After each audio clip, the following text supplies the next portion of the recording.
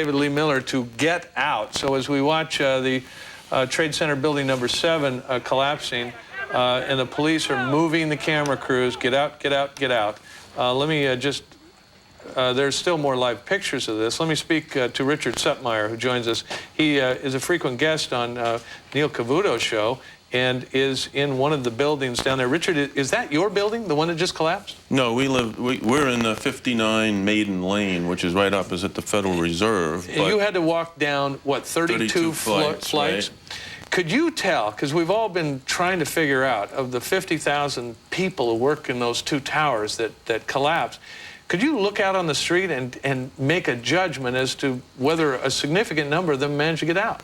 It's hard to believe that a significant number of them could have gotten out. Maybe in the 18 minutes between crashes, maybe some of them got out of the second How long did building. it take you to walk down 32 flights? I took it slow, obviously, and when I got down, I took a nice big drink of water, and I thanked God that I'm alive, particularly since we almost moved to that building a few months ago. There goes the building. There's a picture of the building collapsing just moments ago. We finally got the tape in. That is Trade Center building number 7.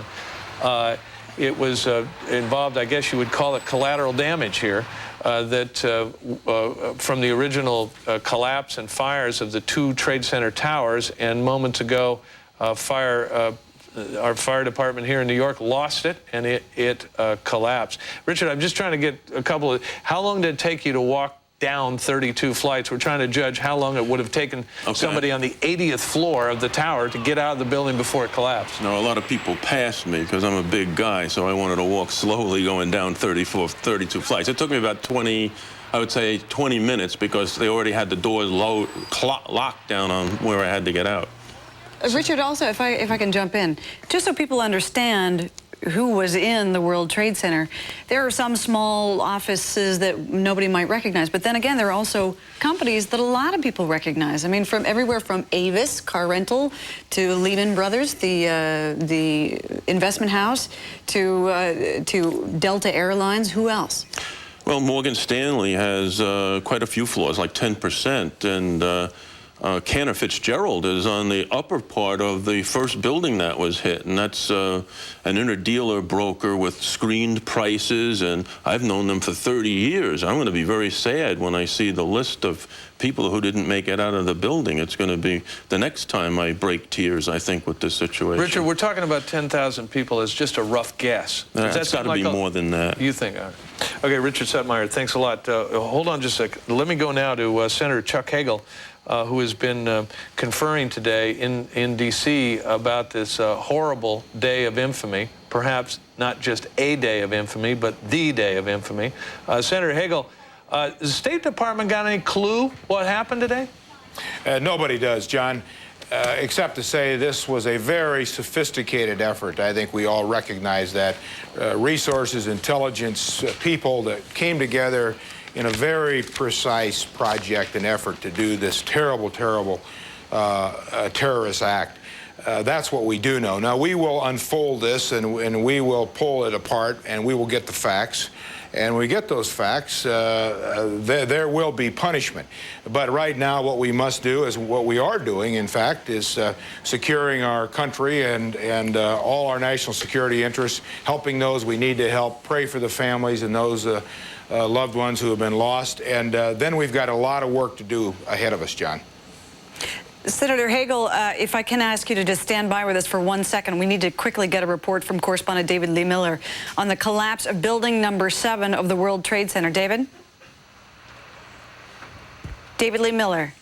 Chaotic. Just a few moments ago, World Trade Center building number 7 collapsed. Earlier, we had been warned by firefighting sources that that building was in danger of collapse. Engineers were on the scene. They say the building was structurally very weak. It was in flames. It was on fire since this morning. And just a few moments ago, the entire building gave way. From my vantage point on Reed Street in Lower Manhattan, it appears the building fell south, which is the opposite direction that the Twin Towers fell. This had been predicted throughout the afternoon, and it had prevented a number of emergency workers from getting close to the scene. Nevertheless, up until a few moments ago, we saw a virtual parade of emergency vehicles on their way downtown. Suddenly and without warning, the building gave way. Everything came to a standstill. A huge plume of smoke went into the air and began to barrel northerly in our direction. The police asked us to move our live truck and our cameras and lights and equipment, and we, the authorities, literally fled about a block and a half north to stay out of harm's way, and we're watching the smoke slowly continue to move in our direction, not knowing if this is going to cause any further injuries. I believe that building, as I said, was empty at this time because authorities knew that it was very, very much in danger of collapse, and things went the way that the authorities feared. Back to you. And David, just to clarify, that building number 7 is much, much smaller than the 2 towers that we saw collapsing this morning. That's absolutely right. I don't know how many floors it is, but in comparison to the World Trade Towers, excuse me here, it looks almost like a mid-rise building, but it was an important building to the city of New York. It had a number of important city offices, including an emergency operations center of some type, and it's going to make the cleanup down here yet even more difficult. Because to put all this in perspective, Linda, as you and I both know, what we have here really is a city. You've got 50,000 people that worked in these buildings every day. Many Americans don't live in communities that are that big, and the damage here is just devastating. David, before I let you go, back to Senator Hagel, just quickly, has there been any progress in getting into the area of the 2 towers to start looking for people in there? Yeah, I asked one of the firefighters that, and we're not allowed close to the actual tower site. What was once the World Trade Towers. I'm told that they're trying at this hour to get to those who may be trapped in the rubble, but it is extremely, extremely difficult. So to what, if any extent, they're able to pull people out of the rubble at this time, we really don't know for sure, but I can tell you that it's going to be a very, very long night here. All right, David Lee Miller with us live from New York City. And back to Senator Chuck Hagel. Senator Hagel, you probably have access to more detailed information about what happened this morning than we do. Have you been briefed on what the FAA knew about hijackings before the actual attacks on the building? Because we've heard that the FAA had early information of a hijacking in progress. I am not aware of any of that specific information. We've been briefed, some of us, throughout the day. I just spoke to the acting Secretary of State, Rich Armitage, a couple of minutes ago. As you know, Secretary Powell is on his way back from Latin America. And so we've gotten periodic updates, but no one has been able to put all the pieces yet together. We will, but not yet. Senator Hagel, you know, I hate to sound like I'm obsessing on this, but I just think that we can't lose sight of it for a moment. The huge number of people that undoubtedly died here. Won't there be an almost unstoppable cry for a pound, if not a ton, of flesh over this? John, no nation can allow this kind of cowardly terrorist act of this enormity, this immensity, as you mentioned, to go unpunished. We will get the facts. We will be sure of those facts. And when we have those facts, we will do something about it. Now, one of the things that might come out of this, John, is a new coalition of the civilized world focusing, putting the resources on dealing with terrorism. As great a power as the United States is, as we found out today, we can't do this alone. We need all the civilized world with us, and we need to deal with this. This issue, terrorism, is the scourge of our time. Senator Chuck Hagel, thanks very much for the latest from your vantage point. Let's go now to Rear Admiral Eric McVaden of the Institute for Policy Analysis, who joins us from Washington. Mr. McVaden, we all want to know who, how, why, and what to do about it. Where can you start? Well, I think you identified just exactly the problem. Of course, a lot of people are asking, so how do we strike back? How do we both defend the U.S.? And by the way, I don't think we've seen F-16s and F-15s flying over the Washington area like this ever in my lifetime. Nor over downtown Manhattan, I'll remind you. Indeed. But what I think we're looking at, and in the coalition that Senator Hagel spoke of, is an intelligence challenge, and maybe we need that sort of concerted effort among all of the civilized world there. But I think we have an intelligence challenge now at 2 levels. first just exactly as you described it, to say who did it, but then to be able to determine whether they're going to be future attacks or what the future threats are. Well, Admiral, there's two approaches to this.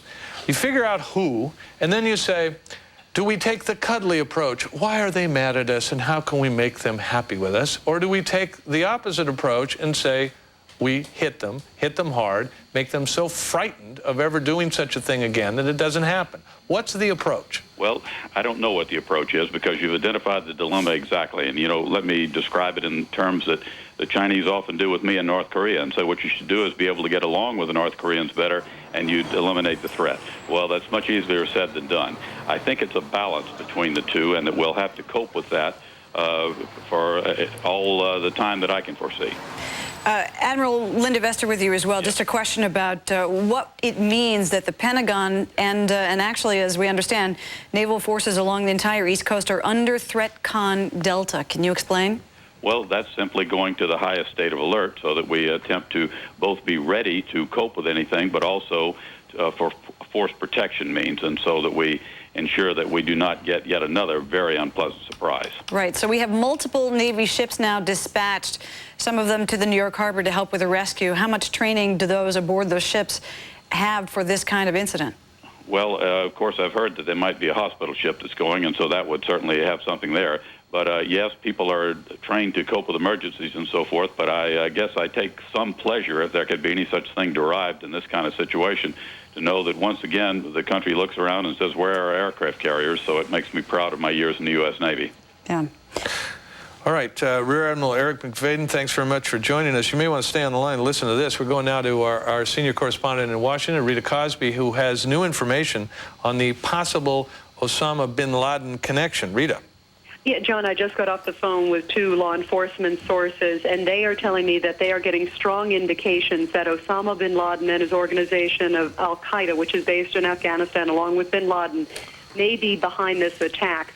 What's interesting is that they're saying, my sources, are that they have strong indicators. They would not say specifically what those indicators are, but they're saying it's much more than just speculation, when a lot of people have believed that bin Laden may have been tied just because he had the financial resources to do this, the capability, the widespread network all over the globe. But my sources are telling me that in addition to just the obvious, that they are getting some severe and very strong indicators pointing in that direction. They're saying that at this point it is not enough to be, to go right out and say that they definitely did that, but they're saying that they are almost to the point where they are almost certain that they are behind this attack. Rita, if I can ask you a question about this, we don't know any details, but we're all making a fairly informed estimate that it was not the scheduled pilot that flew these planes into the trade towers or the Pentagon.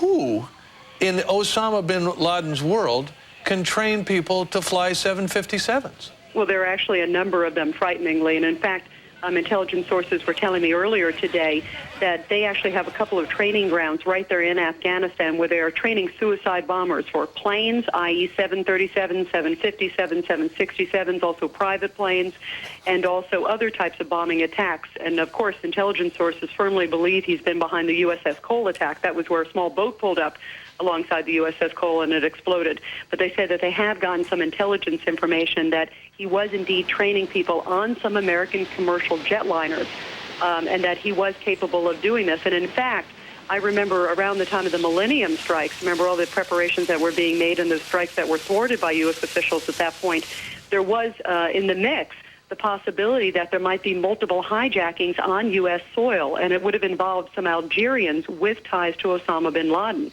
So this is something that the U.S. government was aware that Osama bin Laden had been training for, at least in some sort of capability. No one I've spoken to today ever anticipated that it would actually happen. They all seem to be taken very much by surprise that something would have happened on U.S. soil. But they certainly did know that he was training individuals. And also law enforcement sources also tell me that they, in addition to this, saw some activity around bin Laden's camp in the last 2 weeks. And this was the same type of activity that we were reporting right around the time of the possible Millennium strikes, that they saw increased activity around his camps, where he was sending out some of his leaders, the ones right below him, to sort of delegate to other surrogates around the globe. What happens with Osama bin Laden, his network is so widespread that normally it's about 4 or 5, sometimes 6 or 7 layers away from him are the actual individuals who carry out the attacks, and often they don't know who they're carrying out the attacks for. So they try to keep it so Osama bin Laden it doesn't point directly to him. He never claims responsibility for his acts, and they seem to think the same thing may have taken place here. But indeed, right before the Millennium attacks, they certainly saw a lot of activity around his camp. Some of his key men were being dispatched to different locations around the globe, and they said that indeed they did see at least some activity around his camps in the last week and a half, 2 weeks, and some indications. Another thing we reported earlier today, on June 20th of this year, Osama bin Laden's followers released a videotape of Osama bin Laden saying that he's going to hit them where it hurts, and he talked about hitting targets in the U.S., also and in Israel. So there were some indications that he was going to go after his followers, go after his enemies, and go after them with a vengeance. But now I'm being told, John, from law enforcement sources that it is much more than just sort of the sense that he was capable of carrying out this attack, that he had obviously the financial resources, certainly the infrastructure around the globe, but that they are getting strong indicators pointing in that direction. Right now, not 100%, but getting strong indicators pointing there. Rita Cosby, if you would stand by, we have more information coming in. We've gotten word that there's a convoy of military vehicles in Washington, D.C., passing through the section of Washington known as Georgetown, working their way west, headed towards Georgetown. No indication as to what exactly they're planning to do, but that just coming in, being confirmed. Also, President Bush is due to speak to the nation a little bit later tonight. At this moment, he is in the air, heading back to Washington from Offutt Air Force Base in Omaha, Nebraska. That is where he stopped. He touched down. He held a National Security Council meeting via telephone. And then he gave this statement before getting back on the plane and heading to Washington. Take a look. Freedom itself was attacked this morning by a faceless coward, and freedom will be defended.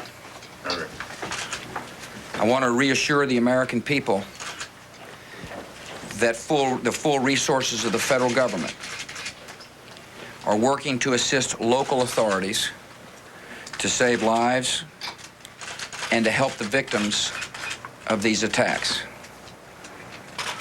Make no mistake, the United States will hunt down and punish those responsible for these cowardly acts.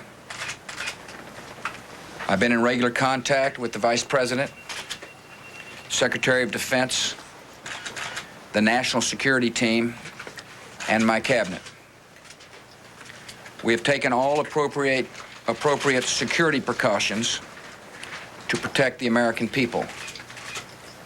Our military at home and around the world is on high alert status, and we have taken the necessary security precautions to continue the functions of your government. We have been in touch with the leaders of Congress and with world leaders to assure them that we will do whatever is necessary to protect America and Americans. I ask the American people to join me in saying a thanks for all the folks who have been fighting hard to rescue our fellow citizens, and to join me in saying a prayer for the victims and their families. The resolve of our great nation is being tested, but make no mistake, we will show the world that we will pass this test. God bless. President George W. Bush now on his way to Washington, D.C. He will address the nation a little bit later tonight, the time to be determined, but you will see it here live on the Fox News channel. Linda, the president talking about the victims, one of the victims we know by name, Barbara Olson, who appeared on this network many times. It is now being reported on the wires that she spoke to her husband, Theodore Olson, twice during the hijacking using her cell phone, and she told her husband that the hijackers were using knife-like instruments, and they further declined to describe the conversation. Barbara Olson killed today in the plane that crashed into the Pentagon. Joining me on the phone now, Colonel David Hackworth, America's most decorated living soldier. Colonel Hackworth, America evidently wants to go to war about this. How do we do that? Well, you know, having lived through Pearl Harbor and remembering that terrible day, and the end result of that is how it galvanized the nation. And I suspect that all Americans will come and stand tall, and we'll finally get the national security apparatus, that's the generals, the admirals, the president, and all of the people that are responsible for the security of this country, to get their heads out of a very dark place and start waking up. I have for 10 years, John, even on your show we talked about, said the threat is terrorism. In the meantime, we build defense shields to stop missiles and buy more bombs and more aircraft, but not address the problem. While the FBI goes almost barefooted, who are the mainline defenders in this thing, while our intelligence community doesn't get the kind of money and the funding and the backup that they need to do the job to stop terrorism, we're preparing again for a 20th century war in the 21st century. Colonel Hackworth, are you saying that we should be... hold on, Colonel Hackworth. Hillary Clinton is speaking now. Let's listen to the senator from New York. I can't wait. All right, hang on a second, Hillary and I are Colonel. here today to express our solidarity with the people in New York and America. First, we completely are appalled, shaken, but also resolute as a result of this awful action. This is Pearl Harbor, 21st century, and it's an unknown enemy, although they will be known, attacking civilians. First, to the families of those who may have losses, and so many calls we received today from people who couldn't find loved ones, didn't know where they were. We feel your pain. I know for an hour I couldn't find my daughter, whose high school is in the shadow of the World Trade Center. And praise God, I was able to find her, and she and my wife, who works downtown in New York, and my other daughter are safe. So our first feeling is for the families and the suffering and the pain that goes on in New York and throughout the country. I spoke on behalf of us to the President this afternoon. He wished me to convey to New Yorkers that he will do everything possible to help the rescue and the recovery, and what needs to be done in future years and months, because this loss is just a terrible loss that will not go away soon. He also expressed the second point, which we share, and that is that those who did this must be brought to justice. For too long, the world has just shrugged its shoulders at terrorism.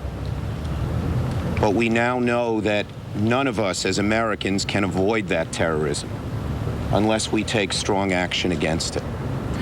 And I express to the President, on behalf of both of us and all of the Senate, that we stand shoulder to shoulder with him in this fight, that no one will try to seek partisan or geographic or any other advantage. We will be united in this fight, and we will do everything we can. We cannot have a month-long or a year-long fight against terrorism. We have to have a permanent fight against terrorism, because this is the new form of warfare. And so the few things we ask people: first, for prayers. Second, anyone in America who can, through their local authorities, give blood. We are desperately short of blood. We need doctors who can contact the authorities if they live within a day's of New York. We are short of doctors.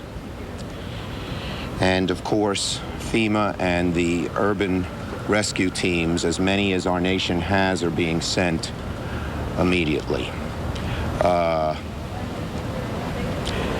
America can never turn back from this point. And we are in a new era where we realize the world is an interconnected but sometimes very nasty place. We have to be prepared for it. And so, two things. One, love and caring for those who accepted loss and help for those who need some path to recovery. And second, resoluteness, that we will never let this happen again and do everything we can, and some of the steps won't be easy, to make sure it doesn't happen again. Well, Chuck and I wish we could be in New York, but that's not possible. And we've been in constant communication with the authorities, with the White House, the governor's office, the mayor's office, with the emergency officials. And I think that it's clear to everyone this was an attack on America. It may have been directed at New York, but it really is attacking everything we stand for in every part of our country. And I'm very proud of the way New Yorkers responded. The behavior of the people on the ground, the emergency resources, our police and firefighters have just been extraordinary, and many of them were put in harm's way because they were doing their job. Our medical facilities, all the hospitals in the immediate area are overwhelmed. We are moving non-critical patients out of hospitals in the city, out to Long Island, even Westchester, in order to make room for those who have been injured. We do need more blood. We need doctors and nurses and other medical professionals who would be able to support those who are working so tirelessly. We appreciate the federal resources, certainly the search and rescue teams, the National Guard, FEMA. We've been assured we will have everything we need to conduct the various phases of the reaction. First, of course, is to find any who might have survived. Second is to find every body of anyone who has not. To do the hard work of sifting for evidence, and then for the task of rebuilding. This will be a monumental undertaking. This was a nerve center of communications, of infrastructure that affects not just our nation, but the entire world in terms of the access to and transfer of information. We're also deeply concerned about the attack on the Pentagon. We just had a conference call with our Senate leadership, bipartisan, Senators Daschle and Reid and Lott and Nichols. We also heard from Senator Warner. He and Senator Levin are at the Pentagon, where they have gone to do everything they can to support what needs to be done, and they were certainly very confident that our military forces are as alert and ready as they need to be. So there is an enormous amount of very good, solid work being done in New York, in Washington, throughout the country. I would just reiterate, there is absolutely no need for anyone anywhere to panic. This has been carried out in an orderly and effective manner, but we have a lot of work ahead of us, and that work includes the identifying of those who are responsible for this cowardly and evil act, and holding them accountable wherever they might be, however long it would take. We're ready for questions. Have any idea who is responsible for these attacks? I think they do, and they're not prepared to say yet, but I have spoken to both FBI and CIA today, and they are certainly not clueless. We step away from Senators Schumer and Clinton to give you some new information. We are expecting a number of briefings very shortly. One from the mayor of New York City. Also, in about 15 minutes from now, the Secretary of Defense, Donald Rumsfeld, is due to brief in Washington. Shortly before 7 p.m. Eastern Time, the Attorney General, John Ashcroft, and possibly other members of the cabinet will also brief. They will be at the FBI building in Washington, D.C. With that, we want to let you know what is happening in New York City. The National Guard has been called out to Lower Manhattan trying to help with the rescue. It appears that hundreds of police and firefighters are missing from the ranks of those who were sent in to respond to the first crash. We go now to correspondent David Lee Miller, who is near one of the buildings that has just collapsed. David? Linda, we're on Church Street, and this really is ground zero, only a few blocks away from what was once the World Trade Center. The attack began a little over 9 hours ago, and just a few minutes ago, we saw further proof of its devastation. We have some incredible videotape that we should be taking a look at right now. This is number 7 World Trade Center, and as you can see, this building that authorities feared throughout the day might collapse did so just a few minutes ago. It fell in the opposite direction of the World Trade Center. It fell in a southerly direction, and when it did, a huge plume of black smoke went up. Authorities anticipated that. We were warned it might happen. They gave us special masks to wear. They were wearing these special face masks. But as the plume of smoke began to grow larger and in our direction, they asked us to relocate, and authorities moved us up north about a block and a half. And now what was once building number 7 is also gone. The New York City skyline dramatically changed in just now the last few hours. Now, as for how many people may have died, we still do not have anywhere near an estimate. We do know, according to the mayor of New York, 200 people critically injured, 600 now in the hospital. Countless victims still trapped in the rubble. Authorities having a very difficult time getting to them. It is believed that it could take now up to 1 week before authorities really get an accurate measure of how many people died in this tragedy. As proof of the panic, if you go downtown here on Church Street in front of what was once the World Trade Center, you can see that women's shoes, high-heeled shoes, litter the street. People in a panic, desperate to flee, abandoned their shoes and just ran away from the devastation as quickly as they could. For a while, even the mayor of New York, Mayor Giuliani, was trapped in a nearby building for 10 minutes on 75 Barclay Street when the 2 buildings collapsed, when he was here to inspect the damage. Now, at this hour, we have seen emergency crews arrive. I saw just a parade of all types of emergency vehicles. The National Guard is here. And Linda and John, one of the National Guardsmen, made a very interesting point that up until now, I certainly did not realize today's date. He said 9/11. Back to you. David, the video we were watching just moments ago is hundreds and hundreds of people running as fast as they could run. Does that give anybody hope that a lot more people than we now think made it out alive? I don't think so, John. I think it's certainly very dramatic tape, and I think it shows that there was a lot of panic, but I have reason to believe that a great many firemen and policemen are trapped in that rubble. They arrived at the building to try and help people who were inside, and when the buildings collapsed, it is believed a great number of New York's finest and bravest died at the scene.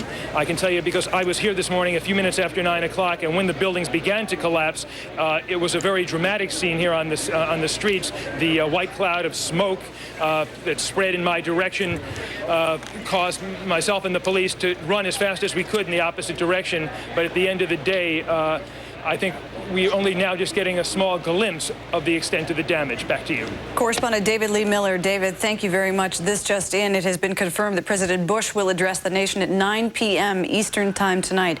That's 6 p.m. Pacific. You will see it here live on the Fox News channel. We take it back to correspondent Catherine Herridge. She is at one of the triage centers in New York City where they are trying to care for the wounded who've been taken out of the World Trade Center. Catherine. Linda, in the last few minutes, we've had a briefing from officials here at St. Vincent's, which, as you said, is the closest trauma center. They're confirming to us that they've taken 297 patients, among them approximately 45 who are in critical condition. Also among that total, 42 rescue workers. They told us, fortunately, that many of them just had minor injuries, for example, abrasions to the eye because of heavy concrete dust in the air. They also confirmed to us that they've had 3 fatalities, 3 deaths there. When we asked them what was the The cause, their understanding, is that it's a result of significant blunt injuries or in some cases perhaps falling to their deaths. Now, just to give you a sense of how busy it is here right now, in the last few minutes we've had about a dozen ambulances, and as you can probably see behind me, we have some large truck here now, and there is some concern that the hospital could run out of water, so they have brought more water to the area. At this point, they're telling people in the city that if they can give blood, they should do so. They should not, and I repeat, does not come to hospitals in the southern portion of the city because they are, of course, dealing with the injured. They should go to centers in the northern part of the city. Now, earlier this afternoon, we also had a briefing from New York Mayor Rudy Giuliani as well as the Police Commissioner Bernard Kerik. They confirmed to us that already 200 members of the National Guard are in the city. They are expecting about 1,500 this evening. The city remains on a high state of alert. New York's mayor also commending the residents here for their bravery and for their dignity. He said it's his belief that because they have kept a calm presence of mind, that there have not been more injuries. And I quote here from the mayor, he said, well, Joey, it's about 2:30 in the morning here in Kabul. We can hear explosions around the perimeter of the city. We're in a position here which gives us a view over the whole city. We just heard an impact perhaps a few miles away. If I listen, you can hear the ripple of explosions around the city. Perhaps we've heard there the sixth explosion. I see gunbursts and starbursts in the air. Tracer fire is coming up out of the city. I hear aircraft flying above the city of Kabul. Perhaps we've heard half a dozen to 10 detonations on the perimeter of the city, some coming from the area close to the airport. I see on the horizon what could be a fire on the horizon, close perhaps to where the airport might be. A flash came up then from the airport. Some ground fire coming up here in Kabul. A lot of flashing, reflecting off clouds towards the horizon here. We thought that might have been a thunderstorm before. The detonations we're hearing now much louder than a thunderstorm. Also, detonations very similar to those caused by large missiles. I've been in Belgrade and I've been in Baghdad and seen cruise missiles arrive in both those cities. The detonations we're hearing in Kabul right now certainly sound like the detonations of loud missiles that are coming in. We do see tracer fire going up into the air and hear the detonations towards the perimeter of the city, heavy air detonations we can hear now. It's what sounds like a lot of anti-aircraft fire going up, multiple detonations we can hear in the air. I'll try and be quiet for a moment, see if we can pick up some of those sounds coming in from the perimeter of the city, Joey.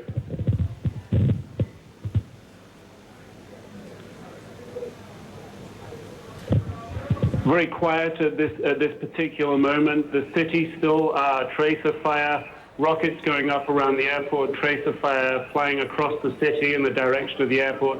The city at this stage still very well illuminated. The electricity supply is still on in the city, illuminating the city.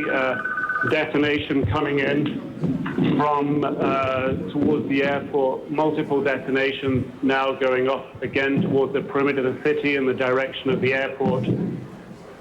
We see one fire on the horizon at this moment. Kabul is surrounded by mountains. The detonations reverberate from those mountains, so it's difficult to get an accurate fix on exactly where the impacts are happening. Certainly, certainly it would appear that the Afghan defense systems have detected a threat in the air. They are launching what appears to be anti-aircraft defense systems at the moment. Certainly I can see that fire that was blazing on the horizon. It was a faint yellow. It's now a bright orange blazing.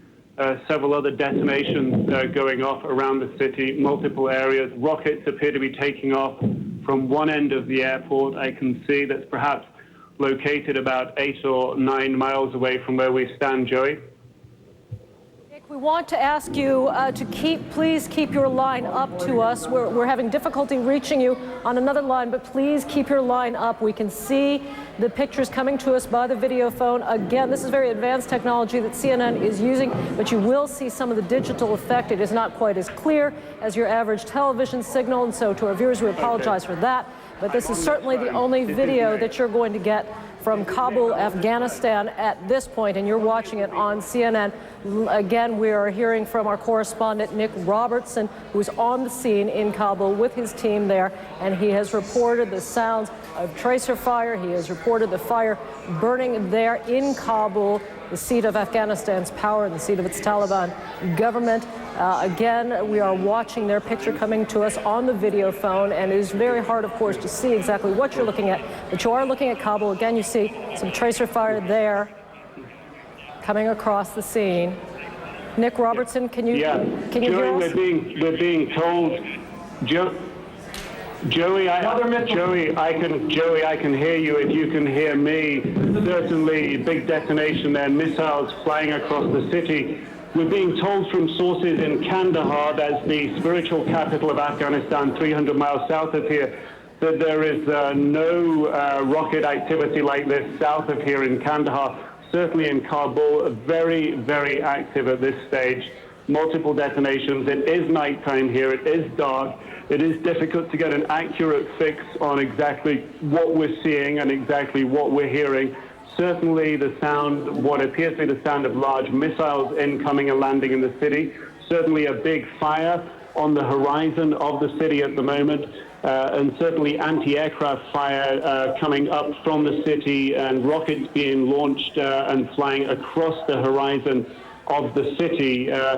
Rockets perhaps going at the speed of several hundred miles an hour, the sort of speed that one might expect to see cruise missiles traveling across the horizon at, burning with a white glow coming from their tails rather than a yellow glow. The fire on the horizon that we can see from here burning furiously now. Perhaps it would be accurate at this stage to suspect that that was a fuel dump that's been hit by the way that it's burning, flames leaping, and that fuel dump must be perhaps 5 to 8 miles from where I am. Flames leaping up from that fuel dump.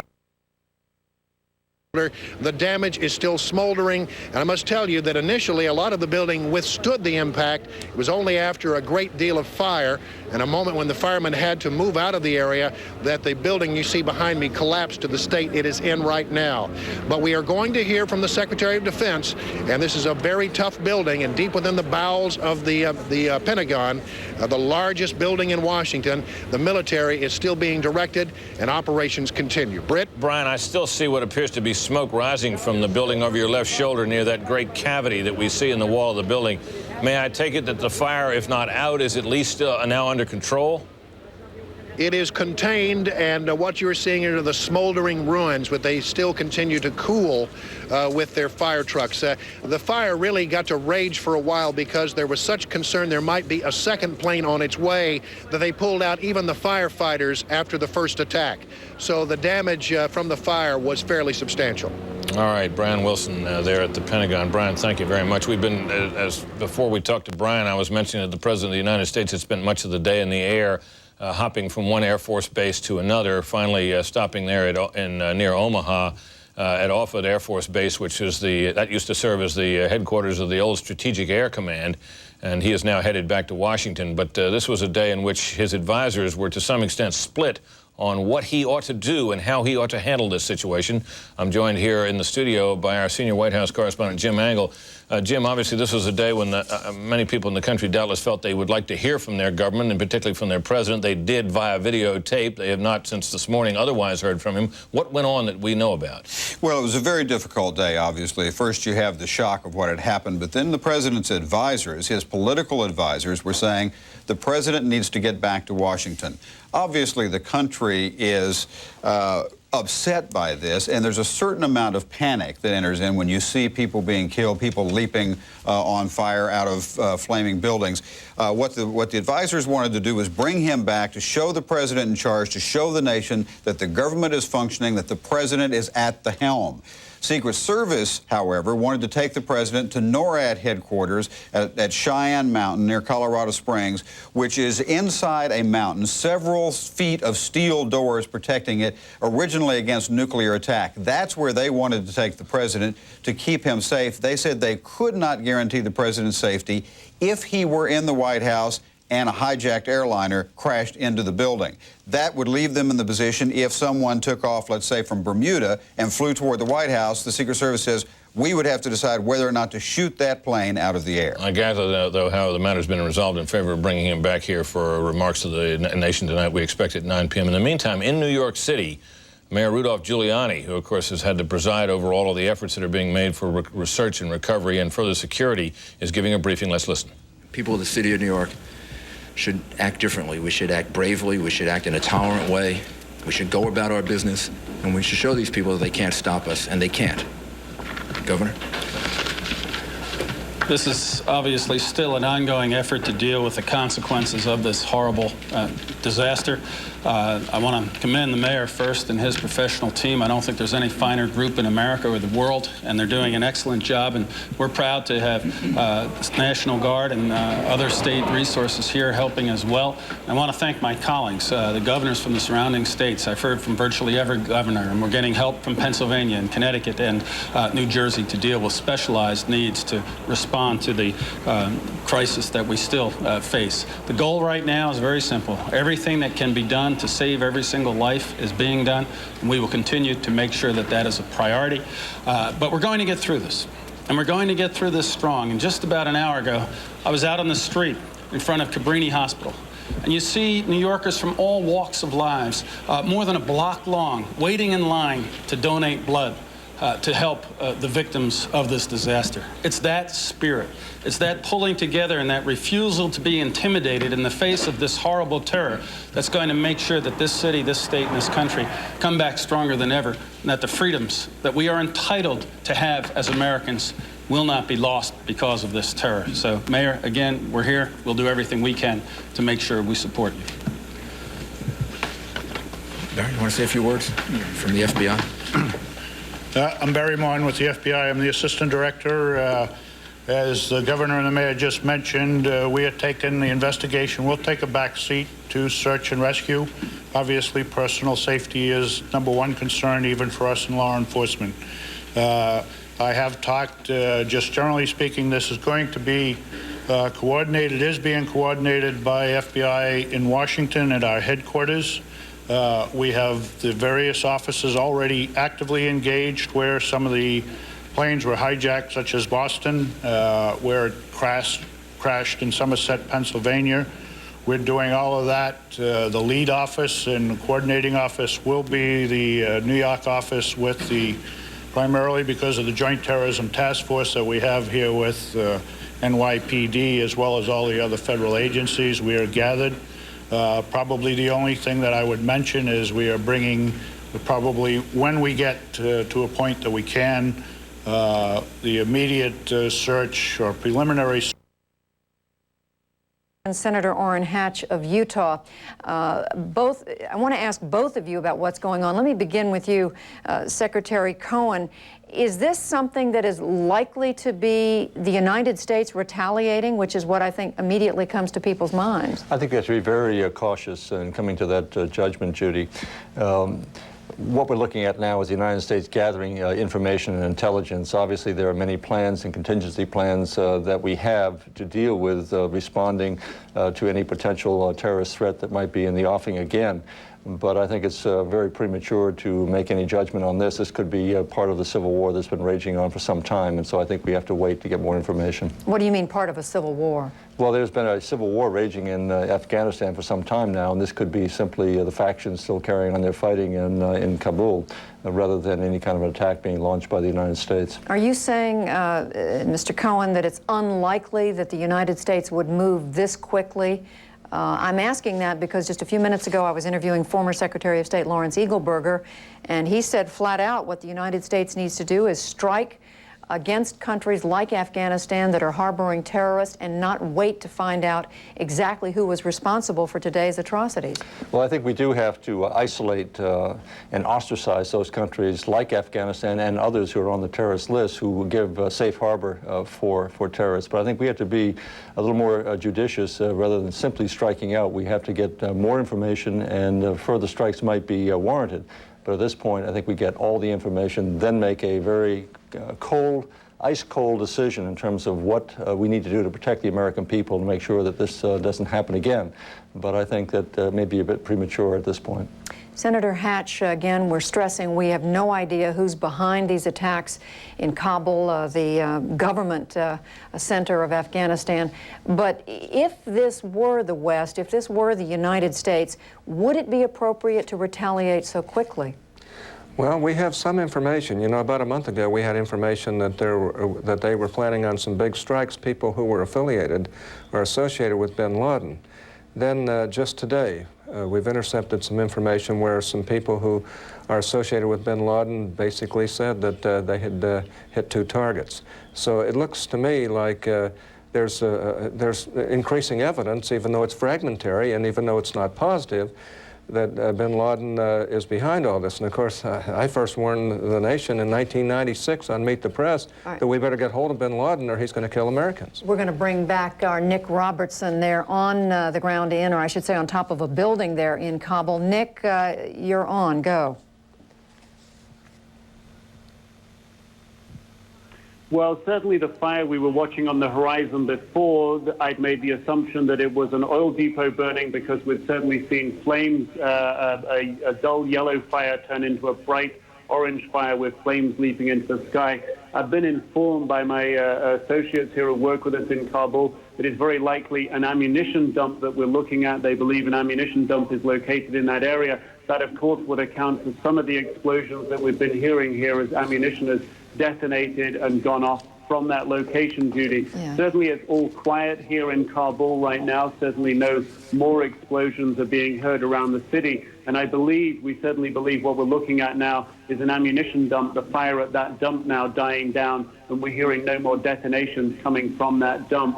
Certainly Kabul is within striking range of some of the long-range missiles that the Northern Alliance has and is capable of launching in this direction. And certainly in the past, the Northern Alliance has launched missiles at Kabul. It is not without the realms of possibility that the Northern Alliance could launch missiles at this time. The Northern Alliance in the last couple of days has gone through the rather traumatic process of an assassination attempt on its key leader, Ahmed Shah Massoud. Still unconfirmed whether that leader is alive or dead, and certainly there's a ferocity within the internal fighting going on in Afghanistan at this time. One certainly cannot rule out that any missiles falling on the city tonight could be coming from that Northern Alliance. So, Nick Robertson, just to clarify, you're saying it could well be part of an internal, civil war that we see here, and not a result of something coming from the West, NATO, the United States? From our vantage point this evening, we can certainly report a large number of explosions around the city. To stand on the roof of the Fox News World Headquarters in Midtown and to look due south is really mind-boggling, even at this hour. In just the last hour or so, of course, building number 7, which is part of the complex there in the area, a 42-story building which had been expected to collapse, did just that.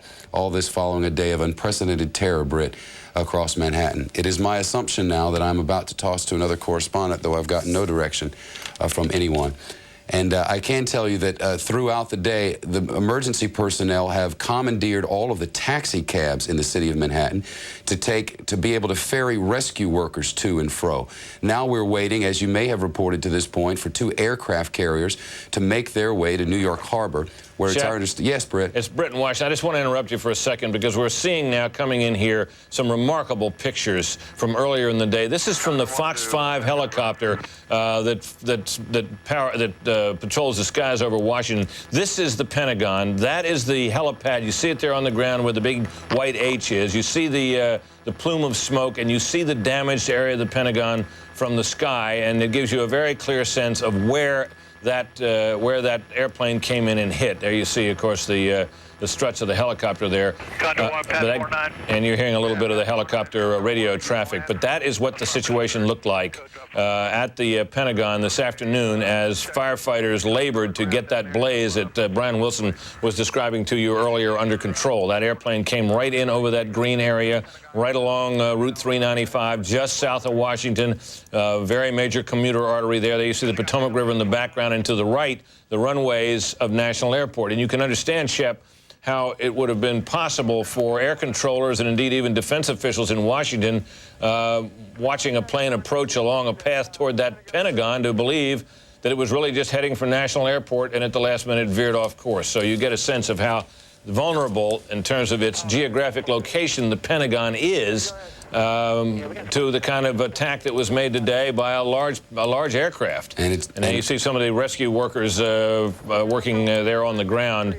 These pictures again from our station WTTG Fox 5 here in Washington. There's the helipad, and there you see the area of impact and that enormous cavity in the wall where several stories of that building were simply gutted, knocked down, wiped out. Shep? And we are left to wonder at this hour, Britt, whether those responsible for this attack knew what David Schuster has been reporting throughout the day, that in fact much of this area of the Pentagon had just been remodeled and refurbished, and much of it was empty, largely unoccupied at the time of this attack. The latest numbers on casualties that we've gotten, and they are in flux, and I hesitate to even mention them as due to the fact that they will certainly be changing, but largely unoccupied. By some stroke of luck, this plane went into the one section of the Pentagon where it could do the least amount of human damage. That is not the case on the southern tip of Manhattan. Our understanding is that on a given day, 50,000 people should have been inside that business, inside those two buildings there, working. That's not to mention building number 7, which later collapsed this afternoon. 50,000 people, plus the tourists who flocked to this building to go to the observation tower. And I dare say a number of people in our viewing audience have been to the top and have taken photos from that place and have seen the expansive view with Lady Liberty just below. All of that now down in rubble. Certainly one bit of good news is that the large tourist influx, which we have prior to Labor Day, which would have left long lines at that building waiting on the observation deck, all of those tourists for the most part are gone. School has started back in most parts of the country, and where on a Tuesday morning 1 week ago, or excuse me, 2 weeks ago, you would have had literally thousands of people, tourists from across the country waiting to get to that observation deck. We can hope and pray that that is not the case today. As you stand on the corner on our building in Midtown Manhattan and look south, the smoke is still rising in an enormous new dust cloud which came with the falling of building number 7, that 42-story structure just around the corner from there. That enormous tower of smoke is still in the air, much of it ash, with an east wind taking it away from Manhattan and off to the sides as rescue workers will no doubt toil throughout the evening. The number of people brought to hospitals seems incredibly low, in the low hundreds, given our knowledge that literally tens of thousands of people were inside. Now, one good part of all of this is the first 2 crashes. The crash of the first jet was followed by the second some 10 minutes later. That allows a number of people to get out. And this morning on the way as I rushed into work was hearing firsthand accounts. One from a lady who was in the 2nd tower, which had not yet been hit by a plane. She was on the 92nd story and was able to walk down all 92nd floors. And she was describing a sort of ordered chaos within the stairwells of this 110-story structure as literally thousands of people were able to make it out of that 2nd structure long before that jet plowed into the building. We have so many different camera angles of this, and we have slowed them down and looked at them very closely. And it would appear that as the jet goes into the 2nd tower, the West Tower down at the World Trade Center, that enormous 767's nose goes into, not from this angle, but you can see on another angle, coming in one side, and the nose literally plucking out the other. Is it possible that that's an optical illusion? Certainly. But imagine the speed at which it was flying, this airborne bomb loaded with fuel, ready to travel across country, and instead exploding in the middle of that building. Now, there were thousands of people below the area where the planes crashed into the building. You can see the first one is quite high, the second one somewhat lower, and people below that, presumably, and we are told by good authority from downtown that many thousands of people were able to get out unharmed before the two structures collapsed. What seems clear now is that an untold number of rescue personnel, New York's finest and New York's bravest, both at the foot of that building, working feverishly to get inside to help those who were trying to get out. When World Trade Center, all 110 stories, crumbled down on top of them, the cleanup and rescue effort is just beginning, and the ramifications of all this being seen now across the seas in Afghanistan, where it would appear at least the night skies have lit up and something has happened. Explosions can be heard north of Kabul, Afghanistan, in the vicinity of the airport. Large plumes of smoke can be seen in the direction of the airport. An Associated Press reporter is coming to the city, and a story is upcoming. So the latest we know is, and thanks to our colleagues at CNN for those pictures and that familiar face who showed up somehow on our air, thanks to them for those pictures and word now that it would appear at least that America may have struck back, Britt. Well, Shep, obviously we await word on that from some authoritative source, which we've not yet heard. These developments here in Washington and in New York, as you may well be able to imagine, making headlines. The Washington Post, which obviously had gone to press before these events happened this morning, has rushed out a special late edition of the paper. And I just thought I would show you. We had some on tape, but there's what that headline looks like. As you see, the headline, "Terror Hits Pentagon World Trade Center," with a big picture similar to the ones that we've been showing you all day long. Now, obviously, the implications of this, we're hearing now from Capitol Hill and reflected in the words of the president, the sense that the United States is not going to take this terrorist attack lying down, that those responsible will be hunted down, as the president said, that there will be some kind of retaliation. But it's a difficult question how to retaliate at a time like this. You're hearing members of Congress say this is an act of war. This is comparable to Pearl Harbor. Of course, the day after Pearl Harbor, the United States declared itself at war with Japan. But what kind of a declaration of war would someone make? What kind of an official act could Congress pass at a time like this? For some possible answers to that, let's bring in Ambassador Paul Bremer, who is a terrorism authority and formerly chair of a national commission on this subject. Mr. Ambassador, what about this? What does a nation do if it's trying to make a decisive response to events like this? Well, first of all, it is an act of war. There's no question about that in my mind. And once we determine who did it or what group or what states were involved, I would hope that we will retaliate with the most vigorous and broad-ranging military response that we can come up with to make the point the president has made earlier today, that we simply can't tolerate this kind of action. We don't have a long history in recent years, Mr. Ambassador, of being able to identify particularly well the sources of such terrorism. We've done it in some cases. We did it in the case of Libya and that discotheque bombing. Well, actually, that's not right. In terms of the major attacks, we've been very good. We know who did the attack on the Marine barracks in 1983, the Libyan disco attack in Berlin, Pan Am 103, the World Trade Center bombing, the East African bombings, the Khobar Towers. In fact, the record is pretty good. The record is pretty good. We will find out who did this. I'm confident. We will find this out to the kind of certainty where we would be able to target with precision the perpetrators, find them, and attack them? I'm absolutely confident we will find out who did it, and then we will go after the perpetrators wherever they are, and I would hope that we would conclude that any state which was involved in any way, giving any kind of support or safe haven to that group, will pay the ultimate price. Is it conceivable to you, sir, that these flashes in the sky that we're seeing in the night above the airport or in the airport area around Kabul, Afghanistan, represent some kind of an American air? You see, you can see some of that now on our screen, courtesy of CNN, blazes and flashes in the sky. Is it conceivable to you, sir, that this represents some kind of an American counterattack or response, or is it too soon to imagine that that would have occurred? I think it's probably too early for that to be an American response. There's an awful lot of unrest in Afghanistan all the time. But the key here is not that. The key is not the retaliation. It's important. The key is to be able to prevent attacks on Americans so American citizens don't die. And That requires better intelligence than we have on terrorist groups. The National Commission on Terrorism, which I chaired, made some important recommendations on improving this intelligence, and I hope that those recommendations will now be acted on. They haven't been acted on in the last year. Well, give me a sense, then, of what step one for you would be. You're standing next to the President of the United States for the sake of this discussion, and he says, "Sir, what's the first thing I should do?"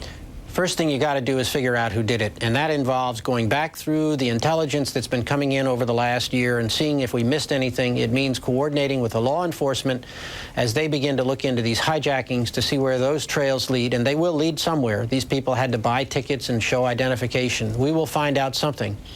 And then once you know where it is, you have to get a very broad-ranging retaliation, at which point I certainly hope that all these countries who are today expressing sympathy and support for us will still be with us, because we will know who our real friends are when the retaliation starts. Now, let me ask you this question about the hijackings themselves. Obviously, there's some mystery. We thought in America that we had conquered this problem. We had airport security that was tight, and you couldn't get aboard an airplane with any kind of metal on you or anything that would be any kind of weapon. What would be your estimate as to how this hijacking was able to be executed? It's hard to say, but it's obvious, in addition to an intelligence failure, we have a catastrophic airport security failure here with 4 hijackings in one day. I travel a lot, as many people do, and of course, I've noticed that it's often the case that the people in charge and conducting these searches are not always as attentive as they should be.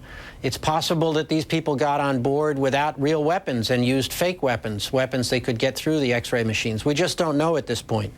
But it's clear there is a catastrophic security failure, which is going to have to be gotten to the bottom of. Would it be your guess, based upon the magnitude of the attack, the precision with which it was executed, is there anybody you can think of beside Osama bin Laden who might have been behind it? Yes, I think at this point there's a list, it's a short list of 3 or 4 possibilities. Bin Laden is certainly suspect number 1. It's also possible some of the groups in the Middle East, the more radical Palestinian groups, could possibly have conducted such an attack. How likely would it? Well, you can't say. At this point, you're just asking for who could do it, and they're gotcha. capable. And Iraq would be the 3rd on the list. It's clear Saddam Hussein, or a state, Iraq and Iran, would be the 4th. Would have this kind of capability. I think it's unlikely that the Iranians are behind it, but I wouldn't at this point, if I were advising the president, I don't think one would exclude any of those suspects yet. All right. Paul Bremer, very, very useful information and analysis. Thank you very much, sir. Let me turn now to Senator Bob Graham of Florida, a Democratic senator. Senator, there's been a lot of talk on Capitol Hill, and you just heard it reflected in the remarks of Mr. Bremer. That this was an act of war. Other members of the Senate have said as much today, sir. Would you concur in that assessment? Absolutely. This is the most serious attack against the United States since Pearl Harbor, and I believe we should respond as aggressively as we did against the Japanese. Well, if Congress were to meet tonight or tomorrow and pass something, what would it say? Well, we're going to meet tomorrow, and we'll pass a resolution which will basically be a statement of sympathy to the victims, and as well as a commitment of the United States to assure that its honor and the justice to those victims is secured. But beyond that, there are some important things we need to do. I agree with Ambassador Bremer as to the state of our intelligence and the fact that we need to make a serious investment in upgrading our human intelligence, the ability to get a human being inside one of these terrorist cells to understand their motivations and intentions so that we can interdict before we have to deal with the rubble of a World Trade Center. We also need to make a greater investment in our technology, particularly our eavesdropping technology, which used to be the state of the art for the world, but which has degraded over recent years. And finally, we need to make an investment in the analysis of all the information that we collect.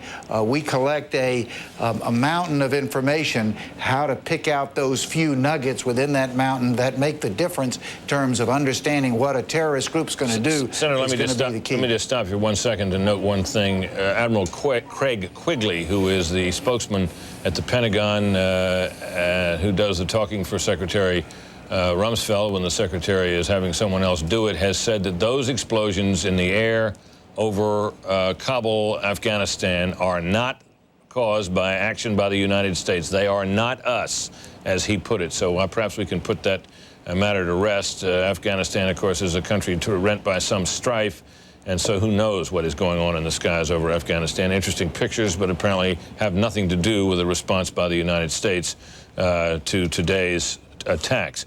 Senator Grant, let me turn to you with a couple of questions with some policy implications. No one thought any organization was capable of doing what happened today. Would it be your estimate, does this change in any way your estimation, for example, of whether terrorist organizations would be capable of launching missiles at the United States? Well, this is, in fact, the kind of thing that we've been concerned about with terrorists, that they would come in, frankly, even more so with weapons of mass destruction. But here they have used an airplane that they hijacked to create the essential weapon of mass destruction by driving it into a heavily populated downtown Manhattan tower. What I think we need to do is to recognize that this is the kind of threat that we are most likely to face, and that's what we need to give the priority to, and that means giving priority to rebuilding our intelligence capability and our ability to interdict. Senator, thanks very much for those observations. Let me just interrupt you for a second, because Governor Tom Ridge of Pennsylvania is at that crash site in Pennsylvania and is having some remarks. Let's listen in. The state police, the FBI is in charge of the investigation. The Somerset County District Attorney, the county commissioners, the coroner, our emergency management agency, and the FBI have given me a briefing, and I suspect that most of you have those details available to you as well. I think I speak for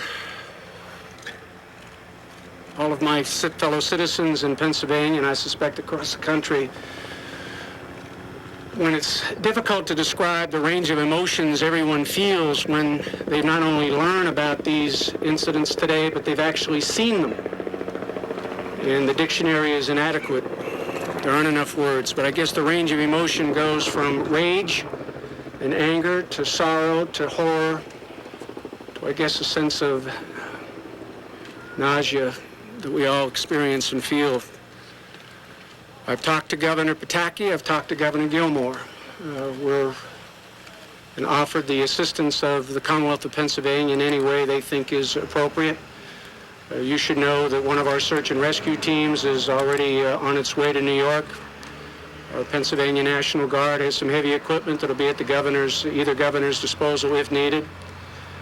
One of the things I've asked our emergency service folks, firefighters, as well as medical service personnel in Pennsylvania to do is we're going to set up a registry. I suspect that the men and women involved in providing those services to the stricken, to the families at the sites in both Washington, D.C. and New York will need some kind of relief.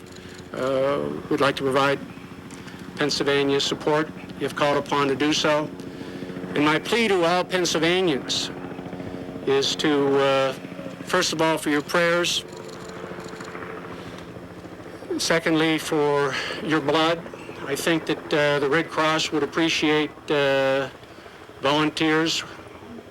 I suspect that the needs of the injured in both communities is rather substantial. I doubt very seriously if the blood supply in either community can sustain the demand, and hopefully Pennsylvanians can help replenish that supply.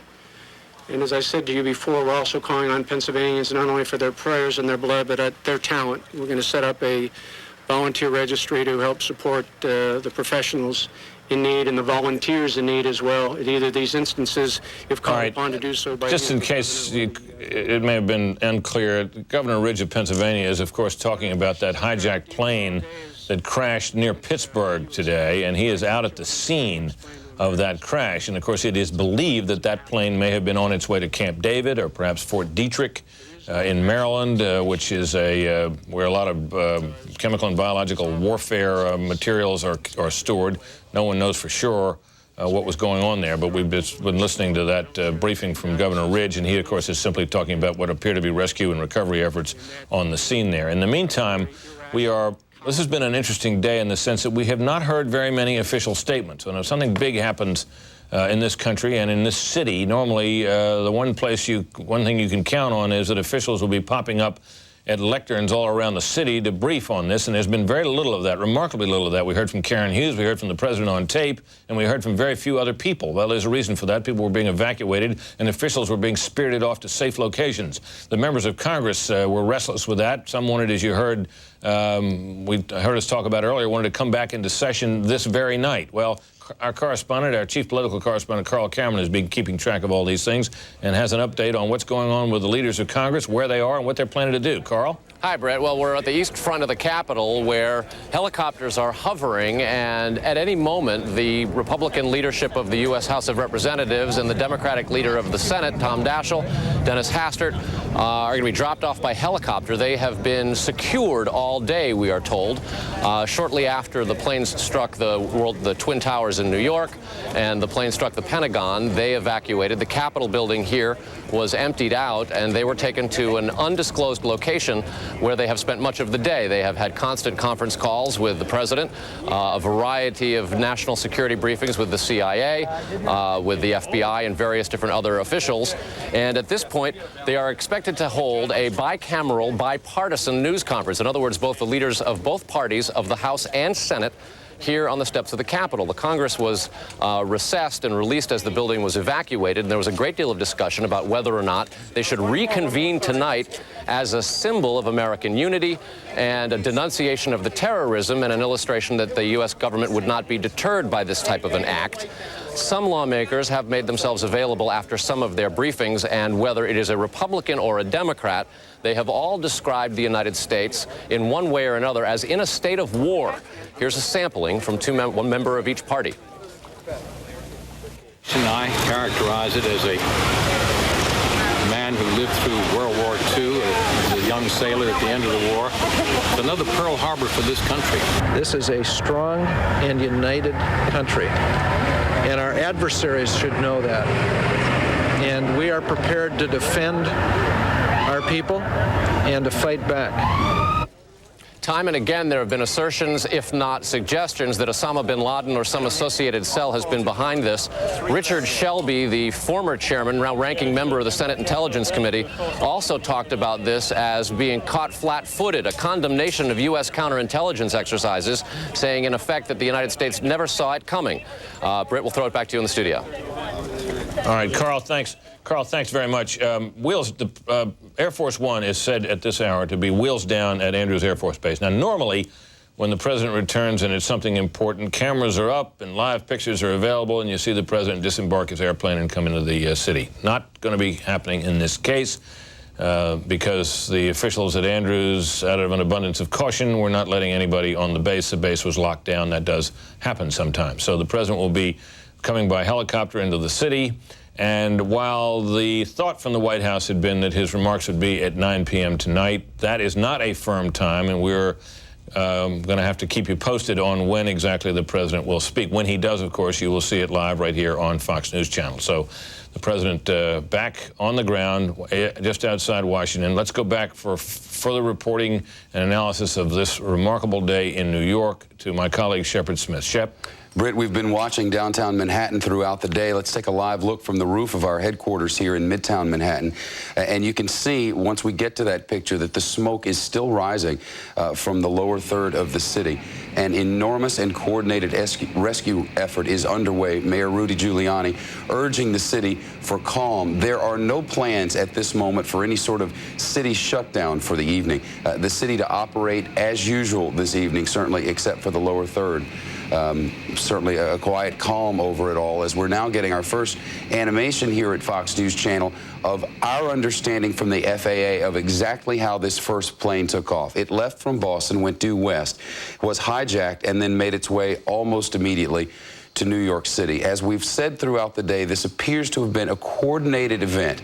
Barbara Olson, a frequent guest on this channel, and wife of Ted Olson, and very well known to many in our audience, we have now learned, called her husband, Theodore Olson, during this flight, which would end, we now know, with her plane crashing into the Pentagon. She called from the air and spoke to him not once but twice, it's my understanding, not on this plane which hit the World Trade Center, but on one which hit the Pentagon, telling her husband that, in fact, they were using some sort of knife-like object We don't know exactly what kind, whether maybe, and who's to know, but maybe something that wouldn't have been detected by the metal detectors there, that they had taken over the plane. She was in contact with him before her life presumably ended in a violent crash at the Pentagon. The question this evening is, how far along can they get in rescue efforts in downtown Manhattan? The hope is that many of those who are unaccounted for, and piling numbers of such a thing is literally impossible. But the hope is that many who are not accounted for at this moment may be trapped, and that rescue workers may be able to get to them. Our correspondent David Lee Miller is live now at Ground Zero in the lower half of Manhattan. David Lee, how's it all progressing?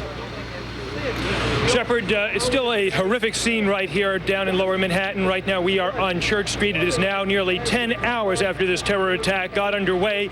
And to put things in perspective, about 1 hour ago, another building here collapsed. This now the third building, identified as Trade Center Building number 7. Now this is a relatively small building. It is not one of the 2 towers. It is a mid-rise building. Throughout the day, authorities feared it would collapse. We have some incredible tape of this building giving away. Let's take a look at some of that video.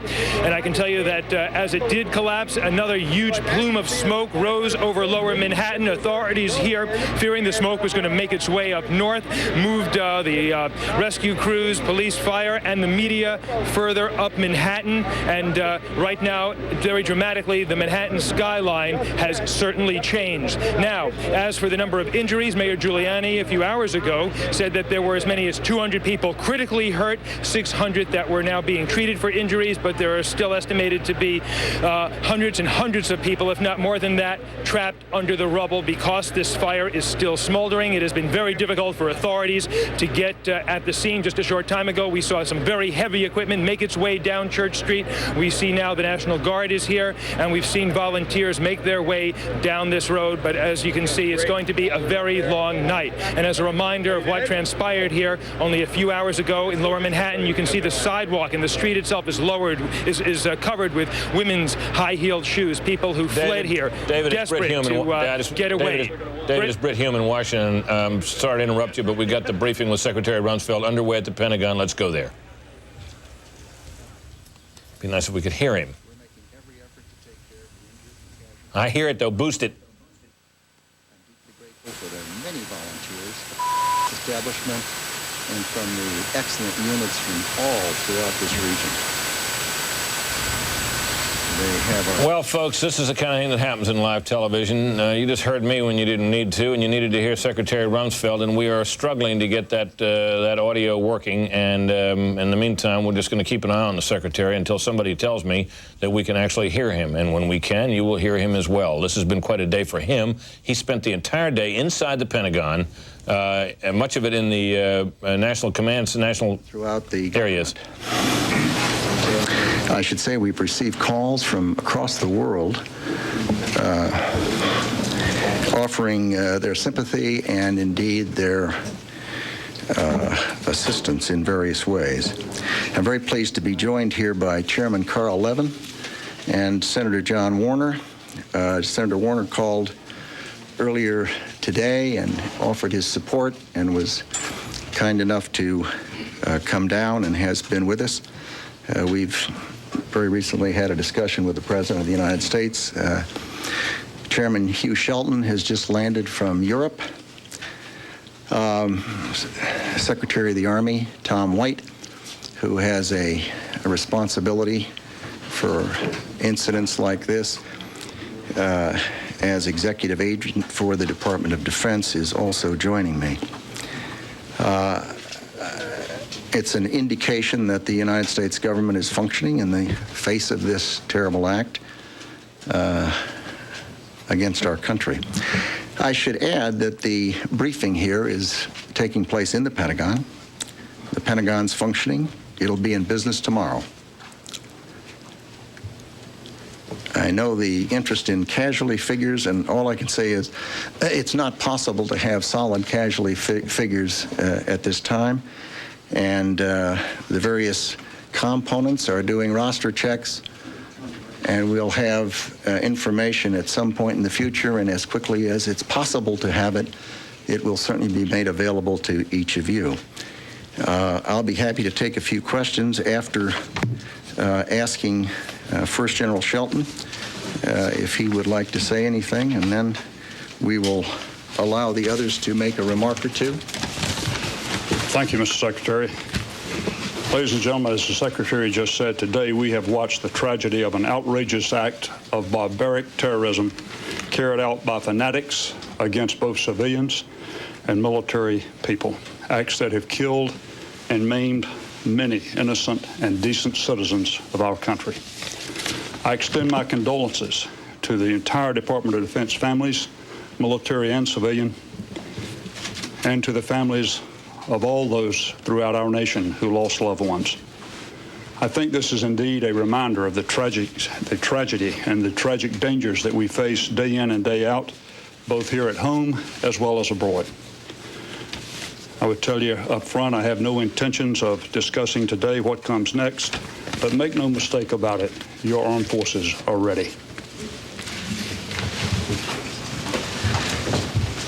Mr. Chairman. Chairman of the Senate Armed Services Committee, Carl Levin. Our intense focus on recovery and helping the injured and the families of those who were killed is matched only by our determination to prevent more attacks and matched only by our unity to track down, root out, and relentlessly pursue terrorists, states that support them, and harbor them. They are the common enemy of the civilized world. Our institutions are strong, and our unity is palpable.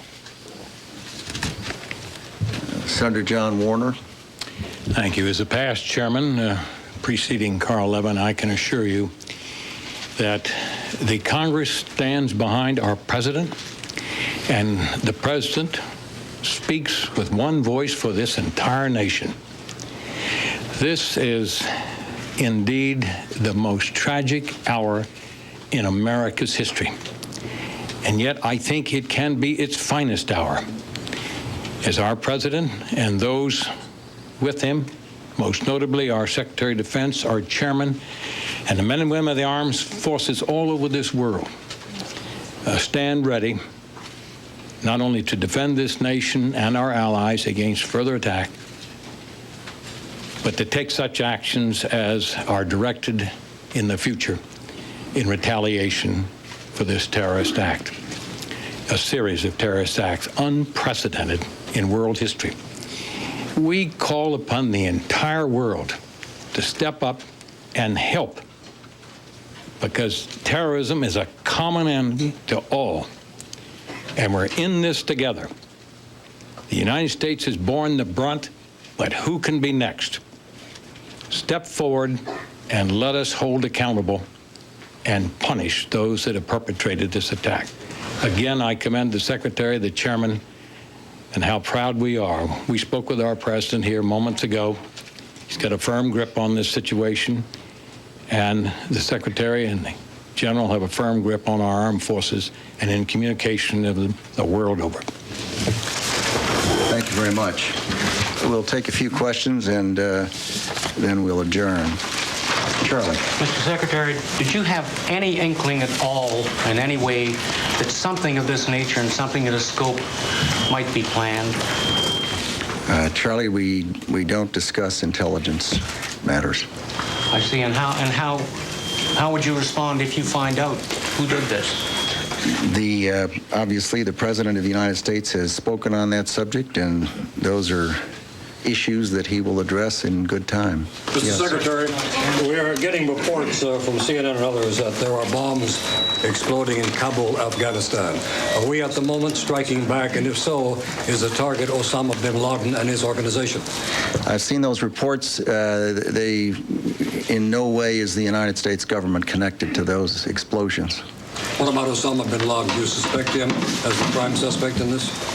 It's not the time for discussions like that. Mr. Secretary, you said you could not be specific about casualties. Can you give us some characterization of whether it's dozens or hundreds in the building? Well, we know there were many dozens in the aircraft that flew at full power, steering directly into between, I think, the first and second floor of the opposite the helipad. You've seen it. There cannot be any survivors. It just would be beyond comprehension. There are a number of people that they've not identified by name, but identified as being dead, and there are a number of casualties. But the FBI has secured the site, and the information takes time to come. People have been lifted out and taken away in ambulances, and the numbers will be calculated, and it will not be a few. Secretary, could you tell us what you saw? Mr. Secretary, do you consider what happened today, both in New York and here, an act of war? There is no question but that the attack against the United States of America today was a vicious, well-coordinated, a massive attack against the United States of America. What words the lawyers will use to characterize it is for them. Does that mean that the U.S. is at war then? Mr. Secretary, you said that the Pentagon would be open for business tomorrow. What kind of assurances can you give the people who work here at the building that the building will be safe? A terrorist can attack at any time, at any place, using any technique. It is physically impossible to defend at every time, in every place, against every technique. It is not possible to give guarantees. The people who work in this building do so voluntarily. They're brave people, and they do their jobs well. Mr. Secretary, can you give a sense of what happened? What did you see when you left your office, ran down to the site, and apparently helped people on stretchers and then returned to the command center?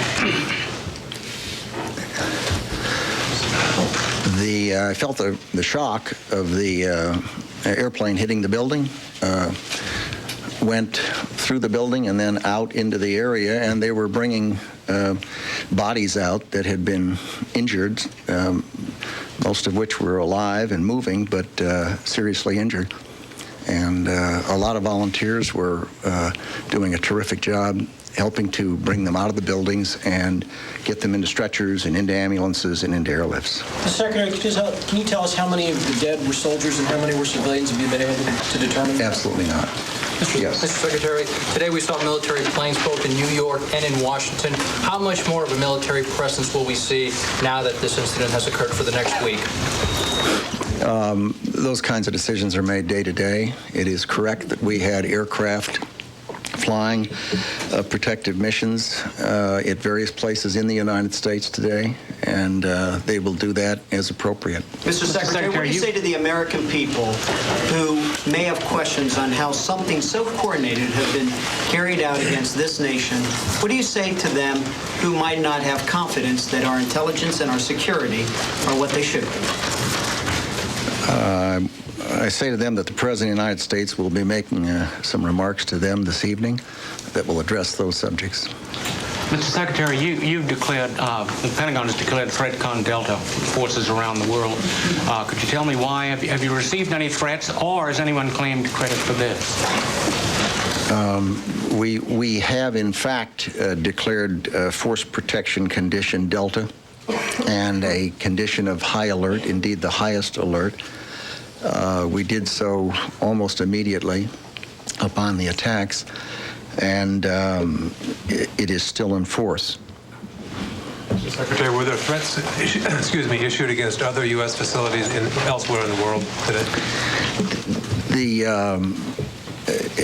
I don't know that there's a day that's gone by since I've been in this job that there haven't been threats somewhere in the world to some facility somewhere. It's one of the complexities of the intelligence business that you have to.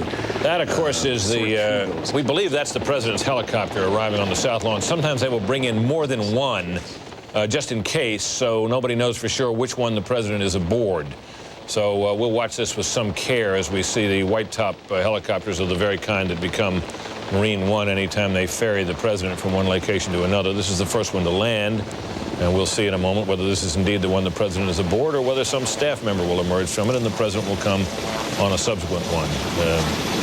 But that picture is the south grounds of the White House. We saw moments ago, and you might have seen it when we flashed it on the screen, a picture of the dome of the Capitol as a couple of helicopters went by. There were indeed there was a little fleet of them, 4 or 5 helicopters that went by carrying staff, one presumes, military personnel, and no doubt some of the president's security people.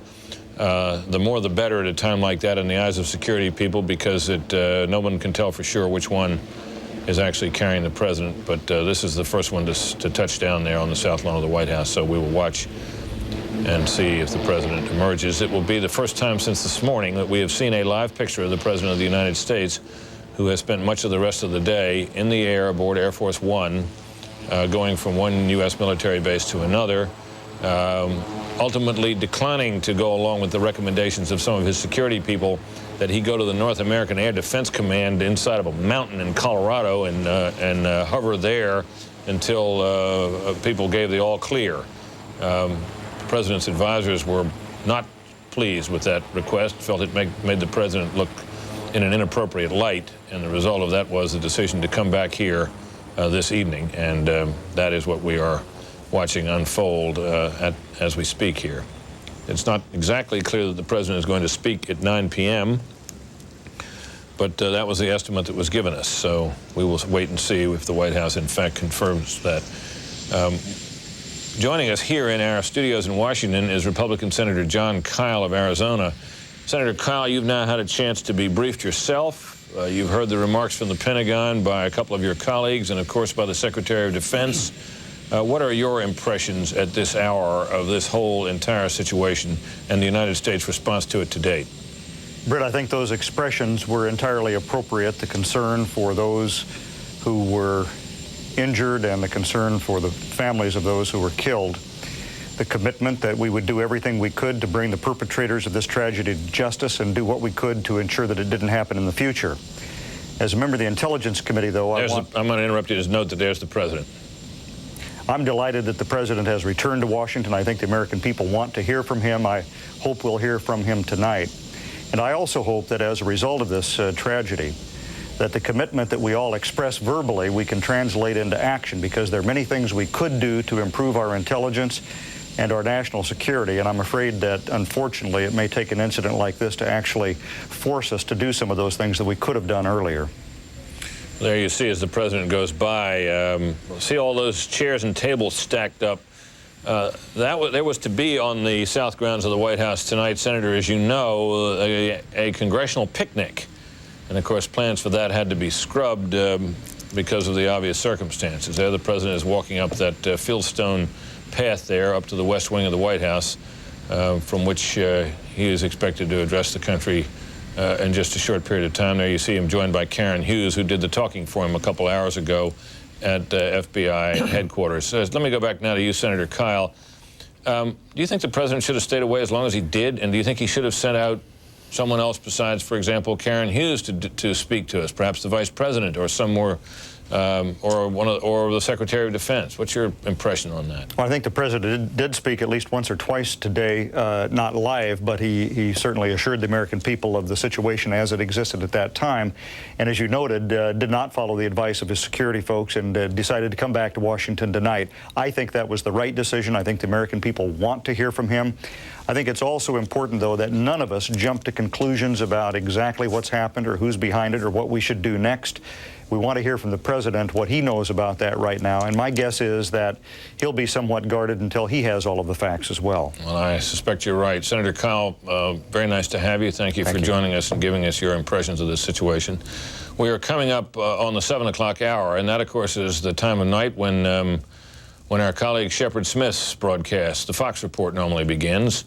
And so in just a few moments, I'm going to turn it over to Shepard Smith. We're awaiting here in Washington any further briefings that may come from officials here, Capitol Hill. We're expecting to hear from the leaders here. And then, of course, later on in the evening from the President of the United States. In the meantime, back to you in New York, Shep. Britt, thanks. It is 7 o'clock in the east, 4 o'clock in the west. I'm Shepard Smith in New York, and this is Fox News' continuing coverage of the terrorism strike against the United States. You are looking live now, coming up at the southern tip of Manhattan, where the smoke continues to billow over what was once one of America's proudest symbols, 210-story towers looming over the day skyline, looking directly over the Statue of Liberty, providing spectacular views of one of America's most spectacular cities, and today reduced to rubble. There is a massive and unprecedented cleanup effort underway on the streets below. 3 buildings have now collapsed there, and in Washington, D.C., part of the Pentagon ripped to shreds as America has come under attack. All of this began this morning about 9 o'clock Eastern Time when radar traffic controllers realized there was a plane heading in and fast, and suddenly not one but 2 jets had pummeled into the 2 towers of the World Trade Center. First the one on the east side, then the one on the west side. In the moments which followed, chaos on the streets below. People were reported to be coming out of buildings, one after another, trying to give aid to their neighbors as the smoke and flames began to tower out of the World Trade Center. 80 stories up for one of them, a higher distance for the other. And there are literally people hanging out of the windows here as you watch. There is a jet plane inside that tower of the World Trade Center as this man or woman hangs out and wonders what in the world has happened around him or her on an early morning day, a Tuesday morning, just getting to the office to begin the nation's work. The flames continued to tower, and then minutes later, the first of the 2 towers collapsed to ruin beneath. At the time, many of New York's bravest and New York's finest, the fire department, the police department, was on scene giving aid to those who suddenly saw their world collapsing around them, and then the building tumbled down onto their heads, and now a massive scene of destruction beneath as people working with hands and tools scramble to try and find anyone in there who may be alive. The entire New York City Police Department and entire New York City Fire Department brought into work. Every single human being who was part of those 2 operations was called in this morning. Now the United States military has brought in 2 aircraft carriers to station in New York Harbor. One will be used as a hospital. The National Guard and members of the military to come in and assist in this rescue and recovery effort, which clearly even the largest police and fire forces in all of the United States could simply not handle. Many have described this as America now at war, certainly an unprecedented attack. The number for the death toll is unthinkable at this hour, and no one willing to speculate except for one representative who made his way out of the Washington Police headquarters this afternoon, or early this morning actually, and suggested that the estimates were that as many as 10,000 lives may have been lost in lower Manhattan. Our correspondent Catherine Herridge has been following developments throughout the day. She's with us from one of the hospitals besieged with patients this day. Catherine, how's it going there? Actually, Shepard, within the last few minutes, I've had a very disturbing conversation with 2 of the residents from St. Vincent's Hospital who have been down at one of the triage centers, and they had only treated 1 person. They were told by rescue workers that because of the intense heat and smoke and debris that it was virtually impossible to go in and rescue anyone who still may be alive and buried beneath the rubble. Now, I just want to take you back in the last few minutes. New York's Governor George Pataki has also been down at the hospital for about the last 20 minutes, in fact. He's been talking, walking around, greeting people, trying to console them as much as he can, and also giving a briefing to reporters. Now, this is what we understand from hospital officials. They've taken 297 patients, approximately 45 in critical condition. Also among that total, 42 rescue workers, so firefighters and police officers. One emergency physician telling me earlier that initially they took waves and it was all primarily rescue workers. I was also told that at some points they were so covered with soot and debris that it was impossible to tell whether they were firefighters or police officers. For the most part, those rescue workers do not have very serious injuries, and we're grateful for that. They're suffering from abrasions to their eyes because of the concrete dust in the air. St. Vincent officials also confirming to us that they've had 3 deaths. When we asked them the cause, they said severe blunt injuries. Some, in fact, fell to their deaths. The under injuries also include multiple fractures and lacerations. Earlier this afternoon, we did have a briefing from New York's Mayor Rudy Giuliani as well as the New York Police Commissioner Bernard Carrick. They confirmed to us that the National Guard is on the scene, approximately 200 guardsmen. They're expecting about 1500 later this evening. Of course, the city remains on a very heightened state of alert. There was one point, though, in the briefing where the New York mayor really praised the people of this city, saying that they had behaved with dignity and calm, and he really thinks that that presence of mind has helped to save lives. And I'm quoting here. The mayor said, "New York City is a lot stronger than this. We're going to overcome it, and we're going to be an example for everyone how to defeat terrorism, and that it's important for people not to be afraid." Just a couple of anecdotes I want to share with you. When I was down near the World Trade Center, one of the firefighters stopped just briefly and spoke to me, and he said, essentially, that it was just bedlam. It was like a second Pearl Harbor. Those were his words. And I also asked him what he was concerned about most, and he said, "You know, there are 8 men in my company that are unaccounted for, and I can't go back in for them now. They're just unaccounted for." I've also been talking to family members out here on the street. I spoke to one man. He was a member of one of the carpenters' unions, and he told me that there were dozens of people from his union who were working in the World Trade Center today. He thought perhaps as many as 200 or 300 working on the upper floors, and they've had no word of them. And this is why he came to St. Vincent's, to see if any of them had survived this disaster, Shepard. Catherine Harrods, live with us from the hospital. We will keep watch there.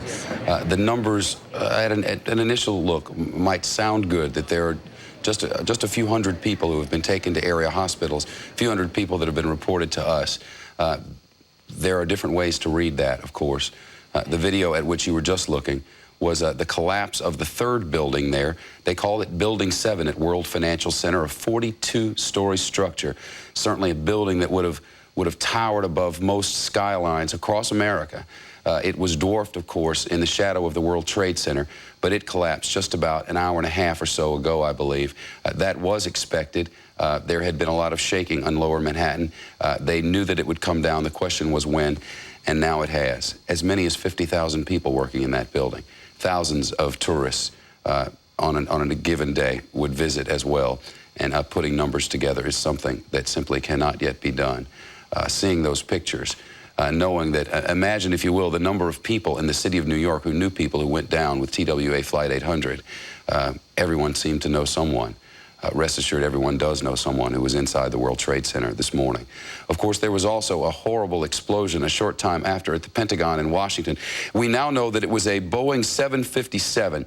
The story of how this evolved is now coming out in bits and pieces of reporting, and a fascinating article by Don Phillips in the Washington Post, which is out late this afternoon, describing controllers watching their radar screen and seeing this very strange object, a large plane, flying at an unusually high speed without the beeper going, meaning the instrument which tells the tower what kind of plane that is, that it is in fact Flight 77 from American Airlines, that was turned off. And according to the reporting by Don Phillips of the Washington Post, this 757 turned tightly and circled. But before so, it was flying at an unusually high speed directly toward the White House. Direct coordinates for the White House. The tower calls authorities minutes before the 757 turned tightly and circled around to slam directly into the Pentagon. The controllers couldn't identify this plane, as I mentioned, and they are now saying the skill with which the plane was flown, including this knowledge of how to turn off the transponder, raised the probability that a trained pilot was at the controls, possibly a hijacker. Sources close to Don Phillips, the staff writer, were not specific about the times of the event, but said that after leaving Dulles, the plane continued west for a while. At some point, apparently, after turning off the transponder, the plane turned back toward Washington with no radar contact, no radio contact, headed directly for 1600 Pennsylvania Avenue. It would have appeared on radar screens as an unidentified blip called a primary target, something commonly seen by controllers when an aircraft does not have a transponder or is a military aircraft flying with its transponder turned off. But the airspace around Dulles, Washington Reagan National, and much of Washington is designated Class B, which means no one's supposed to fly in there without a working transponder. They knew something was up, but they didn't know what. And eventually they watched the plane began turning to the right, away from the Pentagon, from the southwest. Then it dropped below radar level, disappearing from the controller's screen shortly before hitting the Pentagon just about 9:30 a.m. Washington time this morning, less than an hour after the two aircraft hit the World Trade Center, flying below 10,000 feet at an extremely high rate of speed. Now it's believed It's believed, at least, that a trained pilot was at the helm when Barbara Olson and many others on board were crashed into what was largely an unoccupied portion of the Pentagon, a fire which burned throughout much of the day. The fires are still burning in lower Manhattan. The rescue effort is underway. The 44,000 police officers of this city have not had a moment off since all of this began. You are looking live from our Midtown headquarters now as the smoke continues to rise, and certainly now the emotions go all over the spectrum. In the hours after the Oklahoma City bombing, grief and tears and wonderment, how could such a tragic thing happen? And then you turn toward anger, and then so many in America's heartland who stood as a shining example of what America can do, standing in the face of such unbelievable terror, and so many of them, by the hundreds of thousands, turned to their local churches and synagogues for the help which they no doubt could find nowhere else. Edward Cardinal Egan, who is head of the Archdiocese of the City of New York, who is mourning and grieving with all of the rest of us this night, has been kind enough to join us on the phone. Cardinal Egan, thank you. And how do you find words to express sympathy for the families of those lost this day? Well, it's very difficult to find those words, but I believe we have to find them. I was down at St. Vincent's Hospital this morning, shortly after 9 o'clock. I even watched the second building collapse. But what I watched with the greatest esteem for this wonderful city was the dedication of our police officers and our firefighters, and the total self-giving of our healthcare professionals here in New York. No one was looking for anything but to be of assistance and to give a hand to whoever needed it. I had the great pleasure of standing next to doctors and nurses who were giving a care that was a care of love. I had the difficult task of anointing some who were very badly hurt, and one who shortly afterwards went to his God. But in every case, I saw a courageous town, a town of people of peace, a town of people who are not committed to retaliation or hate, but who do look for and indeed demand justice. This is a civilized community. This is a noble community. And we are a people who are hurting tonight. We've been hurting all day, but we're in the hands of our God, and we hope to show the world and the nation how to handle a thing of this sort. Edward Cardinal Egan of the Archdiocese of Manhattan. Certainly, the churches of this city will be overwhelmed in the days to come. The reality of this situation is not yet known, and the death toll is not yet known as well. We're expecting a briefing in Washington, I believe. Let's go back to Britt Hume. Britt? Britt Hume, are you with us in Washington? Just a couple minutes. Shep, you hearing me all right? I got you now, Britt. Yeah, we expected that from the White House briefing room, two cabinet officers, Secretary of Health and Human Services Tommy Thompson, Attorney General John Ashcroft, and Joe Albaugh, who is the director of the Federal Emergency Management Agency, which obviously deals intensely with rescue and recovery efforts, disaster relief, and that sort of thing, are expected to appear in the briefing room, which you can see there just about a minute and a half from now. They're expected to be in there to brief on various activities. Of course, you're looking at a briefing room which was not available for government use for most of the day because the White House, including its press facilities, had been evacuated. And so we're awaiting that, and as you can see, we have the picture up. We'll bring it to you live. And of course, it's as we wait, it's probably worth bringing in for a moment at least Brian Wilson, who has been following events from various points around town today and has some sense of the kinds of things that people outside the Washington Beltway and outside the confines of Manhattan and New York have been experiencing. Brian, what have you picked up? Yes, that's right, Britt. Basically, one of the things that I heard from outside the Beltway from relatives in Texas is that a lot of gas stations, even in Texas, are being flooded, among reports that there's apparent panic across the country that gasoline is going to rise dramatically. And there are reports that indeed many of the Walmarts and discount stores around the country are being run on as if there was a hurricane coming. So there is this element of panic being reported, at least anecdotally, anecdotally in many areas of the country, people concerned about what may happen in the days ahead. Here at the Pentagon, of course, Britt, they are at ThreatCon Delta, and will be for some time now. But I must tell you that it is at least reassuring to know that despite the fact that you see a gaping hole in the south side of the building, well, Brian, that the Pentagon continues to operate. We'll be having General Ashcroft, Secretary Thompson, Secretary Mineta, and Director Albaugh will each be providing you with updates on how their agencies are responding to today's events, as we'll be giving you as frequent as updates as possible. They will not be taking questions at this time. And with that, I will turn it over to General Ashcroft.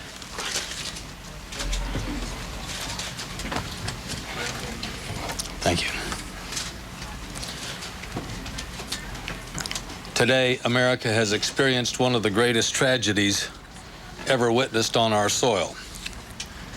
These heinous acts of violence are an assault on the security of our nation. They are an assault on the security and the freedom of every American citizen. We will not tolerate such acts. We will expend every effort and devote all the necessary resources to bring the people responsible for these acts, these crimes, to justice. Now is the time for us to come together as a nation to offer our support, our prayers for victims and for their families, for the rescue workers, for law enforcement officials, for every one of us that has been changed forever by this horrible tragedy. The following is a summary of the known facts surrounding today's incidents. American Airlines Flight 11 departed Boston for Los Angeles, hijacked by suspects armed with knives. This plane crashed into the World Trade Center. United Airlines Flight 175 departed Boston for Los Angeles, was hijacked and crashed into the World Trade Center. American Airlines Flight 77 departed Washington Dulles for Los Angeles, was hijacked and crashed into the Pentagon. United Airlines Flight 93 departed Newark for San Francisco, was hijacked and crashed in Shanksville, Pennsylvania. Crime scenes have been established by the federal authorities in New York, in Washington, D.C. area, in Pittsburgh, in Boston, and in Newark. The full resources of the Department of Justice, including the Federal Bureau of Investigation, the Immigration and Naturalization Service, the U.S. Attorney's offices, the U.S. Marshals Service, the Bureau of Prisons, the Drug Enforcement Administration, and the Office of Justice Programs are being deployed to investigate these crimes and to assist survivors and victim families. Thousands of FBI agents in all of the field offices across the country and in the international legat offices, assisted by personnel from other Department of Justice agencies, are cooperating in this investigation. The FBI has established a website where people can report any information about these crimes. That address is www.ifccfbi.gov. That address again, www.ifccfbi.gov. Individuals can report any information they know about these crimes to that website. It takes courage for individuals to come forward in situations like this, and I urge anyone with information that may be useful and helpful to authorities to use this opportunity. The Office of Victims of Crime has established a toll-free 800 number for family and friends of victims. They can call 800-331-0075 to leave contact information for a future time when more information is available, to find out information about a victim, or to find out information about the rights of victims and the services available to victim survivors and victim families. The determination of these terrorists will not deter the determination of the American people. We are survivors, and freedom is a survivor. A free American people will not be intimidated, nor will we be defeated. We will find the people responsible for these cowardly acts, and justice will be done. Tommy.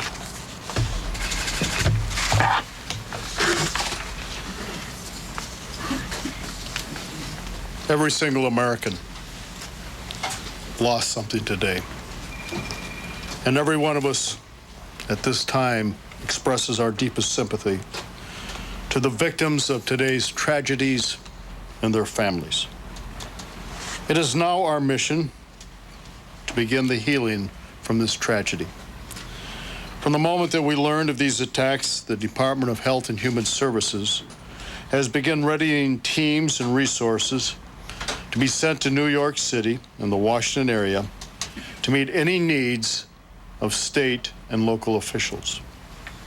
So far, we have sent 4 disaster medical teams to New York City and 3 of these disaster medical teams to the Washington, Northern Virginia, Baltimore area. These medical teams each consist of about 35 physicians, nurses, and emergency medical technicians. They are all trained to deal with traumatic injuries and other emergency needs. We've also sent 4 disaster mortuary operational response teams to New York and 3 to the greater Washington area.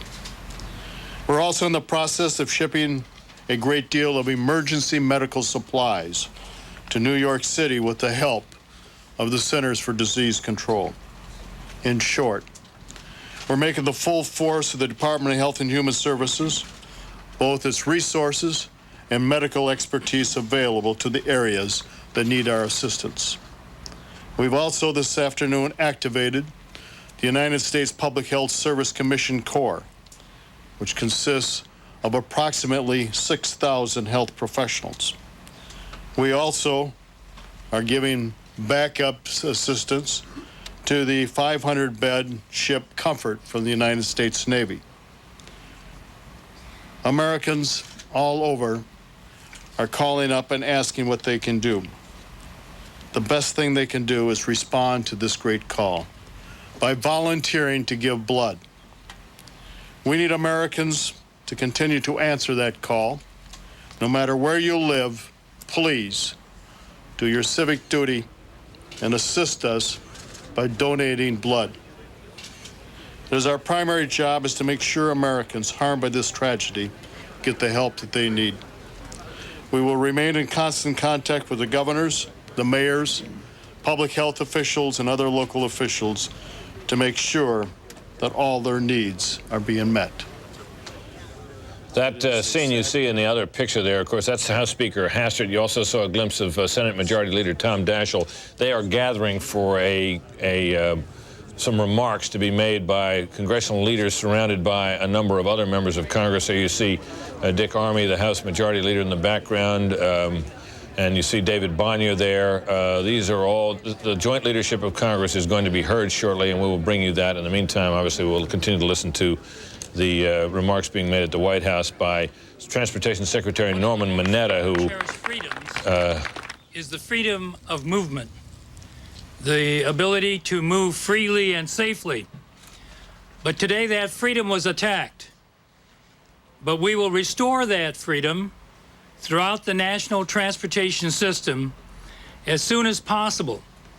And we will restore the highest possible degree of service. These terrorist acts... All right. I'm going to interrupt here to introduce Congressman Dennis Hastert, Speaker of the House of Representatives. That we're a part of this great tragedy that happened in this country today. Our prayers and thoughts and words of consolation goes out to all those who have suffered. But one thing that happens here in this place is when American suffers and when people perpetrate acts against this country. We, as a Congress and as a government, stand united, and we stand together.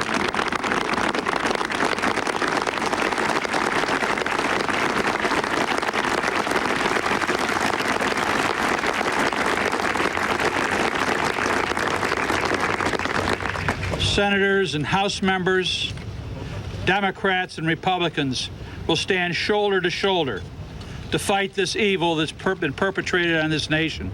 We will stand together to make sure that those who have brought forth this evil deed will pay the price. We're not sure who this is yet.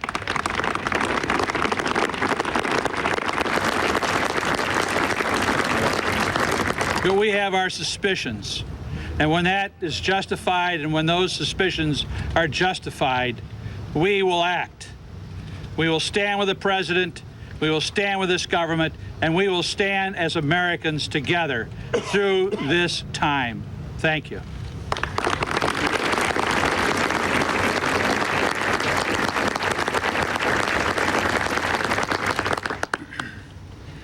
Today's despicable acts were an assault on our people and on our freedom.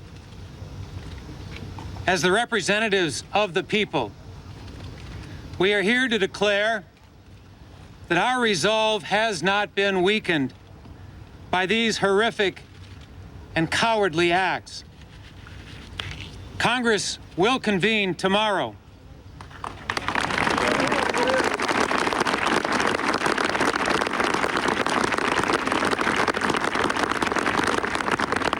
And we will speak with one voice to condemn these attacks, to comfort the victims and their families, to commit our full support to the effort to bring those responsible to justice. We, Republicans and Democrats, House and Senate, stand strongly united behind the president and will work together to ensure that the full resources of the government are brought to bear in these efforts. Our heartfelt thoughts and our fervent prayers are with the injured and the families of those who have been lost.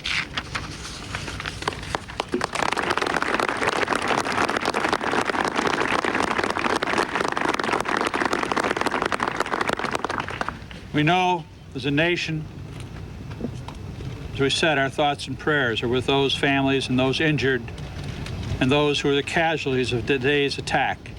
We also remember those thousands of people who are rescue workers. We ask now that we all bow our heads in a moment of silence and remembrance.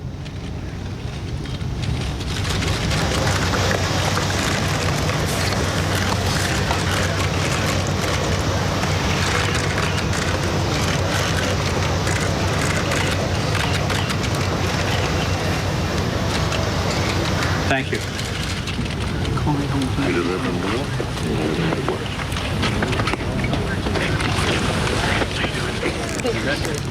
A remarkable tableau of political unity there on the steps of the Capitol building. Party leaders from both houses and a number of members. Stand beside her and guide her through the night with the light from above. From the mountains to the prairies to the oceans white with foam. God bless America, my home, sweet home. God bless America, my home, sweet home.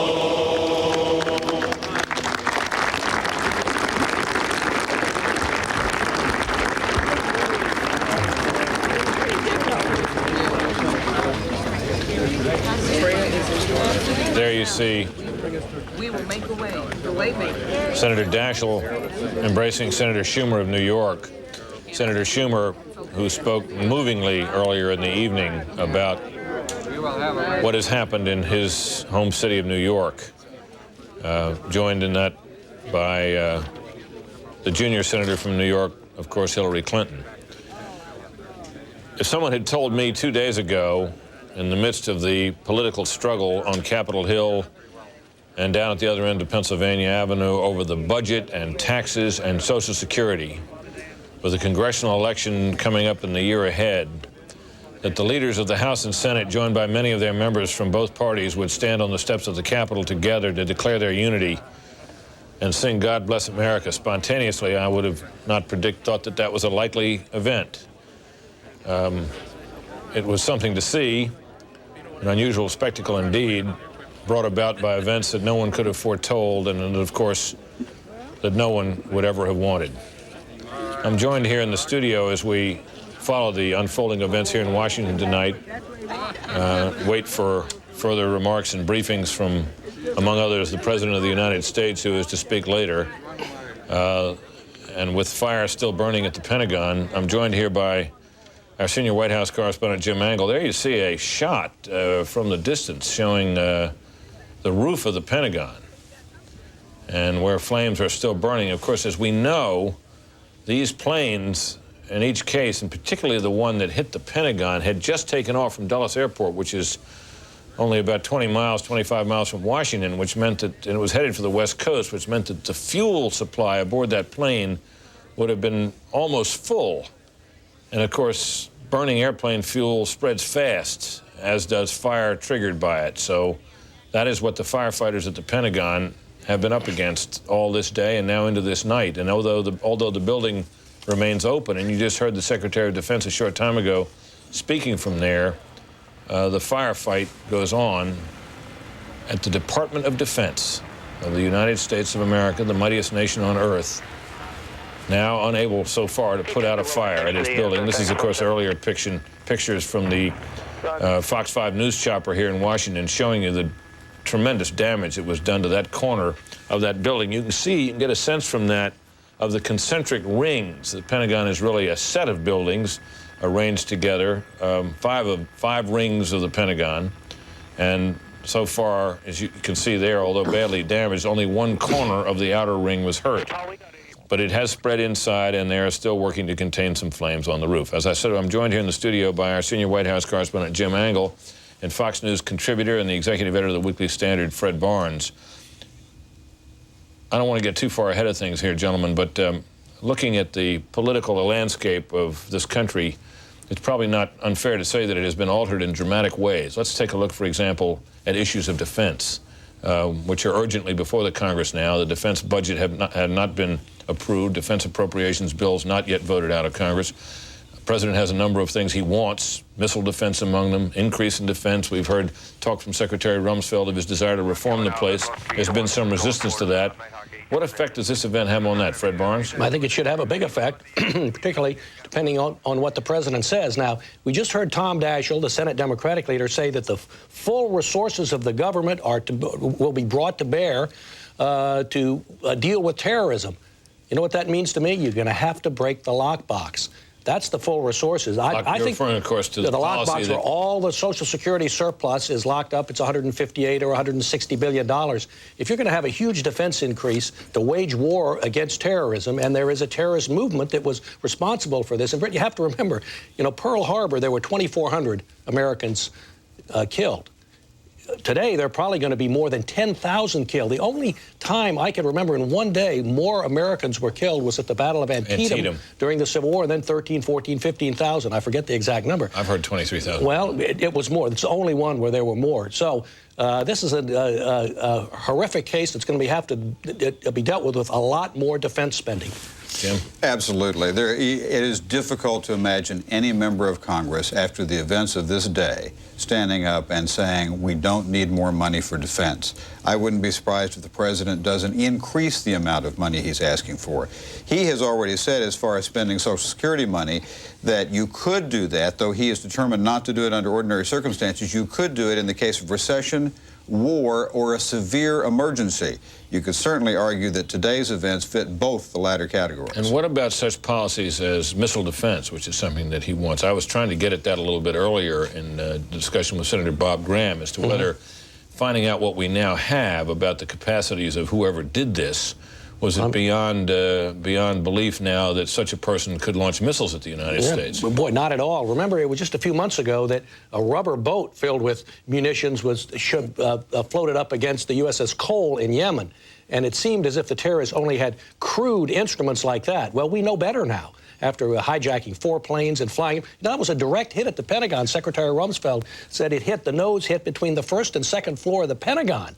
Now, that is amazing. Look, if they can do this, and we know of their ballistic missile tests, missiles that can reach the United States are not far away, missiles with nuclear weapons. While a missile defense wouldn't have stopped this kind of attack, it certainly emphasizes American sense of vulnerability. And that is at the bottom of this debate. As a political matter, one wonders if this attack simply means that anything that is under the rubric of national defense, safety from terrorist attack or foreign attack, doesn't become hard to resist at this stage.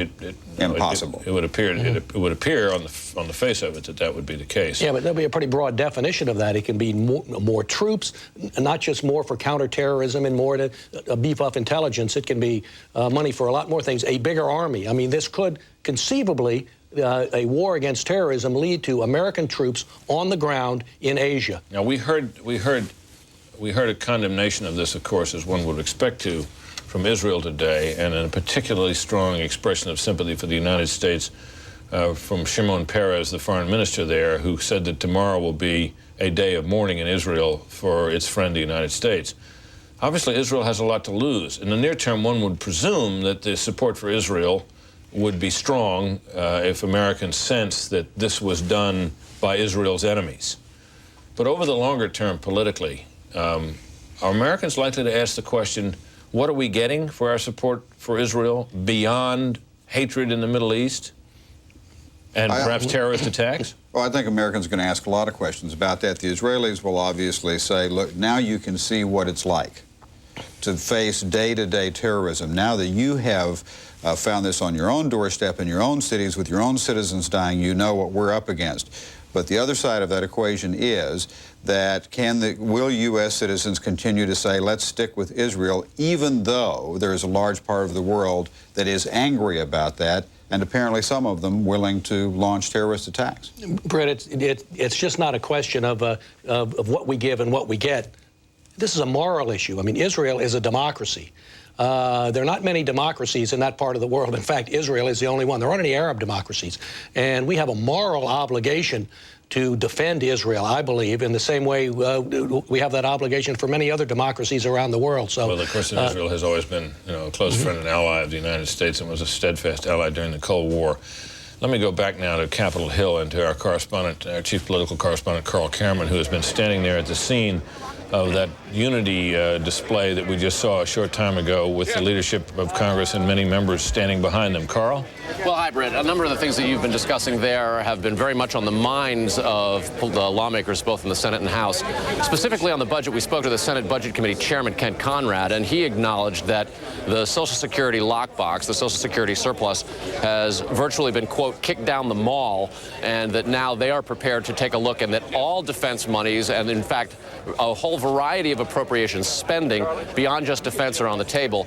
The other question that lawmakers are considering very, very carefully is exactly how this happened. There is widespread bipartisan belief that there has been a real problem in the breakdown in counterintelligence. They can't understand how something as coordinated as this appears to be could have taken place. Now, we're hoping to talk to the House Intelligence Committee Chairman Porter Goss, and as soon as he comes over, we'll hopefully get back to you with that, Brett. We'll try to get to you, Carl. In the meantime, though, we need to get back up to New York for a further update from my colleague Shepard Smith of the extraordinary scene in that city as it attempts to deal with the aftermath of the devastating attacks on the World Trade Center. Shep? Britt, the cleanup continues downtown right now. Of course, they're still searching for survivors. We do not get to see any of this, quite thankfully. We've been showing you video ad nauseum, excuse me, of the early stages of this when so many people were trying to get away from the World Trade Center. We have very carefully gone through all of the pictures from the ground, and many of our viewers are asking, why aren't you showing us more pictures of the chaos afterward? The very hard and real truth of the matter is that it's not as if we do not have pictures. The truth is we do not have pictures that we choose to air on for you. The scenes of what was happening beneath the 110-story Twin Towers are not proper for television viewing.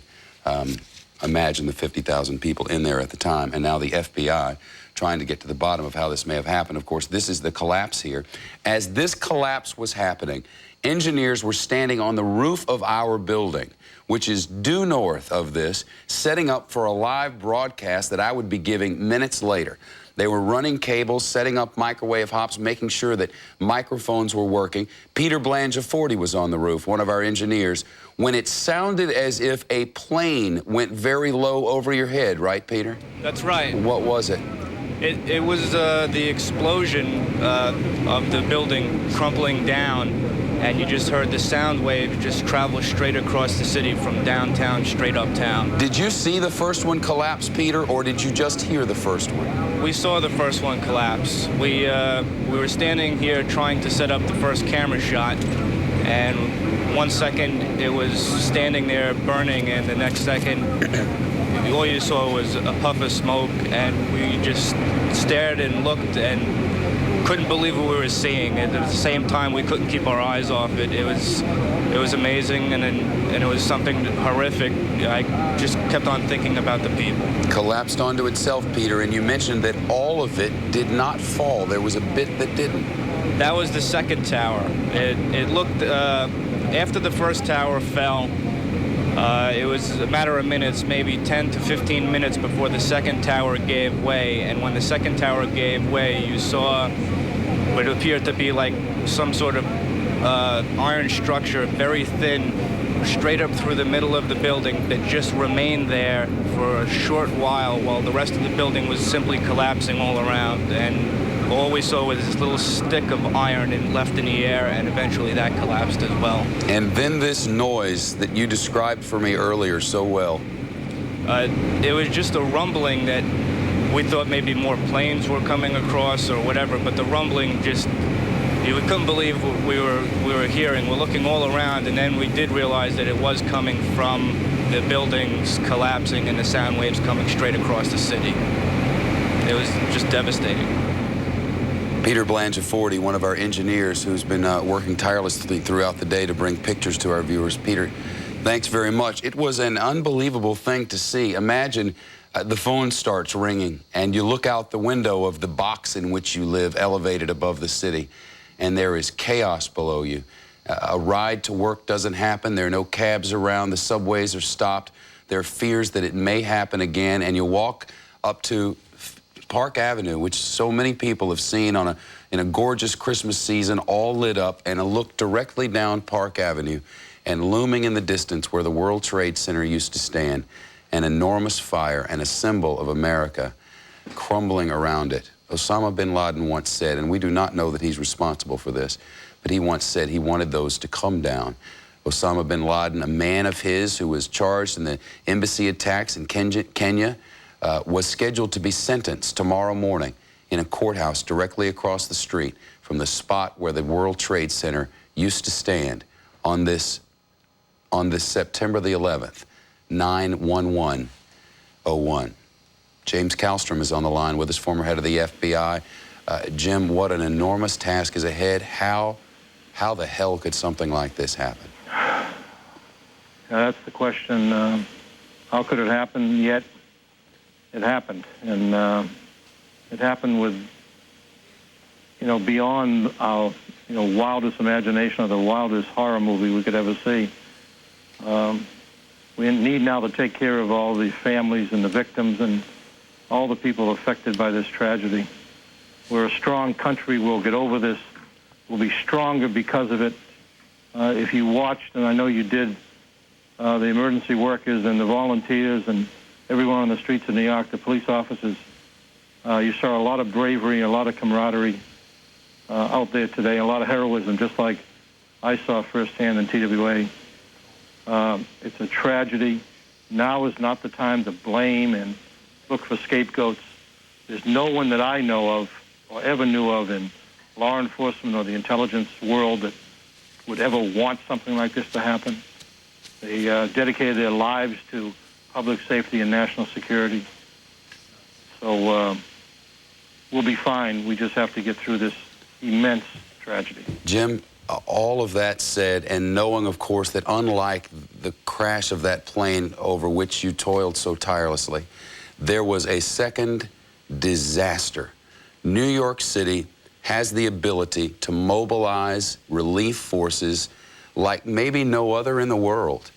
Thousands of police officers converged on World Trade Center, police officers and firemen, before the World Trade Center collapsed on them. How is it possible that the most powerful and informed nation in the history of planet Earth could not know that an enormous coordinated attack on 4 fronts against the 2 towers of the World Trade Center, the Pentagon, and presumably Camp David, was happening and nobody knew? Well, that's the question that everyone will be looking for answers to. But let me tell you this, the notion that we would know everything in the world and we'll know the intentions of every madman operating in small cells in the world, and that through technical resources and through limited people on the ground around the world over the course of the last couple of decades for a host of reasons, that we would know all this. We would hope to know it all. We would hope to never let anything like this happen. But it has happened. And I can tell you it hasn't happened because of malice or forethought. I don't know why it's happened. I don't know why we didn't get that bit of information that we got to stop the blind shake from blowing up the Holland Tunnel and the Lincoln Tunnel. Yeah. Oh, the bit of luck we had in the Philippines when Ramzi Youssef was about, 3 hours away or a day away from blowing up 10 jumbo jets simultaneously. Yeah. I don't know the answer to that, Shepard. It is the question. Well, I think Jim, we should put that answer off for a while, indeed, and let's tend to other business. What is Jim, I got to go in just a second, but what does the FBI do now? How does it come together? What resources does it mount, and how does it challenge them and just channel them in just the hours here after this disaster? The FBI is working 24 hours a day. It'll work 24 hours a day till people drop from exhaustion. That's why people join the FBI, to protect our society and protect our public safety. It didn't happen today through their best efforts, and they will work tirelessly to bring to the National Command Authority in Washington specific, articulated information on who did this. It's a short list on their chalkboard, and hopefully everyone gets behind the President of the United States and the National Command Authority, and we do what we have to do here. James Kallstrom, friend of the family here, and former overseer of TWA Flight 800. Jim, good to talk to you. Thank you. Yes, Shepard. Well, what we know now is that an unprecedented search and rescue effort has been mounted. He mentioned the fact that the FBI agents know that it's a 24-hour-a-day job. Well, New York's finest and New York's bravest know the same. They came to work at 9 o'clock this morning. They are still at work and will still be at work for the foreseeable future. The United States military sending in a couple of aircraft carriers to serve as hospitals in our waters. The military being brought in, the National Guard activated, and cries for calm across Manhattan this night. The psychology of this sort of thing is very well documented in strikes in Oklahoma City and other places. We know how this works now. There is initial grief and sorrow. Then as the numbers begin to mount and we realize the horror of it all, that becomes deeper. Then comes the anger. In the heartland of America, where you turn to the person next to you and the person next to you looks just like you, they're nothing but hugs. But there are certainly concerns now that as this moves forward in a city like New York, in a place like Penn Station or Grand Central Station, where the person standing next to you doesn't always look like you and may sometimes look only by chance like someone who may have been responsible, that cooler heads need to prevail. the heartland stood and gave a very fine example of how Americans can stand as one. And the prayer is this night that the same thing will happen in the cities of Washington and New York in the days to come. It's a massive effort underway. David Lee Miller is watching over it now in southern Manhattan. David Lee, what's the scene there? Set the mood for you right now. There is no electricity at this hour in lower Manhattan. The lights you see behind me are the emergency equipment and battery-powered news crews. The scene here is it's really nothing less than surreal. In many ways, it reminds me of a Hollywood disaster movie, but this time there are no special effects. Everything we see here is all too real. Just a short time ago, we were reminded of that when building number 7, World Trade Building number 7, also collapsed. We have some tape of that, and you can see what happened here at about 5:40 Eastern Time. The building all day long was engulfed in flames. Authorities feared it was going to collapse. There were engineers at the scene, and they feared that it was going to collapse to the south, and that is exactly what happened. And when it did, a huge plume of black smoke went up, and the emergency crews and the media were forced to leave the immediate area. Now, what you can hear right now, I'm going to pan over here, is some of the heavy equipment that is being brought down into lower Manhattan right now. So far, to date, they have been hampered in their emergency efforts because of the fire and the third building collapse. But one of the National Guardsmen told me that they expect that rescue efforts are going to begin in earnest tomorrow morning. And now, exactly how many people are buried under that rubble, dead or alive, still too difficult to say. We do know that some 50,000 people worked in the World Trade Center. And now the AP is reporting, Shepard, that of the 400 firemen who came here to help, 200 are feared dead, 78 policemen, New York City's finest, are missing. So no doubt we expect that the death toll is going to dramatically increase in the next few days. Mayor Giuliani says that's how long it is going to take to get some type of serious estimate as to how many people here actually died. One interesting note to all this that I think you alluded to a moment ago, the National Guardsmen here are not ignoring the fact that today's date is 9/11, and there are at least some here, Shep, who thinks that is no accident. Back to you. David Lee Miller live for us in lower Manhattan.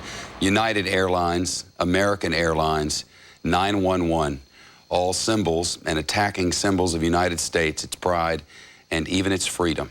This night there are people across the tri-state area of New York, across the Washington, D.C. metropolitan area in Virginia and Maryland, and folks across the country who had friends and relatives who were in these buildings who are wondering at this very hour whether their relatives are okay. So many in there at the moment that at this hour they simply cannot get a handle on who is where, who was where, who's missing, and who perished.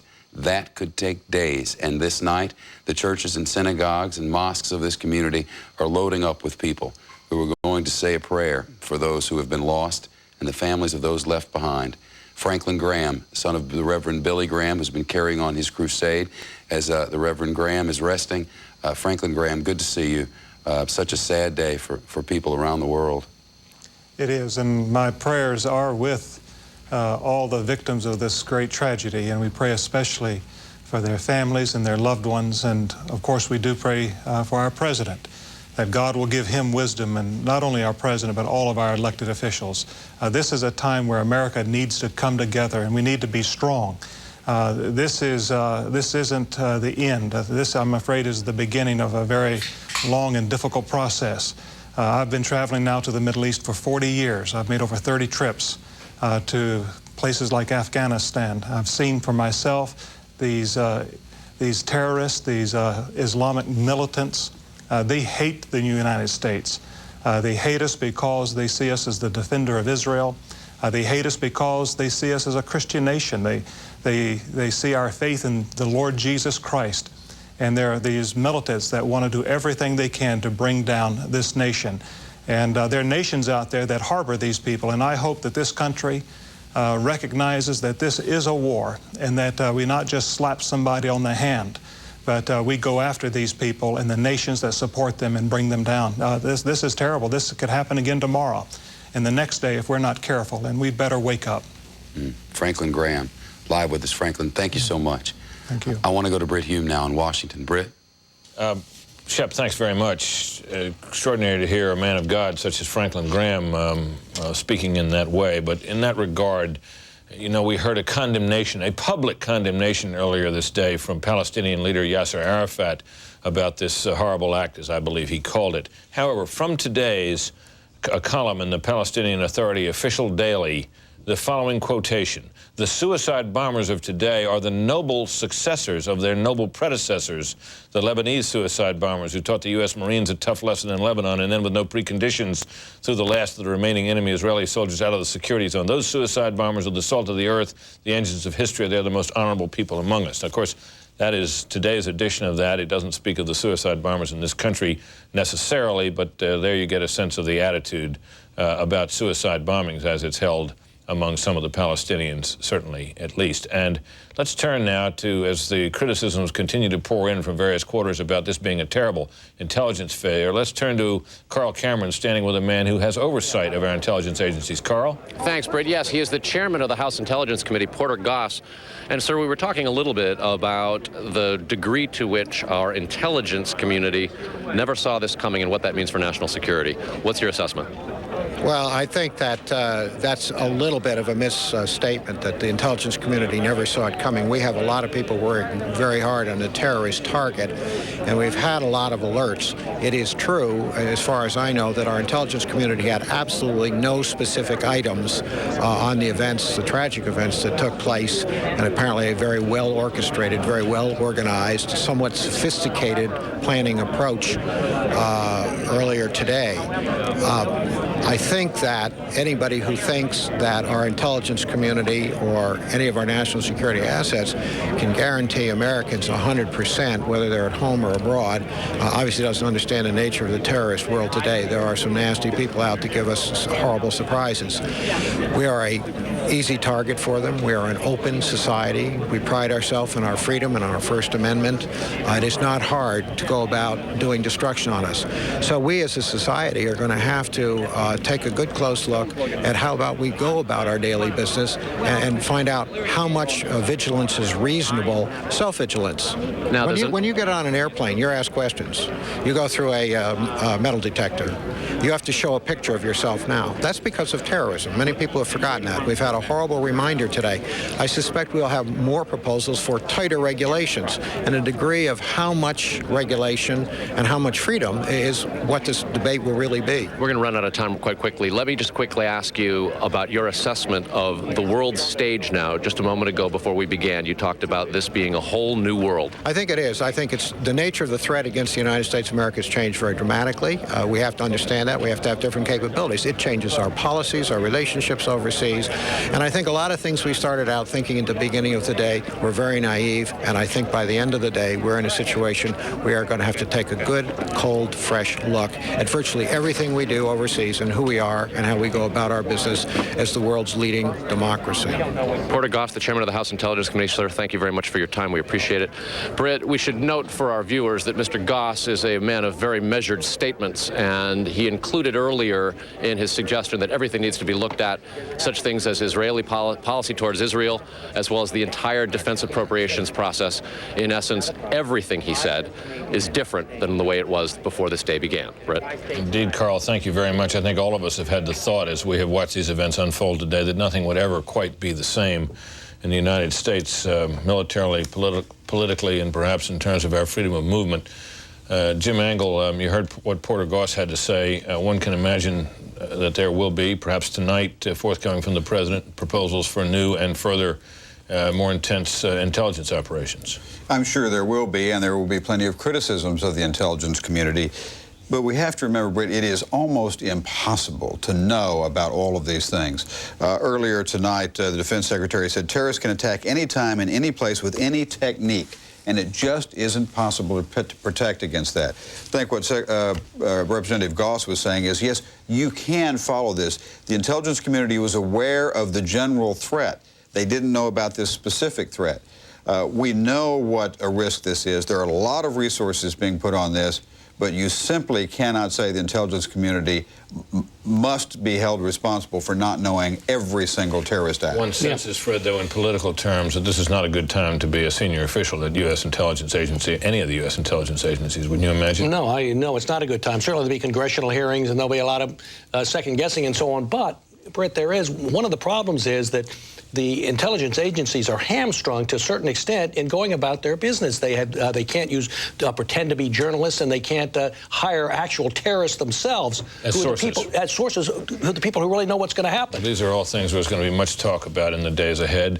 We're going to interrupt our coverage from here and go back to New York, where there will be coming up just at the top of the hour in just a few seconds, a special edition of the O'Reilly Factor with Bill O'Reilly, who will continue our coverage.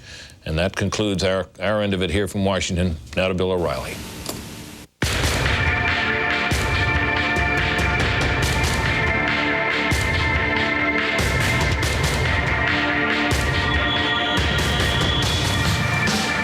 Hi, I'm Bill O'Reilly reporting tonight from Long Island. Thanks for watching, and we continue now with Fox News Channel's continuous coverage of the terrorist attack on America. I'm approximately 30 miles away from the Fox studios in Manhattan because authorities have sealed the island, and this is the closest facility I could get to. Not since Pearl Harbor has there been so much national rage, but this time the object of our anger is not so clearly defined. With so many innocent Americans dead and injured, it is natural and correct for all of us to seek justice and be preoccupied with hunting down, to use President Bush's term, those cowards who have slaughtered American civilians. In the next hour, we will bring you non-interrupted coverage of the human toll of this sneak attack. We have scores of correspondents standing by to bring you anything that breaks, and we will hear from some of the people whose lives have been altered forever. It is impossible for any news agency to convey the pain that the families of the victims are feeling tonight, even though it has been said 1,000 times, prayer and sympathy are the only things we can give them. The United States is the most powerful nation the world has ever seen, and tonight that power is being harnessed to combat the brutal killers that have caused the destruction you're looking at right now. I have every confidence that justice will be done. Moments after the first hijacked plane crashed into the World Trade Center, shortly before 9 in the morning Eastern Time, we dispatched O'Reilly Factor producer Dan Cohen to the scene.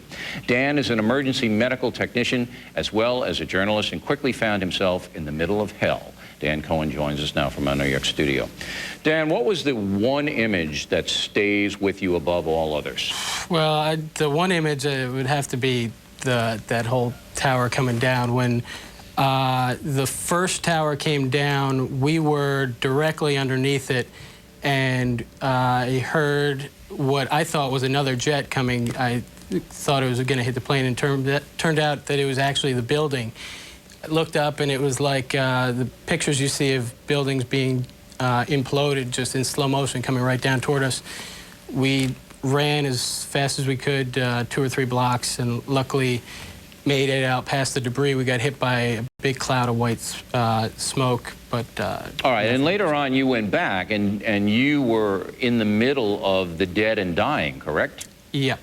We pretty much immediately, as soon as we ran from that first tower collapsing, the smoke started to settle a little bit, and we could hear that there were still people back in the smoke cloud.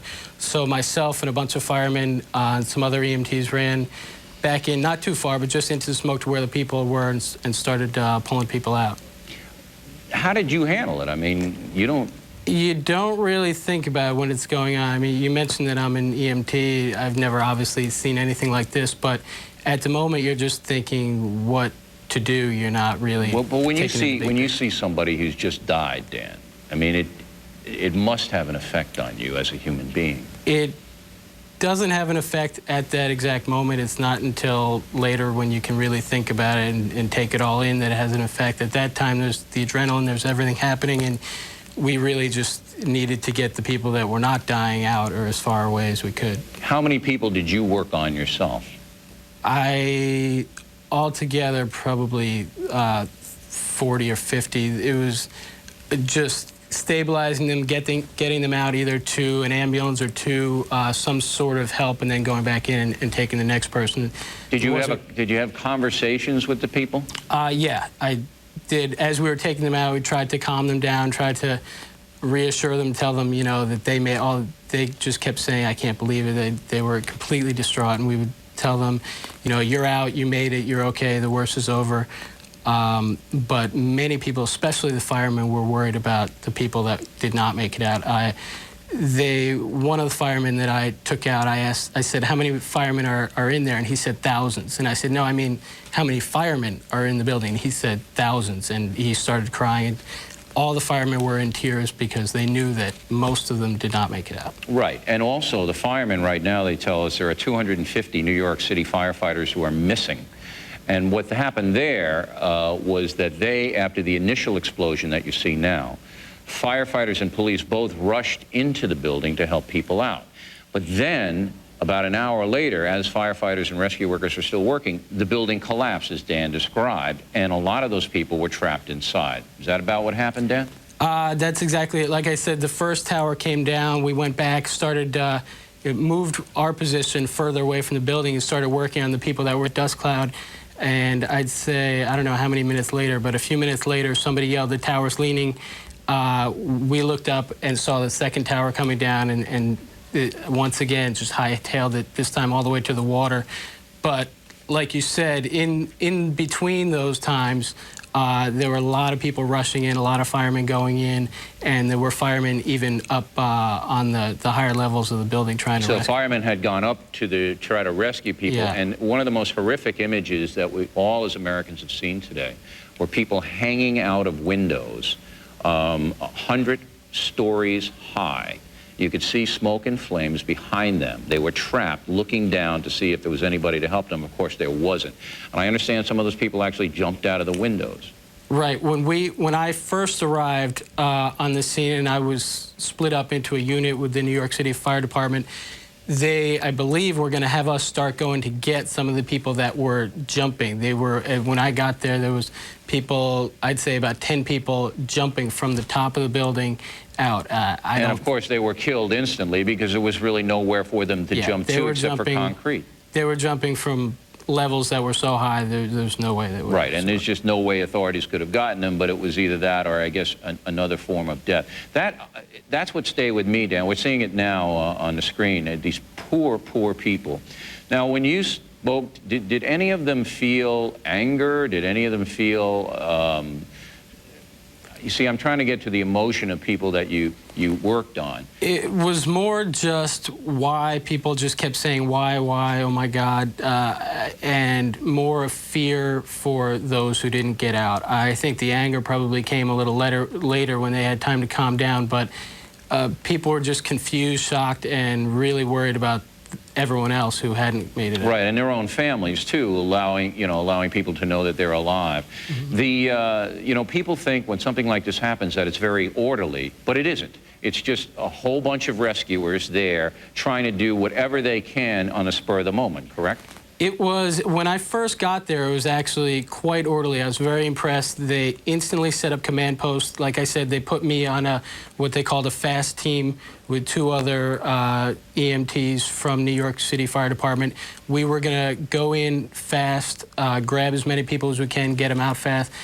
What happened was, as the first and second towers came down, it came down on top of all the orders. So the command post, the treatment area, everything was covered. And from that point on, it was pretty much chaos. Did you see anybody get buried by debris when it came down? They couldn't get away? Well, I didn't see them get buried because we were running as fast as we could, but I know that a lot of people did not make it. We started. And the reason that you ran again was that you heard a noise and looked up and saw. The first time I heard what sounded like, I thought it was another airline. It sounded like a jet about to land basically on our heads. It turned out it was the building coming down. And you saw it, physically saw it? We heard it first, looked up and saw it, and just started running. The second time, someone actually yelled, the tower's leaning, the tower's leaning. Everybody just dropped what they were doing and ran. All right, Dan. Well, we're glad you're safe, and we appreciate the good work you did both as a journalist and as an EMT. And I'm sure that the people that you helped appreciate it as well. I want to go now to freelance photographer Tim Hinton, who barely escaped with his life, and who took some of the most dramatic photos of people who were trapped in the building. Mr. Hinton, sights and sounds, what stays with you above all else? I think what stays with me the most is after the first building collapsed, I spoke to a few firemen who were heading into the other building quite bravely and unselfishly, and they grabbed their gear and they went right back in, and I'm sure those guys have passed now. I think the image of those 4 firemen going in is what sticks with me. Now, you got down there pretty quickly, responded to it. When Dan said at first it was pretty orderly, and then when the building started to collapse, all chaos broke out because obviously all the command centers were buried. Well, I was on the... Go ahead. I was on the west side of the buildings during the collapse, and when the buildings came down, it was quite hectic. People were running for cover. We were caught in darkness for a few moments. And then as the dust cleared, me and the firemen were trying to get their gear together so that they could do their jobs, and they were all in shock. They didn't quite know what to do. How to react. Nobody would. Now we're going to show some of your pictures here that you took of these poor people up there. Tell me, as a photographer, I mean, you've seen a lot of terrible things. Right. Is it hard to take a picture of somebody who's going to die in about 10 seconds? Yeah, I mean, the first couple of jumpers that I saw, I resisted shooting them. I just didn't think it was right. I just actually didn't even think of the fact that I had a camera on me. Then after a few moments, I thought, well, this is what I'm here. I want to show. At that point, I didn't know it was terrorism. I thought it was an accident or something. I really had very little information on the ground there. And I just wanted to show kind of what was happening so that people could see it and that it wouldn't be forgotten. When you were working and you were photographing, could you hear other people around you and the panic? And did that register while you were trying to shoot your photographs? Well, it was eerily quiet. The policemen and the firemen were very civilized, very orderly. I think what sticks with me the most is the sprinkling of the glass as it was falling off the World Trade Center and the occasional thump of a body hitting the ground. I think that's really what sticks with me, are those sounds. How close were you to getting hurt? Well, at one point I was about 80 yards away from the World Trade Center. I think it was Tower 1, the one with the antenna. And a fireman yelled at me, a captain, you know, get out of here, get out of here. And I said, oh, you know, these guys have to do their job, and I left. And about 30 seconds later, I had removed myself about 100 yards. That's when the building came down onto about 2 dozen fire trucks where I had been formerly.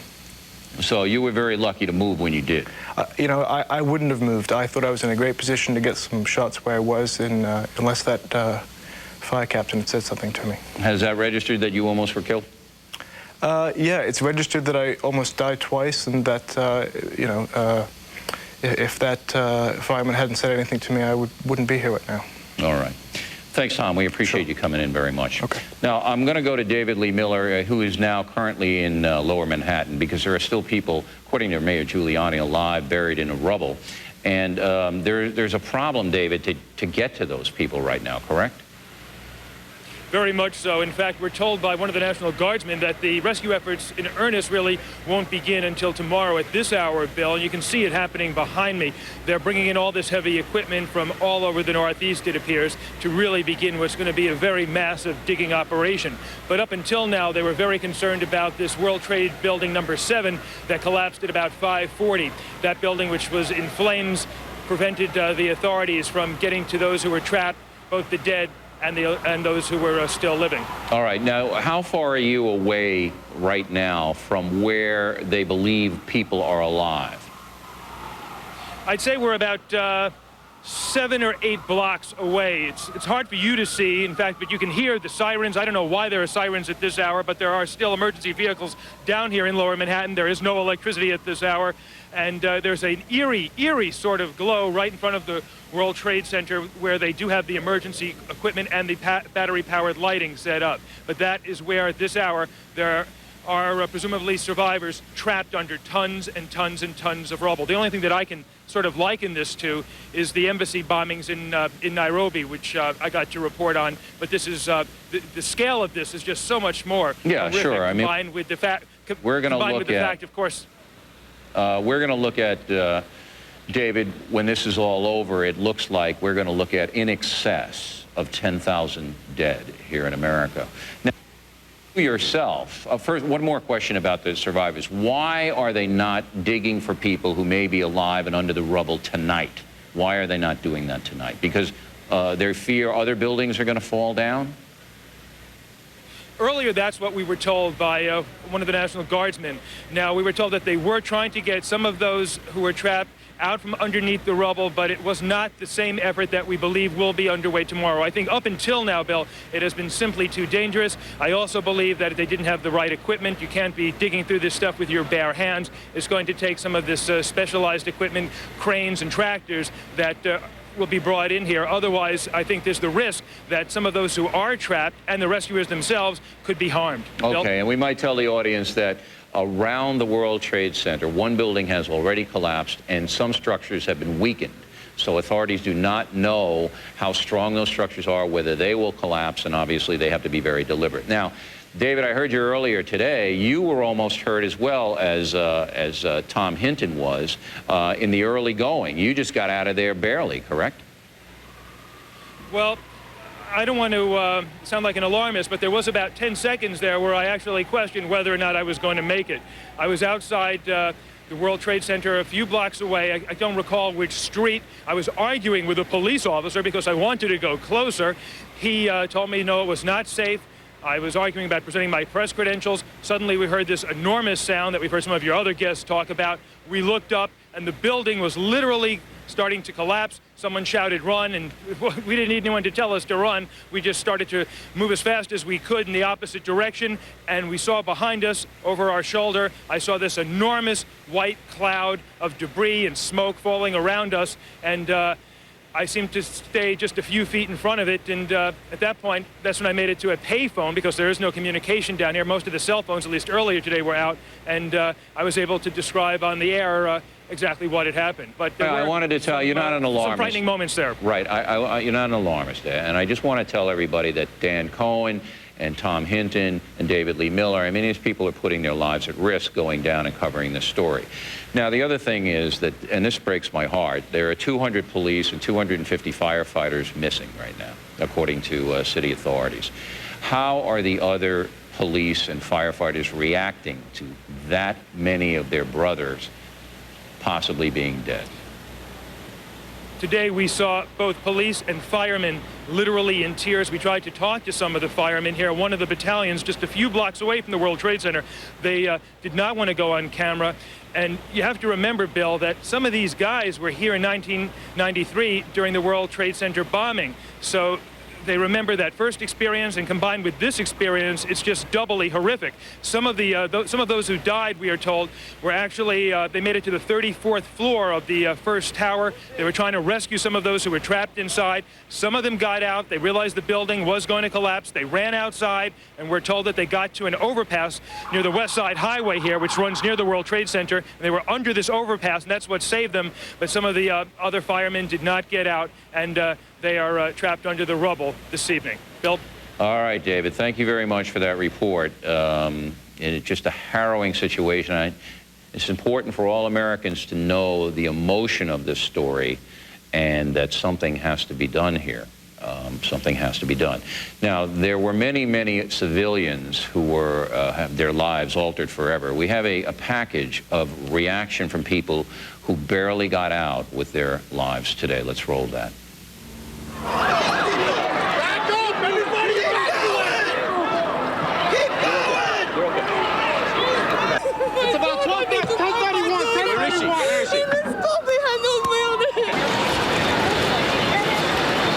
Well, when we got down to the bottom floor, we thought we were okay, and then there was a collapse. We don't know what collapsed. There was a collapse of something. The police and fire department told us to go run to the wall and don't look outside. Next thing we know, billowing black smoke just came in, and I mean, it went down my mouth, up my nose, all over the place, and people were hysterical at that time. Keep going. You're okay. There was a big shaking. Some of the ceilings collapsed. Looks like there was a fire in the elevator shafts. What did the you whole feel? floor shook, the building was shaking, and, you know, it felt like a bomb hit or a plane hit or something like that. But the whole floor was plane shaking. did hit? A plane did hit. Yeah, and then we looked out the window, all we saw was debris all over the place. But we thought the building was going to topple over. It was going so one of them shaking. did. One of them did. We were in Tower 1. We made it out. We do need to put it down now. I think we need to put it down now. Here we go.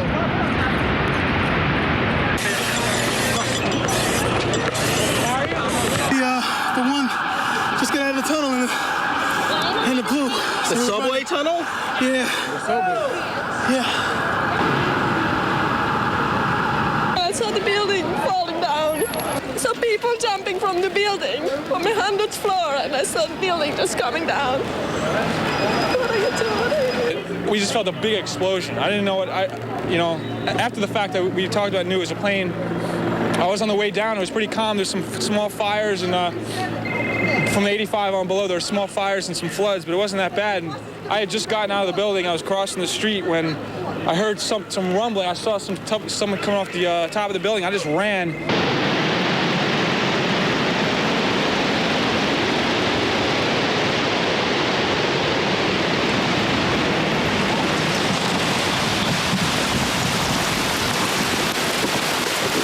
There was nowhere to run. People were just falling down on top of each other. People were, panicking. They were scared. Here's a 100-foot, here's a 100-story building just collapsing, coming down. Where do you run? You couldn't help nobody. You couldn't see your hand in front of your face. If you didn't have an oxygen tank, you couldn't even go in there. You couldn't because of the debris. The concrete would just choke you. All this white that you see in the street is concrete. It's concrete. This is all concrete that you're looking at. Everybody's pretty much depressed, but until we actually get numbers and find out what the actual story is, we can only hope and pray for the best. All right, go down here to James. My heart broke. My heart bleeds for everybody in there. Civilians, firefighters, police. You were supposed to be on the 22nd floor? That's right. Yeah, but I don't have a cell phone. What? You were on your way into work? And I was late. I guess it wasn't my number. All right, what are you going to be doing for the next hour? It wasn't my number. President Bush is set to address the nation in about 7 minutes. Of course, we will bring you his remarks live. But right now, the investigation of who did this terrible deed is going on in Washington, in New York, in Boston, in Newark, New Jersey, and across the world. Joining us from Washington is James Bamford. He is an investigative reporter who writes about national security issues and intelligence gathering. And also with us is Steve Emerson, a terrorism expert and consultant. Mr. Bamford, this looks like an organized, very methodical, very exact operation, not something like Timothy McVeigh. Somebody said, I believe it might have been Mr. Emerson, that it would have taken months, perhaps years, to plan something like this. Do you concur with that? Oh, sure. They wanted to get the right kind of plane that was filled with fuel that would act as a big bomb. I think they wanted to have it on a very clear day like today, where they could have a very clear view of the World Trade Center. They had all the flights timed almost to the minute, and this was probably has to be the most accurate terrorist incident I've ever seen. Yeah, it was a very sophisticated operation. Now, Mr. Emerson, it's floored me that four U.S. airlines could be heard that. Were you?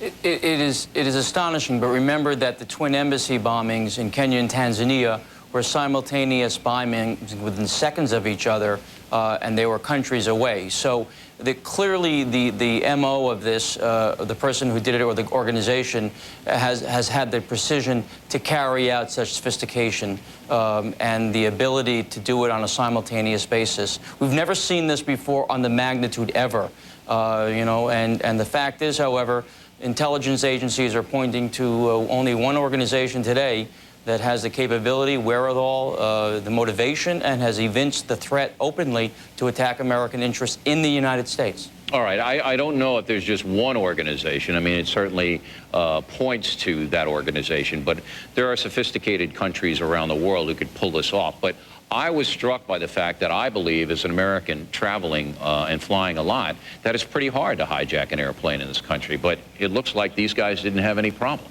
Well, they used knives, I think, instead of guns, and they got them in. Maybe they slipped them in their shoes and got them through the metal detector. The point was they managed to get it through the metal detector twice in Boston and in Dulles Airport, which is very strict.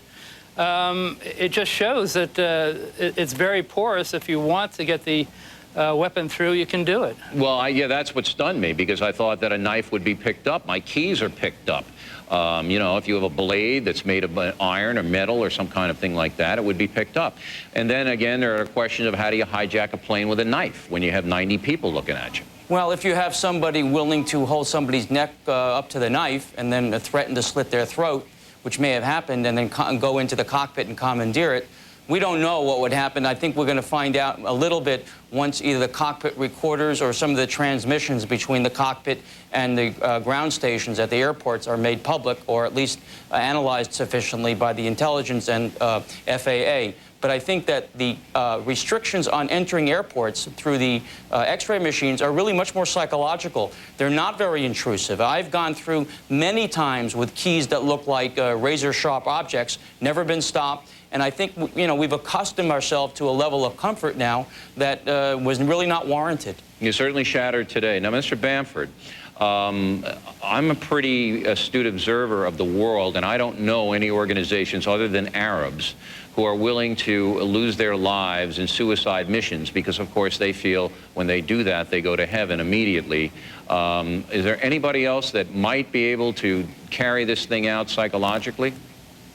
Well, I just think it's too early to speculate on who did it. I mean, there's a lot of other things to speculate on, such as how did the intelligence community miss this, or what is the intelligence community? What I'm saying to you is that the suicide bombers are linked to Arab causes. Are there any other organizations in the world that you know of that do use suicide bombers? I don't know. I don't know of any. Do you, Mr. Emerson? No, and certainly no organization that has persistently carried it out against Western interests, against the United States in the past, and has said they will. I have a statement here from Osama bin Laden that he issued in June of this year, openly talking about taking the jihad and martyrdom operations into the United States. So clearly, you know, this type of Islamic fundamentalist threats should have been taken more seriously. Well, I think it was taken seriously, but I'm not exactly sure why Mr. bin Laden was allowed to roam around for 8 years, even if the Afghan government were protecting him as a fugitive in the United States. And, you know, we had the incident over in Yemen with the coal, yet the man was simply allowed to exist, which, you know, confuses me, but I'm sure we'll get answers on that. Well, the NSA had tracked bin Laden for a number of years. They even were playing tape recordings of bin Laden speaking to his mother for visitors to NSA. And then about a year ago, according to people I talked to at NSA, they lost him. They couldn't find him. The communications became too technical, and it was too difficult for NSA to eavesdrop on his communications and trace him. So bin Laden got away, and now we found out what happened, if this is, in case, his actions. Yeah, Are you convinced, Mr. Emerson, that Mr. bin Laden is at the source of this? I'm not convinced. It's too premature. Look, I'm reflecting some, you know, informed speculation as well as some of the intelligence information that's coming out right now. The bottom line, however, is if I look back a year and a half ago when the National Commission on Terrorism released its report, it was poo-pooed as histrionic, as bashing Muslims, and it was a report that openly stated the country is vulnerable, we have to develop better human sources, and we've got to take more aggressive action overseas. And the whole report was condemned by you know, a liberal intelligentsia that I think now is learning to eat its words. Do you see that way, Mr. Bamford? Well, I just don't like to speculate on it. No, I mean about the report not being taken seriously. Oh, I think it was taken very seriously, and I thought there was a lot of intelligent people that put a lot of comments into that report. I think there were a lot of problems with the Oklahoma bombing, where a lot of people came out and speculated wrongly at first, and that's why I think that speculating at this point is... No, well, nobody wants to speculate, but there are facts involved in what happened today, and if the report was issued that warned and it wasn't taken seriously, certainly we need to look at it that way. Gentlemen, we appreciate your time very much tonight, and we're going to go now to Shepard Smith, who is awaiting President Bush. President Bush will issue a statement from the White House. It was interesting because his advisors, President Bush's advisors, told him, not all of them, but some of them said, look, it might be better for you to go to NORAD headquarters in Colorado and lay low for a couple of days until we can figure out, you know, if there's going to be any follow-up attacks, if it's secure in Washington. The president did not want to do that, and politically it was a very wise move because the country needs to hear from him, and they need to see him in charge in Washington and know that authorities have control of the situation.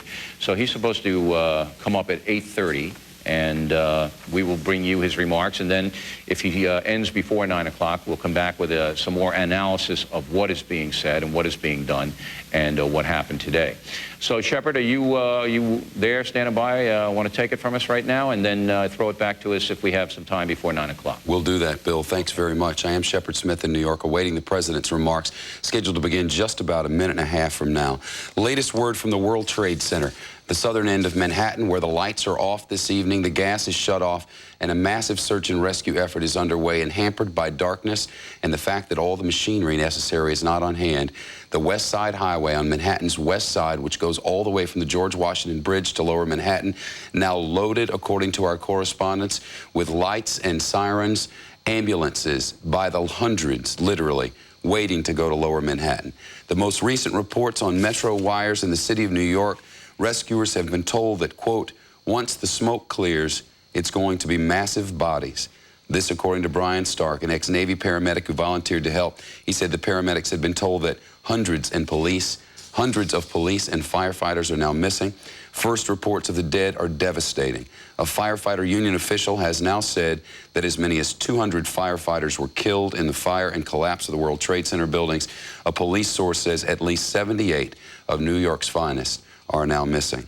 Mike Carter of the Firefighters Union said Cardinal Egan, whose administrator, gave rights to dozens of victims, and firefighters and police were, quote, dead in great numbers. They arrived at the foot of the World Trade Center this morning, minutes before the World Trade Center collapsed. Dozens of fire trucks in the streets and 110 stories dropped on their heads. The President of the United States to speak now to the nation. Let's go directly to the White House. Good evening. Today, our fellow citizens, our way of life, our very freedom came under attack in a series of deliberate and deadly terrorist acts. The victims were in airplanes or in their offices, secretaries, businessmen and women, military and federal workers, moms and dads, friends and neighbors. Thousands of lives were suddenly ended by evil, despicable acts of terror. The pictures of airplanes flying into buildings, fires burning, huge structures collapsing, have filled us with disbelief, terrible sadness, and a quiet, unyielding anger. These acts of mass murder were intended to frighten our nation into chaos and retreat. But they have failed. Our country is strong. A great people has been moved to defend a great nation. Terrorist attacks can shake the foundations of our biggest buildings, but they cannot touch the foundation of America. These acts shatter steel, but they cannot dent the steel of American resolve. America was targeted for attack because we're the brightest beacon for freedom and opportunity in the world, and no one will keep that light from shining. Today, our nation saw evil, the very worst of human nature, and we responded with the best of America, with the daring of our rescue workers, with the caring for strangers and neighbors who came to give blood and help in any way they could. Immediately following the first attack, I implemented our government's emergency response plans. Our military is powerful, and it's prepared. Our emergency teams are working in New York City and Washington, D.C. to help with local rescue efforts. Our first priority is to get help to those who have been injured and to take every precaution to protect our citizens at home and around the world from further attacks. The functions of our government continue without interruption. Federal agencies in Washington, which had to be evacuated today, are reopening for essential personnel tonight and will be open for business tomorrow. Our financial institutions remain strong, and the American economy will be open for business as well. The search is underway for those who are behind these evil acts. I've directed the full resources of our intelligence and law enforcement communities to find those responsible and to bring them to justice. We will make no distinction between the terrorists who committed these acts and those who harbor them. I appreciate so very much the members of Congress who have joined me in strongly condemning these attacks. And on behalf of the American people, I thank the many world leaders who have called to offer their condolences and assistance. America and our friends and allies join with all those who want peace and security in the world, and we stand together to win the war against terrorism. Tonight, I ask for your prayers for all those who grieve, for the children whose worlds have been shattered, for all whose sense of safety and security has been threatened. And I pray they will be comforted by a power greater than any of us, spoken through the ages in Psalm 23. Even though I walk through the valley of the shadow of death, I fear no evil, for you are with me. This is a day when all Americans from every walk of life unite in our resolve for justice and peace. America has stood down enemies before, and we will do so this time. None of us will ever forget this day, yet we go forward to defend freedom and all that is good and just in our world. Thank you. Good night, and God bless America. President George W. Bush speaking from the Oval Office as the fire continues to burn at the Pentagon, at the National Security Agency there, and the rubble continues to pile up in southern Manhattan. The president insisted today that thousands of lives were suddenly ended today, and now saying that he promised to commit the full resources of the nation's intelligence and law enforcement communities to find the terrorists responsible and to bring them to justice. There is an urgent plea out this evening for blood in the New York City area. The blood supply said to be dangerously low.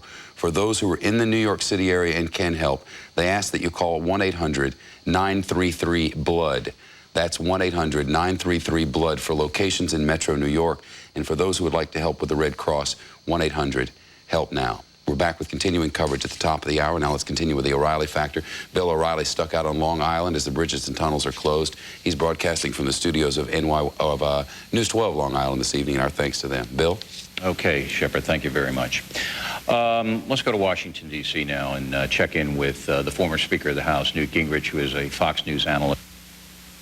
Speaker, I want to talk about repercussions and how you see this story playing out in the next week. Anything come immediately to mind? Well, Bill, let me just say that I think the greatest danger for America is to use the language you just used. And I don't mean to be confrontational, but I want to make a point here. This is not a story. This is the most serious attack on American civilians in the history of the United States. For many, many years, there was a myth around the planet that you could set off bombs in Europe, you could set off bombs in Asia, you could set off bombs in Israel, but you didn't come to America.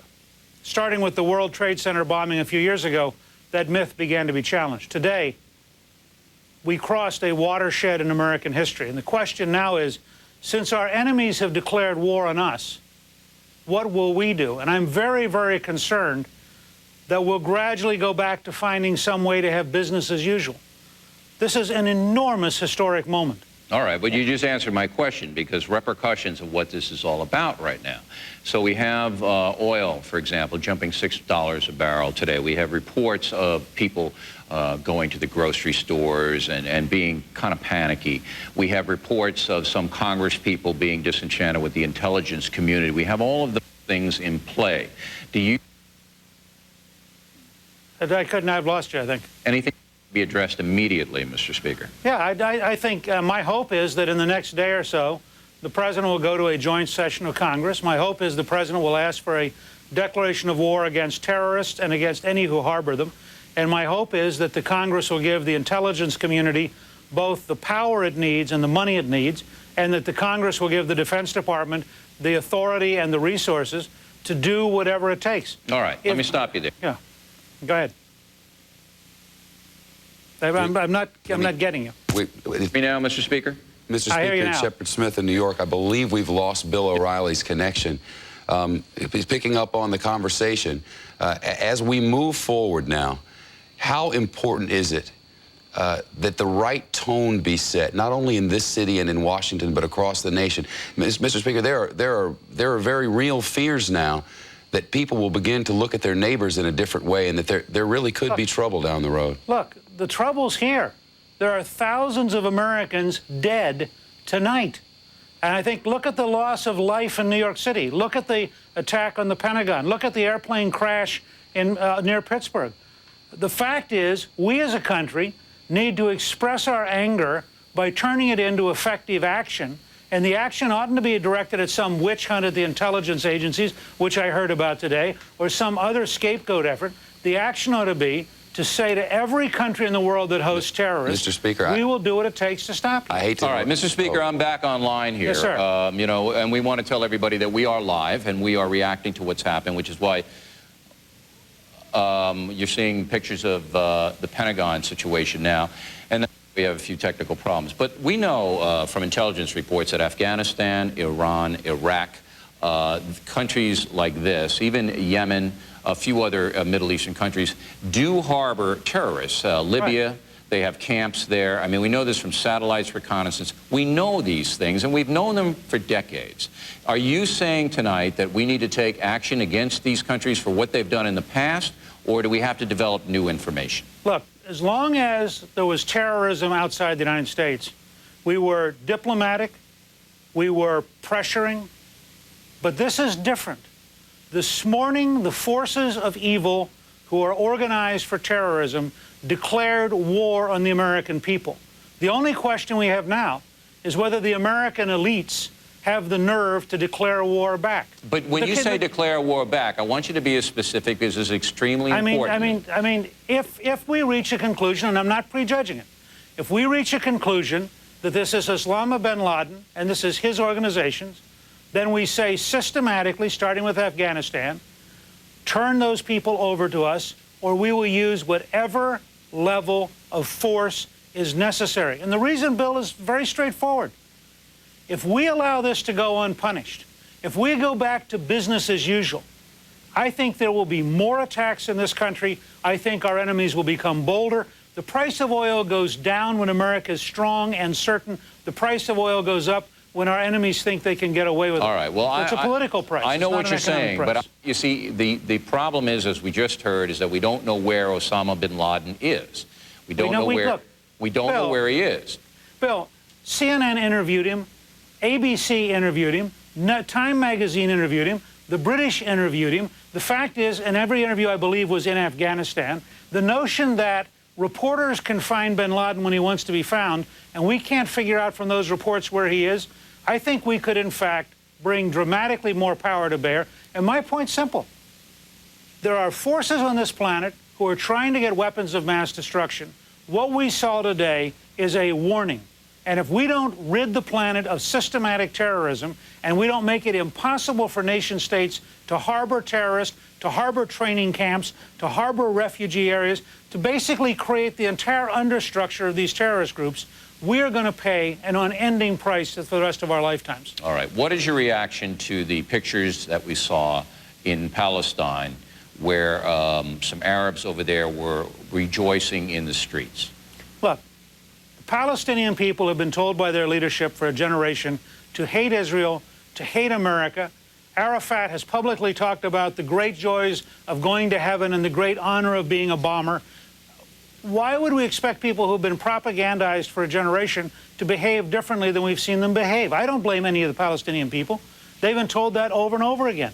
But I think we've got to take accountable for ourselves. What are our actions going to be when we lose thousands of Americans. And our actions have to be decisive and firm. I don't think we can talk ourselves out of this. I don't think witch hunting the CIA is going to cut it. I don't think having a FBI investigative team is going to do it. This is an act of war, and we need to respond as a country by being prepared to declare war. And that legally liberates the Central Intelligence Agency and liberates the Defense Department to get serious. And then I think we need to say to Sudan, to Afghanistan, and to any other country that's harboring these people, turn them over to us or pay the consequences directly and militarily for your behavior. All right. Do you have confidence in the Central Intelligence Agency and the National Security Agency that they can pinpoint movements of people like Osama bin Laden and that they have enough intelligence? Because, as you know, for President Bush to go... I think we lost Bill again. He has to, can you hear me now, Mr. Speaker? Yeah. Okay. I believe we will have... Wait a minute, let me finish my question. For him to go in there and to bomb them or invade them, he's got to convince our allies that he has enough evidence to do it. And do you have enough confidence that the CIA and other intelligence agencies can that evidence? I believe I'm right in saying we've already indicted him for being behind the bombing of 2 American embassies. We've already indicted him for being behind the bombing of Americans and American allies in Saudi Arabia. I mean, I'm not prejudging what happened today in New York City and Washington as being bin Laden, but my guess is within a very few days, we'll know pretty clearly whether or not this was bin Laden, and that'll give us some opportunity to then make a decision. All right. All I am saying is when we will find who did this. We've been very consistently effective in doing that. When we find who did this, I think we have to say we are seriously at war with terrorism, not merely this is a criminal justice problem. I don't want to bring these people to justice. I want to defeat them in such a way that no other party watching the experience will decide that they want to do something to American civilians. All right, Mr. Speaker, thanks very much. We appreciate, as always, your point of view. And I want to go now to Washington, where Mr. Speaker is, to 3 counterterrorist experts, I should say. First, joining us from Boston, I should say, is David Hunt, who is a retired Army colonel and security expert.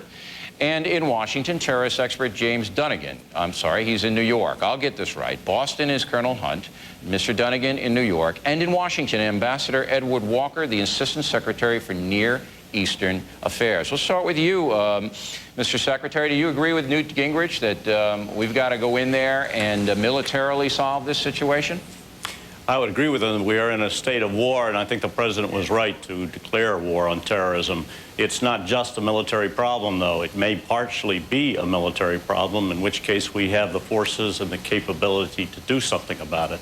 But it is also a diplomatic problem and a leadership problem. It's time we found out who our friends are and who is going to stand with us in a global attack on the concept of terrorism. This is something that affects everyone. Everyone has a fundamental interest in it, and it's time to stop making excuses. All right. Now, Mr. Dunnigan in New York, do you buy the fact that the Central Intelligence Agency, the National Security Agency, can pinpoint the movements of a person like Osama bin Laden? We can get him, we know where he is, and take him out relatively quickly? Do you buy that? There would be nothing relatively quickly about this. Afghanistan is landlocked. Most likely we'd have to make a deal with the Russians to go in there. It's not easy searching for people in Afghanistan, but if we put enough troops in there, yeah, the CIA and the NSA can get enough information to help us run them down. It's a matter of will. If you want them bad enough, you'll get them. And that will discourage terrorism. We saw that before when we bombed Gaddafi. They do respond to force, but as has been pointed out, there are diplomatic costs to be paid. All right. Well, I think at this point we're beyond diplomatic costs. You're never Wouldn't you beyond agree, diplomatic Colonel Hunt, costs. in Boston? I think the diplomatic costs are pretty much down the drain with more than 10,000 Americans dead. I think have we had enough yet? Yeah, we have had enough yet. Well, I don't know. I hear diplomats. I hear, look, we've had the Cole, we've had the guys in Saudi Arabia. I think you're right. It could be over 10,000 guys, men and women killed. Are we mad enough now? Have we had enough? We had the capability. We have not had the political will it takes to go get these guys. The answer to the question about Afghanistan is no. As of now, we have not had anybody inside Afghanistan hunting him. we've hamstrung the finest intelligence community, the finest military, special forces, special operations guys in the world for the last 10 years. We have not let them do their jobs. When you say we, I didn't have anything to do with this, and I'm sure you didn't either. Who's we? Look, we all voted. Well, we're all in this one. We've just been attacked, okay? My kids are scared. Our wives are scared. They just attacked and killed. It took 4 airplanes. We've been telling airports. I ran a hijacking exercise in Boston 10 years ago, okay, getting ready, helping them. The FAA has been doing this all over the country. This is not new news that airports are vulnerable. All right, but what I'm saying to you is when you say we didn't have the will, are you saying that our political leaders... Look, all of us. Look, we have not been talking on television, and I've been on Fox a lot. We haven't been talking for the last 10 years.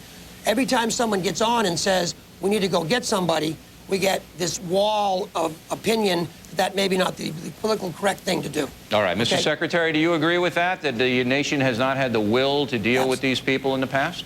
I think that's true. I think, frankly, that we have got to make sure that when we are going after somebody, we're going to get the help we need. During the Gulf War, we had an enormous cooperation throughout most of the world in trying to defend ourselves against terrorist attacks mounted by Iraq. It was effective because the world started to cooperate with us. When they don't cooperate with us, we can attack, we can do things, but we can't stop this concept of terrorism unless everybody pitches in and starts doing their job.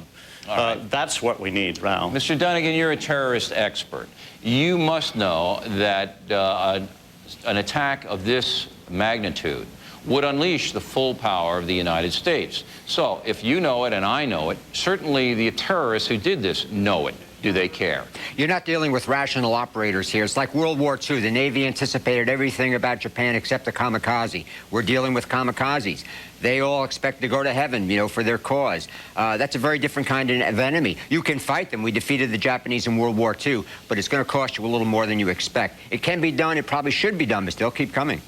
But they don't really care whether we attack them. Is that what you're saying? No, but we care if we attack them, because if we attack them and destroy them, they don't attack us. But there are so many of them, are there not? There are not that many of them, no. What makes Osama bin Laden particularly effective is his organizational skills. There are very few people in the Arab and the Islamic world who want to become suicide bombers. He has the managerial skills to gather them all together, to train them, to screen them, and to deploy them. He's a very rare individual like that. If we destroy Osama bin Laden, there may be another one out there. But until Osama number 2 shows up, we have a period of peace. Are you convinced that it was bin Laden? Right now, he's the likely suspect. I'd be very surprised if it was anyone else, because the only other people in the world that we know of that use suicide bombers are the Tamil Tigers in Sri Lanka, and they don't operate internationally. Well, how about Hamas? Hamas is a pretty dastardly outfit. Hamas is all part of the same, you know, organization, so to speak. Not the organization per se, but they all belong to the same club. The Sri Lankans are Hindus. All right. Now, Colonel Hunt, I asked Newt Gingrich this question. I'm going to ask you, because you're kind of a hawk. We know in the past that nations like Libya, Iran, Iraq, Afghanistan, and a few of the other Arab countries have harbored terrorist camps where they train people to do these kinds of things. Would you take action against those countries for what they have done in the past? And carpet bomb them. Look, I mean, there's no question. Look, what have we done? What did we do about? It's not about being a hawk, Bill. What did we do in Lebanon when they blew up the barracks? What did we do in Saudi Arabia when they killed all those great Air Force guys? What have we done about the coal? And what did we do about we brought people to trial? Okay, we have known where these people are, okay, and we haven't gone after them. Okay, I wouldn't, and if we, in all due respect to the current secretary, if we line up for world opinion, it isn't going to happen.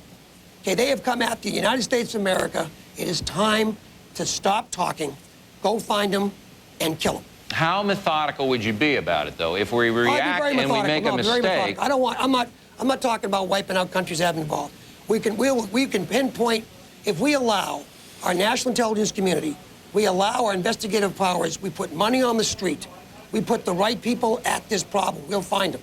And then we take, and I mean, once we get the organization, but I want the country that housed them. I want the country that allowed them to operate. they've got to pay. They've got to be a payment there also. Mr. Secretary, there is a law signed by President Ford that says that members of the United States cannot assassinate anybody, members of the U.S. government. So in the past, when we had to do that, we used the British Special Services to do it for us. Do you believe that that will be changed by President Bush? Will we be allowed to assassinate our enemies? I don't know whether he's going to take action like that. I certainly hope he does not. I don't think that we should be luring ourselves to the level of others. But I want to make it very clear. I'm not suggesting that we line up and allow the international community to tell us what to do. I'm saying that we should tell the international community what to do. And if our friends don't stick with us, then they're going to have to pay a price too. That's what we have to do. We have to get serious about this, and our friends have to know that if they don't cooperate, that they're going to be taking a price, paying a price in terms of our own friendship. All right. Wouldn't it be possible for the President and Congress to declare war on terrorism or terrorist states, and there, under the blanket of the declaration of war, be able to go in and take out, assassinate, murder, not murder, but kill people like Osama bin Laden? Well, wouldn't that be possible? Under the conditions of war, you have a different set of rules that apply, and we are certainly in a war. The trouble is trying to locate and pinpoint, as the former speaker said. We're going to have a lot of help in doing this. Intelligence coordination and cooperation is critical to the success of our operations. We can't do it all alone. And we've got to make sure that people come on board with us and take this threat that is a threat to the entire world seriously, and we all eliminate it. Right. Well, eliminate if those our that engage. allies, if any of our allies, and I'm looking at France right now, don't cooperate fully with us now, we should take economic reprisals against them, certainly. Now, Mr. Dunnigan, if the President does declare war on terrorist states, he would be allowed, and Congress goes along, to take out and kill people like Osama bin Laden. Is that what we should do? Tried it with, Gaddafi in Libya, and it certainly gave him a scare, and he slowed down an awful lot after that. I mean, the basic problem is we're not dealing with diplomatic people. We're not dealing with polite people. We're dealing with people who believe in using any means necessary to hit at your enemy. And the only language they understand in turn is the same thing. I mean, that's been the lesson of history. We have a tradition in this country of not, as the Secretary just said, going down to the level of terrorists by killing them. And I'm saying to you that that policy of not doing that may have hampered us in our fight against terrorists. No, we've been hampered by a lot of new rules. For example, you can't even hire people who have a shady background. And of course, if we applied that rule domestically, you wouldn't get very many convictions because most of the witnesses against criminals are criminals themselves. We basically have to face the realities that we're dealing with some very nasty, very desperate, and basically very fearless people. And if you don't want to deal with them, in an absolute sense, to actually go in there either win or don't bother with it, then don't bother with it. All right. Now, Colonel, do you feel this is a military operation at this point or an intelligence operation? It's a combination. You're going to have to use the combined powers of the national intelligence community and the military intelligence capabilities to find this guy. Or whoever did this. I think it's very simple to keep talking about bin Laden. Bin Laden can't exist without money from Saudi Arabia, and he can't exist without being in the middle of Afghanistan. And oh, by the way, I don't need the Russians' permission to go to Afghanistan. We got the Pakistanis and the Indians who will be very helpful. We have not, we've talked about it, Bill, but we have not gotten serious about this guy or whoever else did this. And again, taking care of whoever did this terrible act, this day of infamy, we've got to also take care of the country or countries that have supported it. And war has been declared. Okay. Now what do you want to do? Well, as you pointed out, Osama bin Laden is wanted by the United States right now. Sure. He's wanted for the Cole bombing. He's wanted for the bombings in Africa. There's no reason on earth why we should not be stalking and hunting down this man right now, just for those things. And then if he's implicated in this, then we have him already. We've been hunting him. We've been doing all the ball and chain around us. With the people, I know the guys that are doing it. I'm telling you that they have not been. You've already heard where the national intelligence community is prohibited from hiring people or dealing with people that have nasty backgrounds. Right, that's what Mr. Dunnigan just said. That kind of stuff has got to stop. I think we got to let the chains fall down and let the Bill, you got to unleash loose. the dogs of war. All right, gentlemen, thanks very much. We appreciate it. Colonel Hunt in Boston, Mr. Dunnigan in New York, and Ambassador Walker in Washington, D.C. Shepard, I want to just debrief. We got about 90 seconds left here, and I want to go to Shepard Smith in New York. You've been covering the story all day. I saw you on top of the building looking down. And is there anything about the story in the coverage of it that is really, you know, I asked this to Dan Cohen at the top of the hour, really stuck in your mind? I think the silence is what stuck initially, Bill, in the moments after it all happened throughout the city. A very quiet, solemn, slow-moving sense of what has just happened. And I think that it is still here. There are hundreds of people outside our building in Manhattan right now, Bill, watching this on the monitors, all of them wondering, who do I know who I will never see again? Right. It is an overwhelming and indescribable feeling. Bill, I remember the hours after the Oklahoma City bombing. We knew what was going on there. We knew there were hundreds dead. We knew pretty much who they were. This is an attack on all that America is and all that America can be. And there is a real pall here tonight. You know what impressed me is that in New York, a city of 8 million, and then when all the commuters come in, it swells sometimes up to 12 million people a day. You didn't have any looting. You didn't have anybody taking advantage of the situation. You had orderly evacuations, no panic. It was something that everybody realized that, look, this is the time to cooperate. This is the time to cooperate. Shepard, I'm going to throw it over to you, and thanks for the fine work you did all day today. And Bill, thank you very much. Bill O'Reilly on Long Island this night, because he could not make it back to Manhattan.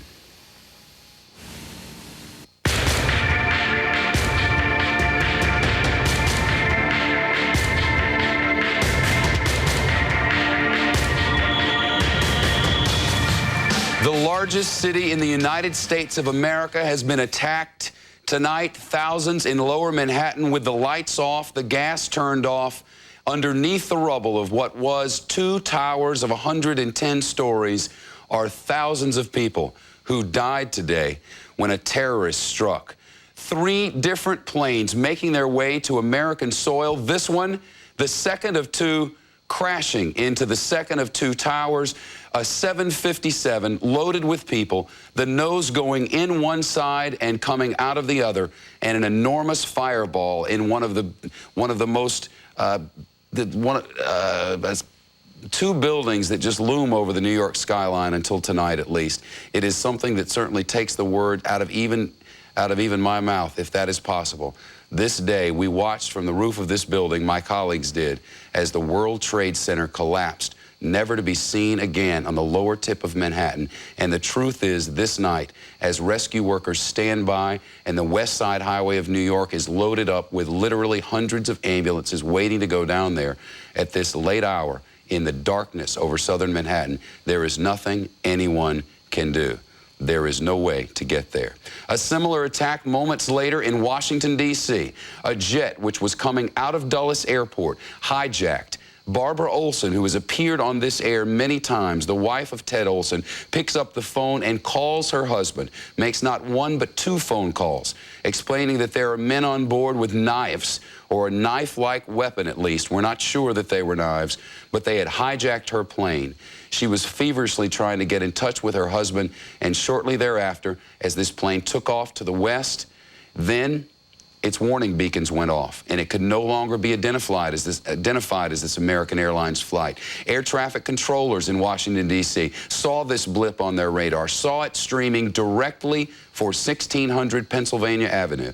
They notified security officials within the United States government. Almost immediately after that, according to reports in the late edition of the Washington Post, this plane made a circle, whipped around Washington, and at a low altitude and very high speed, slammed into the side of the Pentagon.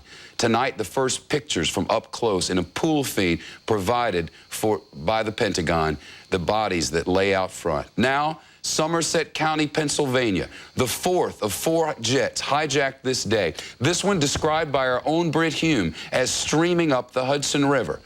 By some stroke of miracle, somehow, instead of crashing into Camp David, as may have been the target, or the White House, which officials are suggesting as a possible second target, this plane went down in Somerset County. All of those on board killed.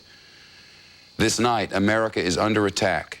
Thousands dead in Lower Manhattan, dozens dead in Washington, and the greatest question for all the world this night, who is responsible and how to keep it from happening again? I'm Shepard Smith in New York, 3 minutes past 9 o'clock in the evening, 12 hours ago to the moment it was that the attack on America began. Not in the history of this nation has such carnage been felt. We have live Team Fox coverage tonight. All the angles are covered for you. Let's go straight to Lower Manhattan. Fox News correspondent David Lee Miller has been there throughout the day, a man who almost saw the World Trade Center fall on his head. David Lee. Yes, Shepard, the skyline of New York is never again going to be the same. Most New Yorkers will not be the same, and this country will not be the same after the explosions here in Lower Manhattan. Just a short time ago, I talked to some New York City police officers. They are still very much in shock themselves. They tell me that they are still on duty. They've been here since 9 o'clock, and they expect to remain here throughout the night. The search and rescue effort officially has not yet gotten underway. They are now, as you mentioned earlier, bringing down the heavy equipment to Lower Manhattan to begin moving the heavy rubble, the debris under which thousands and thousands of people are buried, some alive, some perhaps not, many perhaps not, we are told. Now, the police officers told us that one of these buildings, building number 7, World Trade Building number 7, is resting on its side. That is the third, the mid-rise building, some 40-odd stories that collapsed a few hours ago.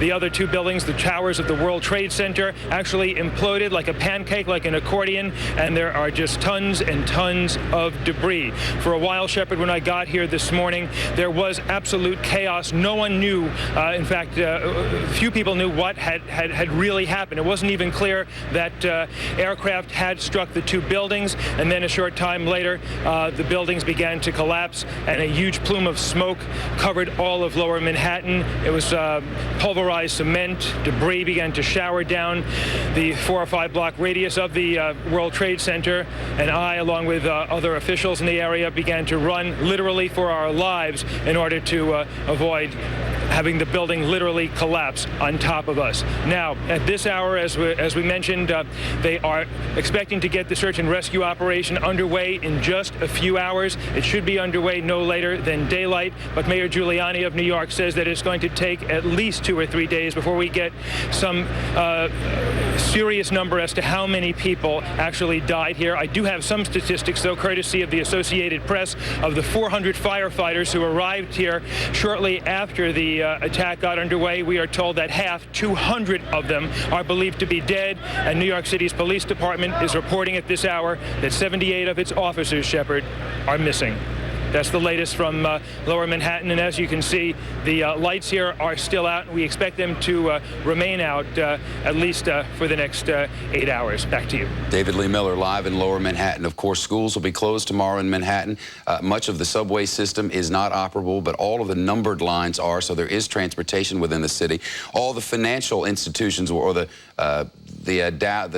Dow Jones Industrial and the New York Stock Exchange will be closed, as will the NASDAQ. Trading has just opened in Japan after being delayed by 30 minutes because of this attack, falling to a 17-year low it did. The Dow is stronger against the yen, but the Nikkei falling about 178 points on the open. We're watching this from New York and from Washington. Britt Hume is standing by live. The fire's still burning at the Pentagon this night. Britt.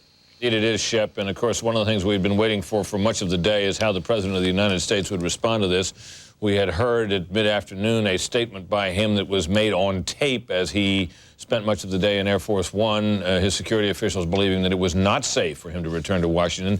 He finally, in the end, overruled them and decided to come back here to stay at the White House this night and to speak to the nation.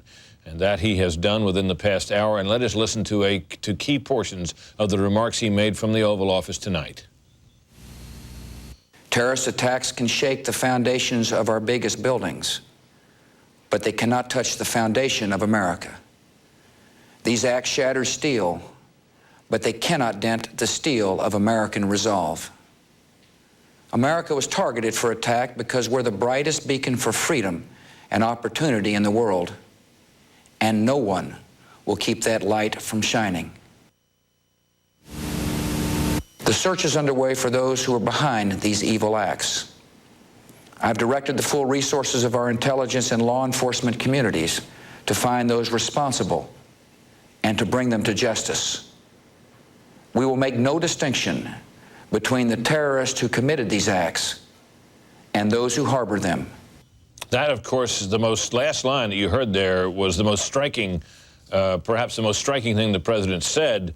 We will make no distinction between the terrorists who committed these acts and those who harbor them. That casts a fairly wide net of people who might be held responsible for this, indeed, people and countries. I'm joined here in the studio by our senior White House correspondent, Jim Angle. Jim, I wonder if it was a surprise to you to hear the president say those words. It was. I mean, we have struck at Osama bin Laden in Afghanistan, but have not struck at the government of Afghanistan. He seemed to be suggesting, if indeed this turns out to be Osama bin Laden, that he would also strike at the government of Afghanistan, at the Taliban, for harboring him. And that is a great deal more than just going after Osama bin Laden, much more controversial and a little more dangerous. Fred Barnes, executive editor of the Weekly Standard and a Fox News contributor, is also here.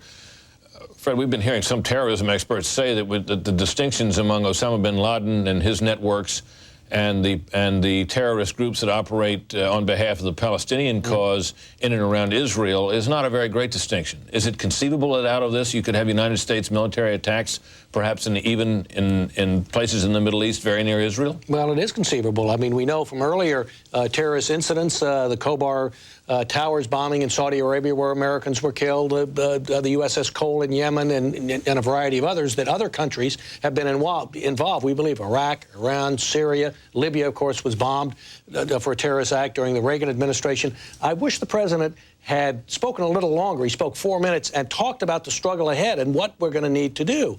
And he did use the phrase winning the war against terrorism, but he didn't really define it, you know, what this means for defense spending, what this means for inconvenience for Americans in stiffening security here, what this means for us in getting along with others in the world. Obviously, there'll be some countries that won't like it if we're very, very tough with these terrorists. And he was saying you cannot dent the steel of American resolve. He might have done a little bit more to buck up that resolve, to encourage it among the American public. Everyone is angry now, as he noted tonight.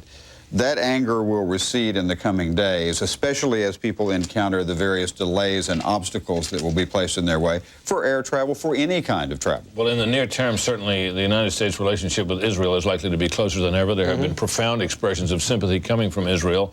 Israeli Foreign Minister Shimon Peres has declared that there would be, mentioned on the air at least, that there's a day of mourning in Israel tomorrow for Israel's American friends. Let us go now to Israel, to Jerusalem, and our correspondent Jennifer Griffin, Fox News correspondent Jennifer Griffin. Jennifer, can you give us some sense of Israeli suspicions about the origins of this attack, knowing, as we all do, that Israeli intelligence is legendary? That's right, Britt. Right now, as you say, this is a region that knows a lot about terror, and Israelis are shocked and horrified by the magnitude of these attacks. The terror experts that I've spoken to here in the country have been very careful about speculating about who could be responsible. None of them, however, have said that they think that the Palestinian groups located here in the region would be capable of this kind of massive attack. They say that all the signs right now point to Osama bin Laden, the Saudi millionaire who's exiled and living in Afghanistan under the Taliban right now. He's been living there since 1996. Maybe I should explain for a moment how his al-Qaeda movement works. He has been in Afghanistan. He's been with other members, other Muslim fighters, if you will, who were trained back when the U.S. and others were backing the Islamic Mujahideen in Afghanistan, fighting against the Soviets when they invaded in 1979.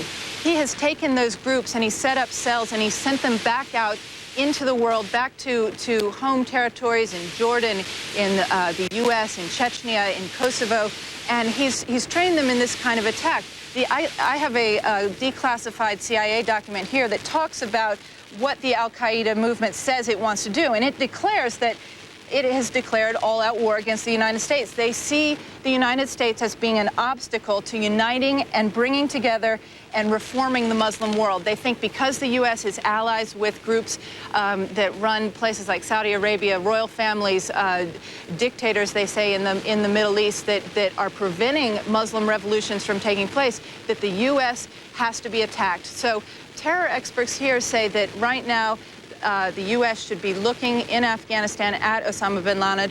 But I should mention one other thing, Britt. Other U.S. intelligence sources that I've talked to in recent years have said that they feel incredibly frustrated because they were following Osama bin Laden for many years. The NSA had tracked him in Afghanistan. They knew where he was at times, but they have their hands tied. They cannot carry out an assassination policy like we've seen here in Israel. At times, Israel does go in and assassinate those that they know are perpetrating attacks against the state of Israel. Britt?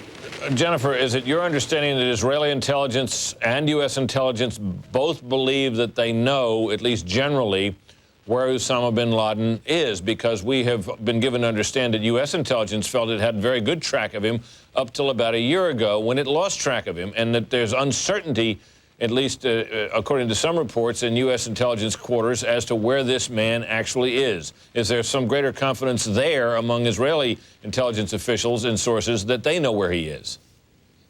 I don't have that impression right now. Nobody is saying that here. I think you're right in saying that the U.S. intelligence community felt that they had they knew where Osama bin Laden was up until about a year ago, but they have lost him. However, there was a journalist that went in, a journalist based in London, working for a London-based Middle East Broadcasting Corporation. He went in just in June and met with Osama bin Laden. Osama bin Laden did not speak during that meeting, allegedly, because the Taliban has strict orders that he's not allowed to give interviews. But he sat during the meeting, and his colleagues mentioned that they were planning to carry out an attack against U.S. and Israeli targets. And Osama bin Laden, according to this journalist, smiled and seemed to approve of it. All right, let me ask you one other thing. As we know, Yasser Arafat put out a statement today, made a statement there in the streets expressing his concern and condemnation of this act. Meanwhile, however, in East Jerusalem, among Palestinians, there was quite a different reaction. We have some of those pictures. There was unquestionably a celebratory atmosphere, the V sign for victory being displayed in East Jerusalem today among jubilant Palestinians that the United States had been subject to this attack. What are we to make of that, Jennifer? Yasser Arafat may issue this condemnation. Look at this. We're seeing people applauding, clapping, smiling, happy to know that thousands of Americans have died in this sneak attack, and there you see a V for victory sign held up to the camera. What are we to make of that, and what are we to make of what about what Yasser Arafat said today? Well, I think, as you said, Britt, these were shocking images coming out of East Jerusalem and in the West Bank town of Nablus. There were 4,000 people, Palestinians in the streets celebrating, handing out candy. These were shocking images. The only other place in the world that was celebrating this attack was allegedly in Iraq, where there were celebrations, and the state television were showing the Twin Towers being attacked and playing a song with the words "Down with America." I think that Yasser Arafat very quickly realized that this was a massive PR mistake for him. He came out quickly and condemned the attacks. He does not want to be associated with it. He knows the U.S. is probably going to strike back at whoever they suspect being involved. And so he distanced himself. He sent his security forces out to confiscate actually videos and to stop some of those protests. But it was the saddest thing I've ever saw in my life. Was there any fear for your building and your safety? Absolutely. I mean, being right across the street, of course, I guess when something like that happens, you don't start thinking about your building. But I mean, thank God, the one guy I was following just started running away, and I followed him. And we got to a place in Battery Park where you can actually, we just saw people just waving for like helicopters, anything. And then and I guess in fear of getting burned or something, they just leapt. So you were an eyewitness to death. You were an eyewitness to people jumping. Absolutely. Oh. It was, and I didn't realize it until, getting home and watching on television what I'd really witnessed, and then that's when I had. Boy. Before we talk with Tim and Rose, we understand we have on the phone with us a member of the New York City Power Rescue Team. Are you there, sir? Yes, I am. Okay. What is the name of your group? What organization is it? Well, actually, we're fugitive recovery agents, and we're down here offering our assistance with federal authorities. We're waiting for the coordination, and then we'll be going in with any other rescue teams. Can you tell us where you are right now? We were right down at the building assessing the damage for my team, and it was a little bit smoggy, obviously. We're covered in soot right now, and we're taking our break until we can coordinate what's going on. What early assessment do you have? Right now, it's a mess. It's like Beirut down there. I mean, it's really a mess. Can you describe it a little more? What do you see? A lot of debris all over the place, obviously. Chairs, we even saw airplane chairs, you know, over the place. That was really? Unusual, yes. Glass buildings 7, 8 blocks away, smashed. You know, it's devastation, completely. And have you seen any bodies? Not yet, we haven't. We're waiting for everybody else, wait for coordination to get together, all the federal authorities, also state authorities, and then we'll join a team then. And what's your role? I am actually, we are tunnelers, really. We will go through the debris, small cracks, where, you know, anything that we can do. Why do you do this? It's what we do. You've worked lots of things, nothing comparable to this, naturally. No, nothing. I've never experienced something like this before. How long do you think this is going to take to go through? A long time. A long time. There's a lot of work to be done. A lot of work to be done. Thank you very much for speaking with us. We'll be in touch again. Okay, thank you very much, sir. Thank you. All right. Back to the New York Bureau and Tim Cavanaugh, who works about a quarter-mile away from the World Trade Center. As we understand it, Tim, you were on the phone? Actually, my friend's brother was on the line with him, and they got cut off immediately. And then I was on a conversation with his brother, and he told me that his brother had heard the first crash, and he was informing his brother of what had happened. And then all of a sudden the phone got cut off from him, and that was the last he's heard of his brother since. I brought his pictures so that maybe if there's someone out there who can see him, who has seen him, or if he's in a hospital somewhere, maybe someone can call and let him. Can we see it? Sure. Where's the picture? It's right here on my hand. Want to hold it up? Okay, so we get a close-up of this. And he worked in the building? He worked for Cantor Fitzgerald on the 102nd floor. It's a guy I coach football with. I've known him my whole life. He's a great man. You are probably resorting to prayer. Actually, I walked from my office, which is a quarter-mile away, and it was desolate. It was like a nuclear bomb had gone off, and there were ashes, like, in the street, like about 1 foot to 6 inches of ashes, if you could imagine that, walking down the street. And I walked over to Our Lady of Victory Church, which is right down the street from Wall Street. And Wall Street, usually they have the barricades.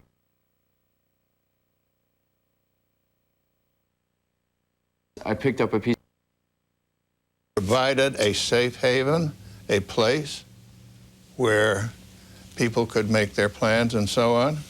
In other words, a country that allows people to make plans like this is to be held responsible.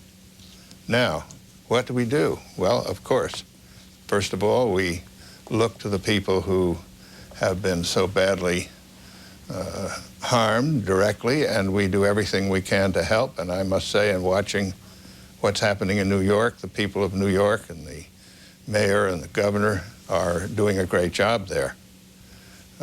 So we do that, but we have to really turn our intelligence on to find where this is coming from, not only to retaliate justice, but to prevent further things from happening.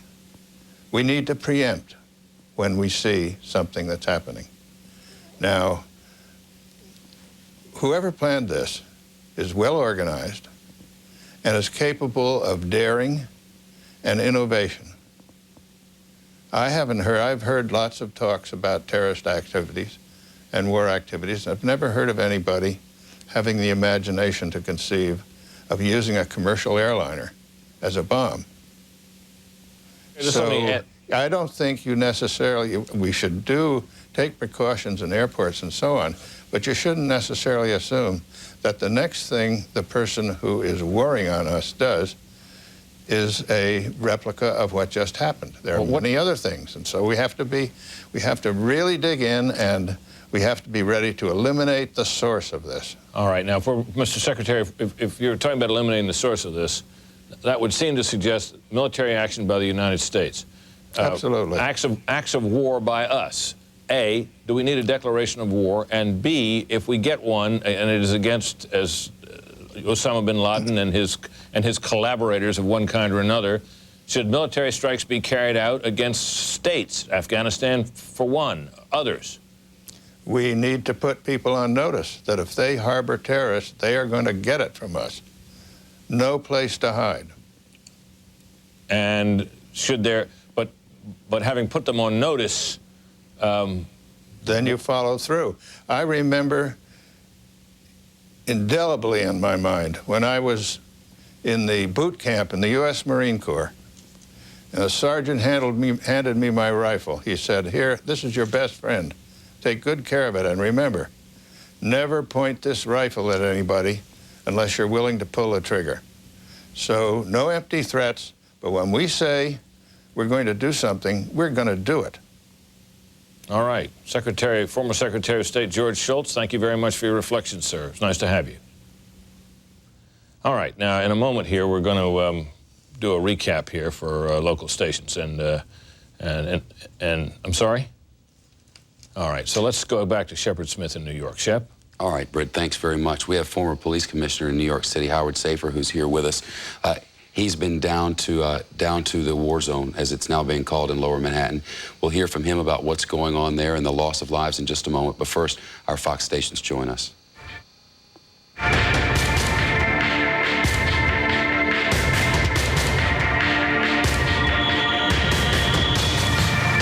I'm Shepard Smith in New York. This is Fox News continuing coverage of attack on New York and Washington. Let's go straight to downtown Manhattan, where the rescue work is now underway. President Bush saying tonight that thousands have lost their lives. These are live pictures over the Manhattan skyline. All of Lower Manhattan dark this night. The gas shut off in town. Rescue workers standing by. The West Side Highway said to be loaded up with ambulances waiting to make their way into the lower end, the financial district of this city. Over to the left side would be the Empire State Building, which is lit up each night in different colors. Tonight, the Empire State Building is dark, New York City and the world in mourning. This is a live look over the skyline of New York.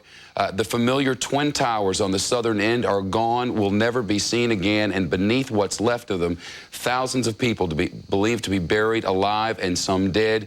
Today, a jumbo jet, a pair of them, slammed straight into what were the World Trade Center. The first coming just about 9 o'clock this morning, this second one just minutes later, in one side and out the other. And an enormous fireball. A plane turns to bomb, loaded with fuel, ready to go cross-country. That explosion in the middle of the building, people seen jumping to their deaths in the middle of the fire, and eventually, minutes later, the two towers of the World Trade Center collapsing to the ground. Tonight, there are volunteers there and in Washington, D.C., where the Pentagon was also a target. Today, a jet coming from Dulles Airport, leaving that airport almost immediately hijacked. After a trip due west, it circled back, and according to Washington Post reports, it was headed directly for the White House until it made a quick circle and then veered around and came barreling into the side of the Pentagon. And these are the first up-close pictures of the Pentagon as released from pool video late this afternoon and into this evening. The fires said to be still burning even at this hour on the inner ring. They are still working to account for all those who may have been missing, and it's a much larger task in New York. At 9 o'clock on a Tuesday morning on 9/11, 50,000 people should be working in the World Trade Center. In the minutes after it happened, the New York City Bomb Squad, one of the first to get there, and many of New York City's bravest, at the foot of that particular building. And now hundreds of people are dead there. Former Police Commissioner Howard Safir is with us. You've been down there. Describe it for us if you can. It's a war zone. It's a barbaric act of war, and many brave firefighters and police officers have lost their lives, as well as countless innocent civilians. And this is a situation where tonight and for the next few days, this will be a rescue operation, and then sadly, it'll turn into a recovery operation. It's my understanding that the bomb squad and many of the fire department were able to get there in a matter of minutes, which is surprising in no way, that there were dozens of fire trucks at the foot of that building when the first center collapsed. There were dozens of firefighters and police officers. The average response time in this town to a fire is under 4 minutes. I'm sure they were there in under 3, and when that building collapsed, it was just pure carnage. There have been warnings now. I get the impression, at least, that those within the city and the government of the city, though they're not coming to the microphones to say it, they're leaking around the sides, that tomorrow is going to offer some awful scenes down there, and that this city will change in tone, that this mourning will eventually become anger, and there are fears.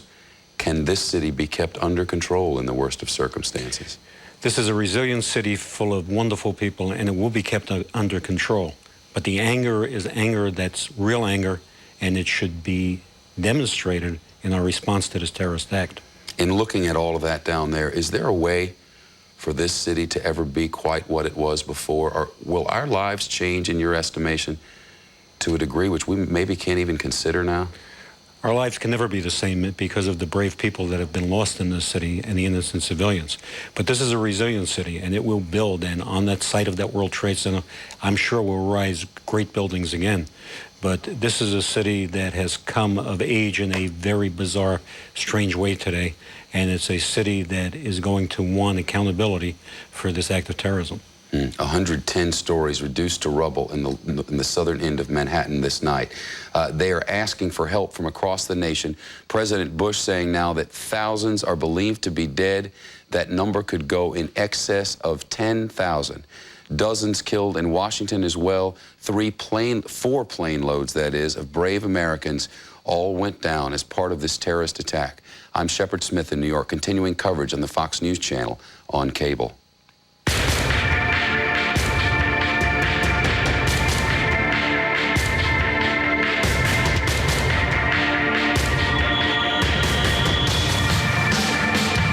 United States Capitol, flags at half-mast at 30 minutes past 9 o'clock in the evening.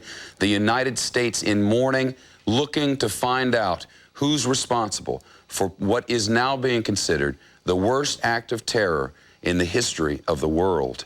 A live look now in southern Manhattan as the rescue crews are out, New York's finest and New York's bravest, working to pull those who may have survived this carnage from the wreckage. You may notice to the left and right, all the lights are out, all the gas is shut off. Lower Manhattan is dark this night, but the best news is there is calm in America's largest city, a quiet pale over this town as hundreds of thousands, if not millions of people looked to the sky throughout the day and wondered how such a disaster could happen, how there could be so much hate to send thousands and thousands of people to a death that's almost unimaginable.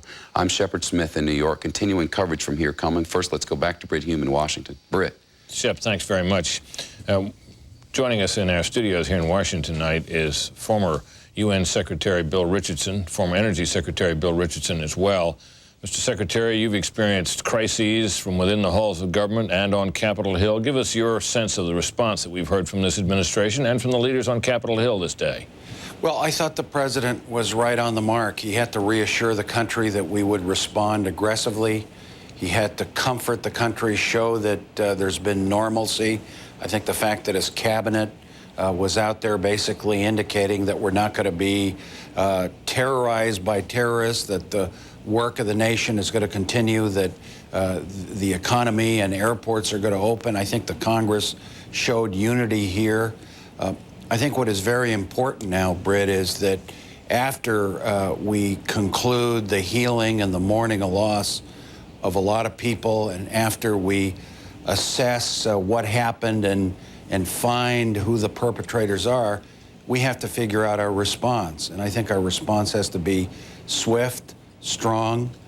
I believe that we should recognize that the biggest threat to Americans now is terrorism. It's not necessarily missiles from Russia or North Korea. It's terrorism. It's this disguised enemy that can strike at any time, and we need to be prepared. All right. Now, you heard Oliver North saying in here earlier that you remember that the United States declared war on the Barbary pirates, who were, after all, terrorists of a kind.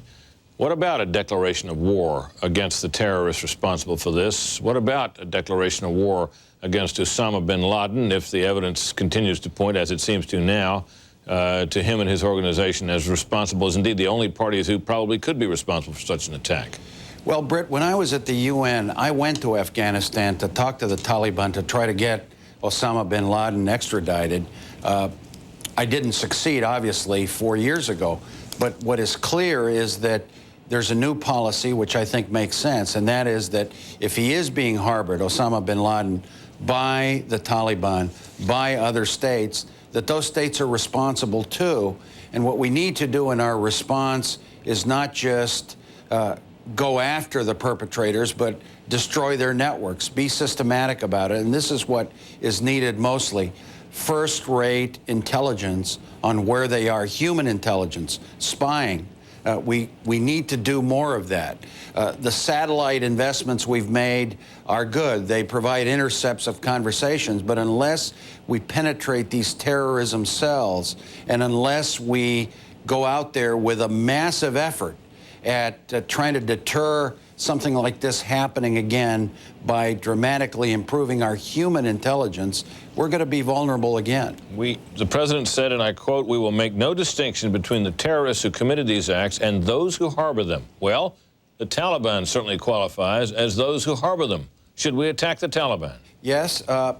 If they don't turn over Osama bin Laden, if he is being harbored there, they should be put on notice by a date certain. They will get a military response.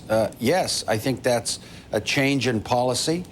Under the circumstances, I would support it, and I would hope that the president would be supported here on a bipartisan basis. Secretary Bill Richardson, nice to have you, sir. Thank you very much. Let's go out to the Pentagon, or get a report from what's happening out at the Pentagon from our correspondent, Brian Wilson. The fire continues to burn. We've seen flames tonight. Brian, how's the firefight going? Yes. Well, they still have a struggle going on here outside the Pentagon. As you know, they've been fighting a fire throughout the evening. It's traveling. If you've ever seen a big building fire, often one of the most stubborn things to put out is the fire underneath a metal roof or a long-running roof, and they're still struggling with that tonight. Ever so often, we see flames jumping out from underneath the roof. They peel back the roof material, they put it out, then a few feet later, it springs up again. I would say that fire has traveled under the roof 75 yards one direction from the impact zone and about 100 yards the other. We have earlier this evening some pictures that were taken by pool cameras that give us our first glimpse of the real damage up close. These are the closest pictures we've been allowed to see. And for the first time, we've begun to see the recovery of the bodies covered up on the ground, and the damage to this structure. You know, there are 5 rings to the Pentagon, the A through E. This plane was in a nosedive full throttle and went through E, D, and part of C. And the death count here is hard to tell. There were people, of course, aboard the plane, but we're having a hard time getting a firm number of who might have been in that part of the Pentagon when this impact occurred. So the cleanup continues. It will take some time. We are at ThreatCon Delta in this country. All military worldwide standing by at the highest state of alert. Washington, D.C. is under a military air cap. That is, there are aircraft patrolling the skies over Washington, D.C.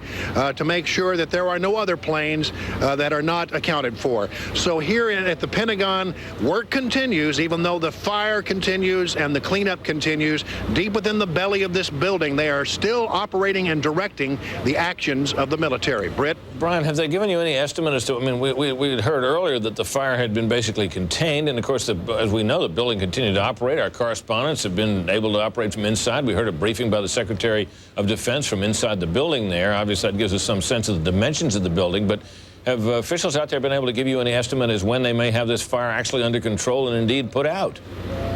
No, I would say that the vast majority of the fire is under control. It's just these little hot spots that keep flaring up underneath the roof that are causing them trouble. It is a massive building, Britt, as you know, and in fact, it's so massive that one side is hit by an aircraft, and people on the far side hardly knew anything had happened here. That's incredible. They built this building the old-fashioned way with a lot of brick and a lot of mortar and a lot of granite. So it's a very, very substantial building. All right, Brian Wilson, thank you very much. Well, that about gives you a sense of it from here. The president has spoken. He is back in the White House, where he will stay the night. Members of his administration are on their way back. Secretary Powell is on his way back and will be here and on duty in Washington tomorrow. He was in Colombia. His FEMA director, Joe Albaugh, was out in Montana. He's back and will be taking charge of the directing the government's response in terms of rescue, recovery, assistance to places where the damage has been so severe. And so the government has tried to portray itself this evening, I think, as prepared, functioning, and non-terrorized. Let's go back to New York and Shepard Smith. Britt Hume, thanks very much. Remember standing at the foot of the Oklahoma City Federal Building in the hours after that explosion. This a building that is 1/10 the height, or less even, than the World Trade Center's 2 towers, yet it took them days and days and days just to remove enough rubble to find the people under there. Former Police Commissioner Howard Safir is with us. Commissioner, this could go on for weeks. Could go on for weeks. The president has ordered the 8 urban search and rescue teams, which, as you know, worked in Oklahoma, into New York. We have one here in New York, and these are teams with specially trained dogs, special equipment, and they're going to have to meticulously move every bit of rubble to make sure that anybody possibly alive in that building is given an opportunity to be rescued. And that's going to be a painstaking, week-by-week process. These people will be in tomorrow, I'm guessing. I know there's one from Miami-Dade County down in Florida. There's one from Dallas. They're specially trained for this sort of thing and fly in from all over the country. Right, and the closest one, I believe, is Fairfax, Virginia. They'll be in here. We have our own here, and they'll be working. And this is a very painstaking process, but one that has recovered and saved many lives, and hopefully they'll be able to find people within the rubble right now. There's a limit to how long a search and rescue effort can go on, though. There is, and after a few days it becomes a recovery effort. And we just hope that the rescue effort moves quickly and we can save some lives. 200 firefighters missing and presumed dead, 78 of New York's police officers missing and presumed dead, including what amounts to the entire bomb squad. It's going to be tough on those men and women in the days to come. This is going to be devastating to both departments. Having been fire commissioner before I was police commissioner, my heart goes out to them and their families, and I know what a close-knit group both the bravest and finest are, and this is going to be devastating to both organizations. The National Guard on the way in, the U.S. military sending in aircraft carriers going to be in New York Harbor as soon as possible. The men and women out there working now will be working 24 hours a day till they get their backup, I suppose. We're going to have to keep rotating people in and out because this is exhausting work, both physically and emotionally. The cycle of emotion with these sorts of things is so well documented that I know your police officers even train knowing what that cycle is, and seeing a few of them on the streets today in stunned horror, looking up as we all watched for hours on end, that thing just smoking and smoking, and the police realizing that it's going to be a different scene in a couple of days. There's nothing you can do about it. It is, and it's very frustrating because these men and women are dedicated to saving lives, and when they can't do anything about it, it really devastates them. Will we have to lock the place down? What will have to happen to maintain order in this town? Well, Lower Manhattan. Lower Manhattan is going to be closed tomorrow from 14th Street down to the Battery, and is going to be a rescue operation and to facilitate emergency vehicles getting in and out of there. It's going to take hundreds of ambulances, lots of heavy equipment, so it's going to be necessary to just keep the public out of there until this is done. For people who visited Manhattan, he's talking about an enormous area. 14th Street is Union Square, if you know the area at all, and as you move south from there, all of Soho, Tribeca, the financial district, nothing, no movement, no markets tomorrow. The ramifications are overwhelming when you put them all together. Well, this is an unprecedented act, and the ramifications are overwhelming, but I think what you'll see in the next few days is that frozen zone will get smaller and smaller towards the World Trade Center so that the market opens and things get back relatively to normal. One of the things that may have saved a lot of lives today is the fact that the first tower was hit, then the second tower was hit a short time later, but there was time for a lot of evacuating to happen before either of those buildings collapsed. Imagine being on the 92nd floor. We spoke earlier with a woman who was right there and made her way down and got away from the place before it collapsed. And then down at the bottom, a man named Bill Belmont, who was standing there as it all came crashing down. He's on the roof of our building here, the 46th floor of the News Corporation building in Midtown Manhattan. Bill, how you doing? How are you? I take us back, if you can, and as you looked up and suddenly everything changed. Well, you know, when I got there, it was after the two planes had already hit and perimeter was set up. And then I was looking for the command post. I want to interrupt you for just a second because clearly we're having an audio problem there. Maybe they could raise his microphone a little bit higher. It's really noisy up there as our air conditioning units are running.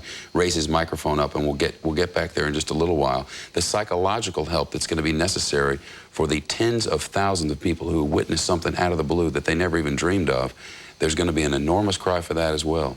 There will be, and all of the emergency personnel will go through counseling and will be debriefed and given counseling to help them get through what is a traumatic and really life-changing situation. When you see the kind of carnage that they're going to see in the next few days, it's something they're going to really need help with. More than 500,000 people live and work in the area about which you were just speaking. 500,000. Are those people going to be able to get in and out of the city tomorrow? Bridges and tunnels, or what are people going to be able to maneuver? Well, the city's going to be open tomorrow except from 14th Street South, and they'll be able to get in and out, but it's going to be a problem. And as the mayor said, and it's something that people ought to pay attention to, which is if you don't have to come to work tomorrow, treat it like a snow day. Stay home if you can. It certainly looks like a snow day in southern Manhattan today, and lower Manhattan with 6 inches of ash still covering everything.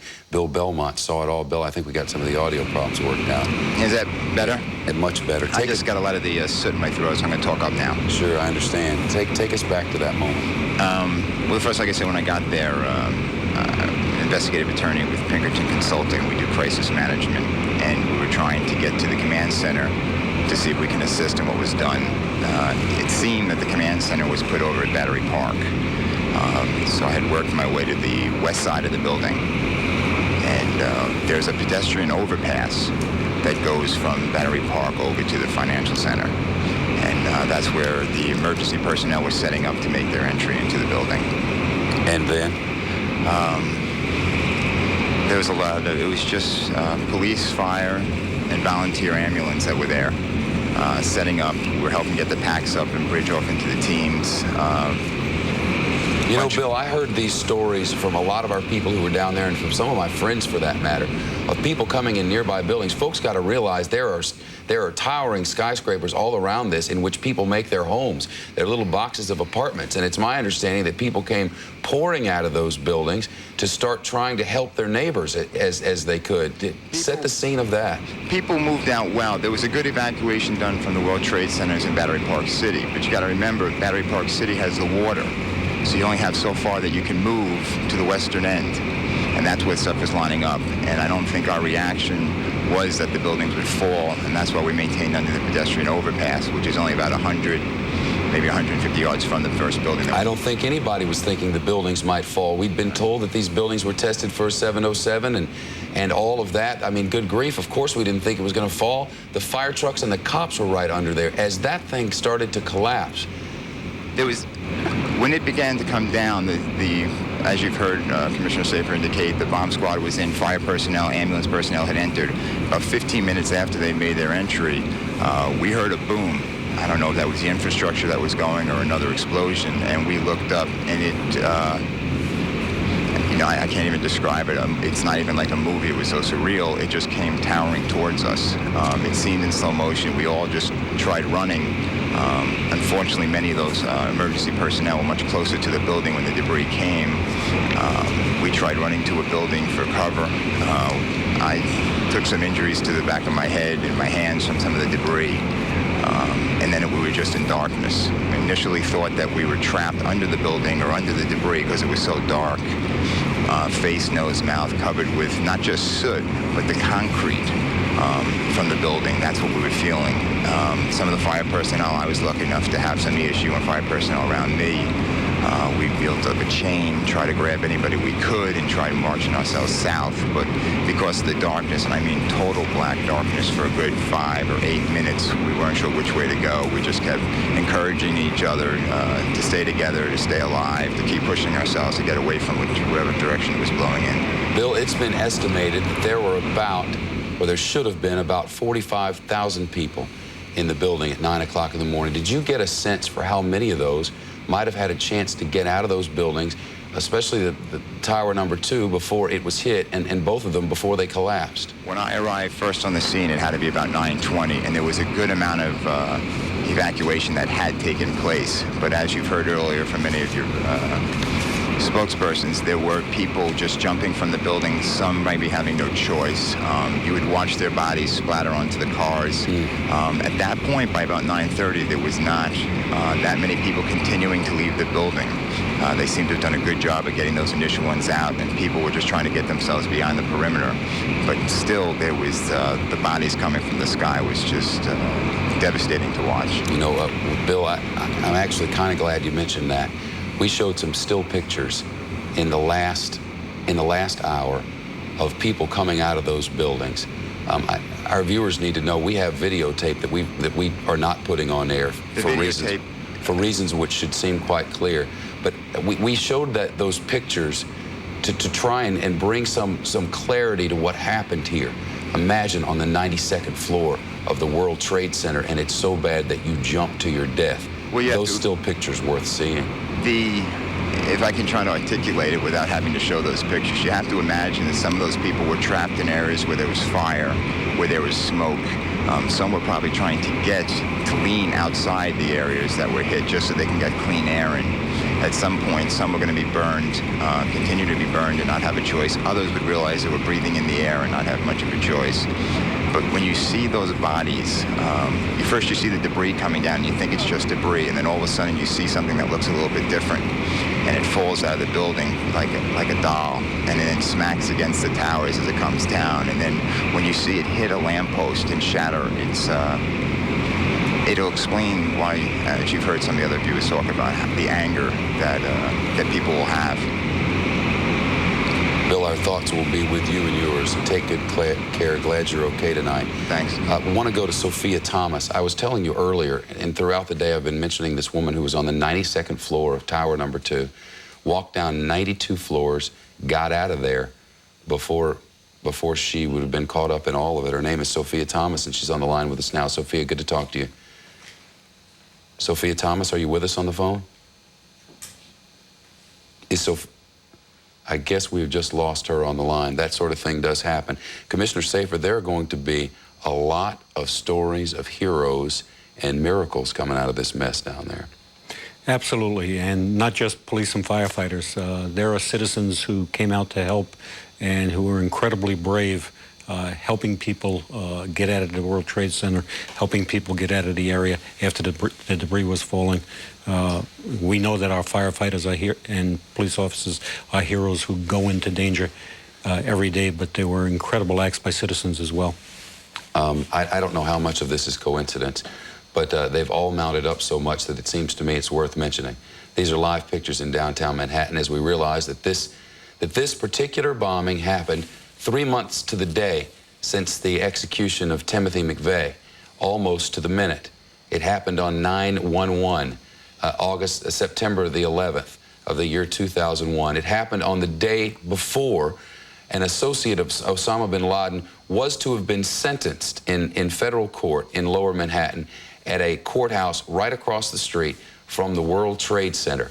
4 planes hijacked simultaneously, all coming off their scheduled transcontinental routes, loaded with fuel, which makes them flying bombs, and headed directly for the first plane, directly for tower number 1 of the World Trade Center, and then this second one for tower number 2, and right into it, the nose coming out the other side. Minutes later, a similar situation at the Pentagon.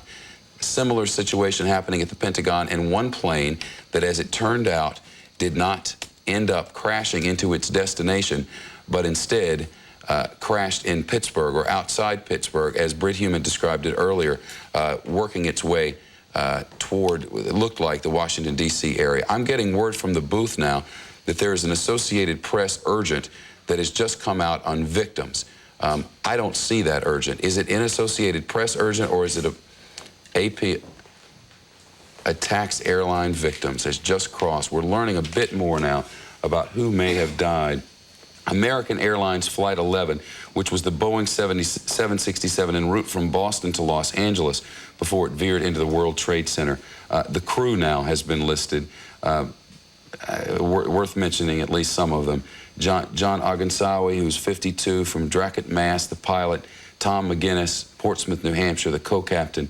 Sarah Lowe from Batesville, Arkansas, a flight attendant, plus a short list of passengers as well. David Angle, 54, of Pasadena. Lynn Angle of Pasadena. Edmund Glazier of Chatsworth, California. Daniel C. Lewin, who's listed here as co-founder of the Cambridge, Mass.-based Acami Technologies. Tara Kramer, 30 years old, of Worcester, Mass., works at TJX. Ted Hennessy of Belmont, Massachusetts. The list from United Airlines, Flight 175. Victor Saraceni, lower makeup from Township, Pennsylvania, the pilot. Al Marchand of New Mexico. People from across America who were inside these planes, all losing their lives in the skies. And we've talked repeatedly about Barbara Olson, who was on a flight out of Dulles that would have taken her transcontinental. Barbara Olson calling her husband Ted, not once but twice, describing what looked like knives in the hands of those who were on board her plane before it crashed into the United States Pentagon and sent the United States into the worst act of terror ever known on planet Earth. That's the explosion now into what was the World Trade Center, the two towers of 110 stories, which no longer exist in Lower Manhattan. The former police commissioner with us. I wonder now what this is going to do to all of our heads. Well, I think it has to have what I believe is the effect of making this country resolve that we're going to deal with terrorism once and for all. And the way you deal with terrorism once and for all is you get rid of the source. And I think this is a case where we have to identify who did this, we have to find them, and we have to either bring them to justice or eliminate them. We haven't shown a great ability to be able to get at these people of late. We really haven't. Well, I mean, CNN can interview the guy. This is but our military, we can't find him. Our intelligence can't find him. This is an intelligence failure, but I don't blame it on the intelligence community. I blame it right back to Senator Church when he decimated the CIA at those hearings. I thought we were waiting there for our Fox News stations to join us up and down the line. Now 5 minutes before 10 o'clock in the East, 5 minutes before 7 in the West. I'm Shepard Smith in New York, and this is Fox News' continuing coverage of attack on America, terrorism on American soil. Thousands believed to be dead in Lower Manhattan, thousands upon thousands now trapped beneath the rubble of what was the World Trade Center. The 210-story towers reduced to rubble, a 42-story building called Building Number 7, which is right there in the World Financial Center, also reduced to rubble as two jets plowed into the side of them. Similar situation at the Pentagon in Washington. Our Washington managing editor, Britt Hume, is with us from there. Britt. Be back up and running and in business tomorrow. Officials at the Pentagon are saying that agency is functioning, even though it is still on fire. Secretary of Defense was there and functioned from there through most of the day. The president is back at the White House tonight, and it was from the White House, of course, that he addressed the nation earlier. Other departments said to be up and running and open for business tomorrow. A strong and strenuous effort to display unity has been seen here in Washington in this day.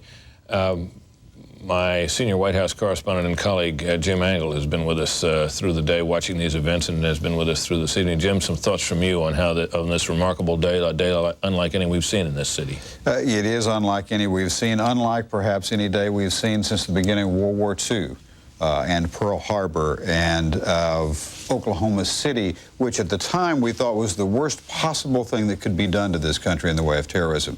And now we have something far, far greater. I think what we have now is a sense of vulnerability that Americans have not experienced since the dark days of World War II, perhaps not even in the dark days of the Cold War, and a sense of victimization to which most Americans, especially younger Americans, are totally unaccustomed. It's difficult to see how it's going to change us, but we know it's going to change us. Fred Barnes. Well, Oklahoma City, I think we knew, Jim, was a one-shot thing. As scary as it was and the number of Americans that were killed, we don't know this about these attacks today in the Pentagon and the World Trade Center. And we don't know exactly how far the Bush administration is willing to go. It's one thing to go after the perpetrators. It's another thing to lay down the law to these countries that are harboring these terrorist groups. But it's something beyond both of those to do what former Secretary of State George Shultz was advocating in his interview with you, Britt, and that is to preempt terrorist strikes around the world, terrorist strikes that you think will be coming to the U.S. That is the ultimate step, and we'll see whether the Bush administration is going to do that. We will indeed. We need to go back to New York at this time because New York City Mayor Rudy Giuliani is holding a news conference. Yeah, Britt, want to join the mayor now. Actually, I believe we have just, there he is, Mayor Giuliani updating us on the rescue efforts downtown. Our coverage will continue after this. John Gibson and Linda Vester will carry us through the night as our coverage will go 24 hours a day. I'm Shepard Smith in New York. Here's the mayor. Yeah, the point that Richie Shearer makes is people are wonderful, and I mean this in the best sense of the word. We've had thousands and thousands of people that have come to help us. When I was down at the site near the World Trade Center, I met a lot of the National Guard's people that the governor has sent, really wonderful young men and women. We have enough volunteers now. We have more volunteers, frankly, than we need at this point. And what we need to do is to focus the efforts of the professionals that are there in being able to do the recovery and try to save as many lives as we can and restore services as quickly as possible. We may be asking for more volunteers tomorrow and the next day and the day after, but right now we don't need any more volunteers. Mr. Mayor, is there still hope that there are people who are still alive and well? Yes, there's hope. There's hope that there are people that are still alive. How is the rescue effort hampered by the darkness? What do you do? We moved a lot of lights in so that the area is being lit now, so that I don't think the rescue effort is going to be hampered by the darkness. The rescue effort is hampered by the fact that there's still fire there. There are still unsound structures, and it's still dangerous, although the rescue effort is now taking place. But if you're asking me, is it hampered? It's hampered because of the conditions, not because of the nighttime. Is there a long procession of heavy bulldozers and other heavy construction equipment making its way down to lower Manhattan? What is that going to be used for? That's going to be used to move debris out of the way so that the emergency vehicles can get in and out quickly, so that we can get the ambulances in in a more expeditious fashion than we've been able to do. And I want to thank the Deputy Mayor Rudy Washington, who has spent most of the day coordinating, getting all of that emergency equipment in the right place, ready to move. If you go along Houston Street, you'll see hundreds and hundreds of pieces of equipment that are lined up to move in and to take debris out. And now they've started doing that. And I think that's probably what you observed. You probably observed them starting the effort. Are you concerned about the city tonight in light of all of the things that have happened during the daylight hours today? Am I concerned from the point of view of the actions and activities of the people of the city? The police department is out in large numbers. You want to explain the force that you have out there? And no, I'm not concerned. But we're pretty much out in full force this evening. Southern Manhattan, as you know, we're primarily concentrating on the rescue efforts. The rest of the city is basically, some of the entry points are shut down. The tunnels are shut down. As of midnight, there will be no more traffic coming into Southern Manhattan from 14th Street. We're going to shut that down. I think the city's pretty secure, and we're going to continue doing what we're doing in the rescue effort and just hope for the best. Have you seen any reports of lawlessness, any reports of any looting or anything? Absolutely not. There's been no reports of looting or any other problems out of the ordinary.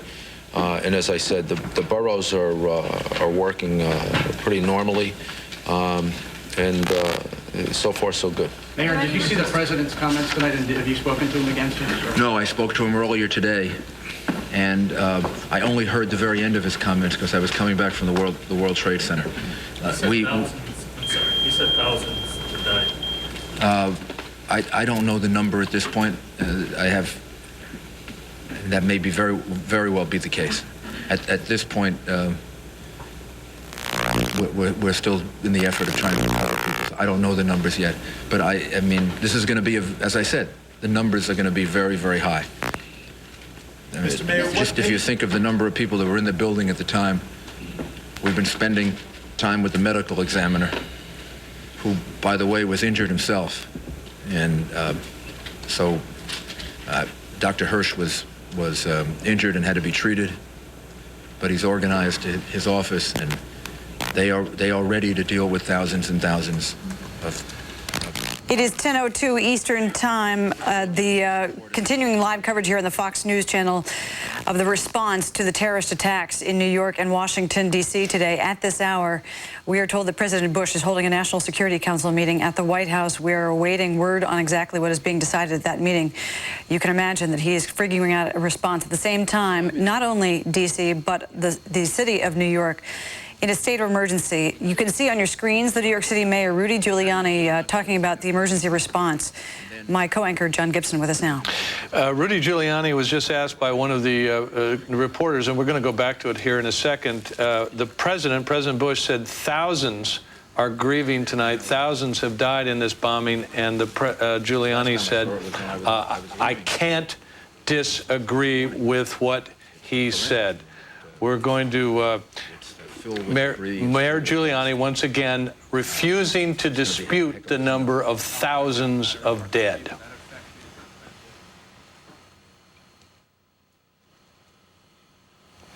Once again, we're listening to New York Mayor Rudy Giuliani discussing rescue efforts and search and recovery efforts that are now going on at the World Trade Center, not being hampered by the dark, he said, but being hampered by the conditions there after today's incredible terrorist acts. Let's listen to the Mayor of New York, Rudy Giuliani. Wow, for that to come. What about other South Street seaport? So on the east side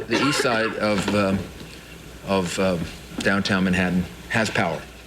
And exactly where the demarcation line is, I'm not sure, but over by One Police Plaza, going east, there's power, and I believe there's power at City Hall now. What are your plans for the rest of the night, for the next 12 hours? And My for your staff? And will you all still be? We just had a long meeting with all of the agencies to make sure they have the support that they need. They'll all reassemble here at 8, 9 o'clock tomorrow morning. And some of the critical people will stay here throughout the night, and we'll have representatives here. And I'll be here for a while longer. Are you concerned about asbestos contamination? The health department has done tests, and at this point is not concerned. But so far, all the tests that we've done do not show an undue amount of asbestos. Doesn't show any particular chemical agent that we have to be concerned about. The accumulation of it for people who are down there can become very, very irritating. And there were a lot of people whose eyes have been burned.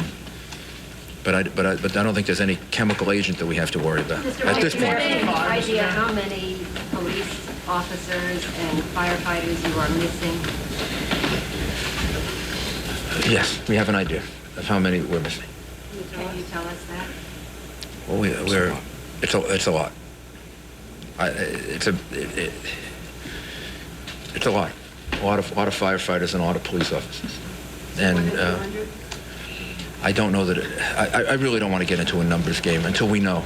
It's a lot. It's a lot. There are also reports that there are some top brass in both departments who are missing. Yes, we lost the deputy chief of the fire department and the chief of the department. The chief of the fire department? The chief of the fire department. The first deputy commissioner. Feehan. Deputy Commissioner Feehan. Chief Gansey. Father Judge.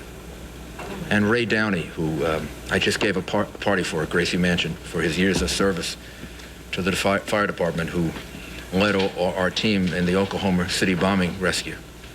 We've also lost him. This is very difficult for you, Mr. Mayor. It's very difficult, not just for me, for the fire commissioner, and there are some other very close friends that are missing right now. Have you had to speak to their families? I haven't been able to speak to their families yet. Mr. Mayor, advice again to New Yorkers who are still concerned about going to work and things like that. The very best thing would be to stay home tomorrow.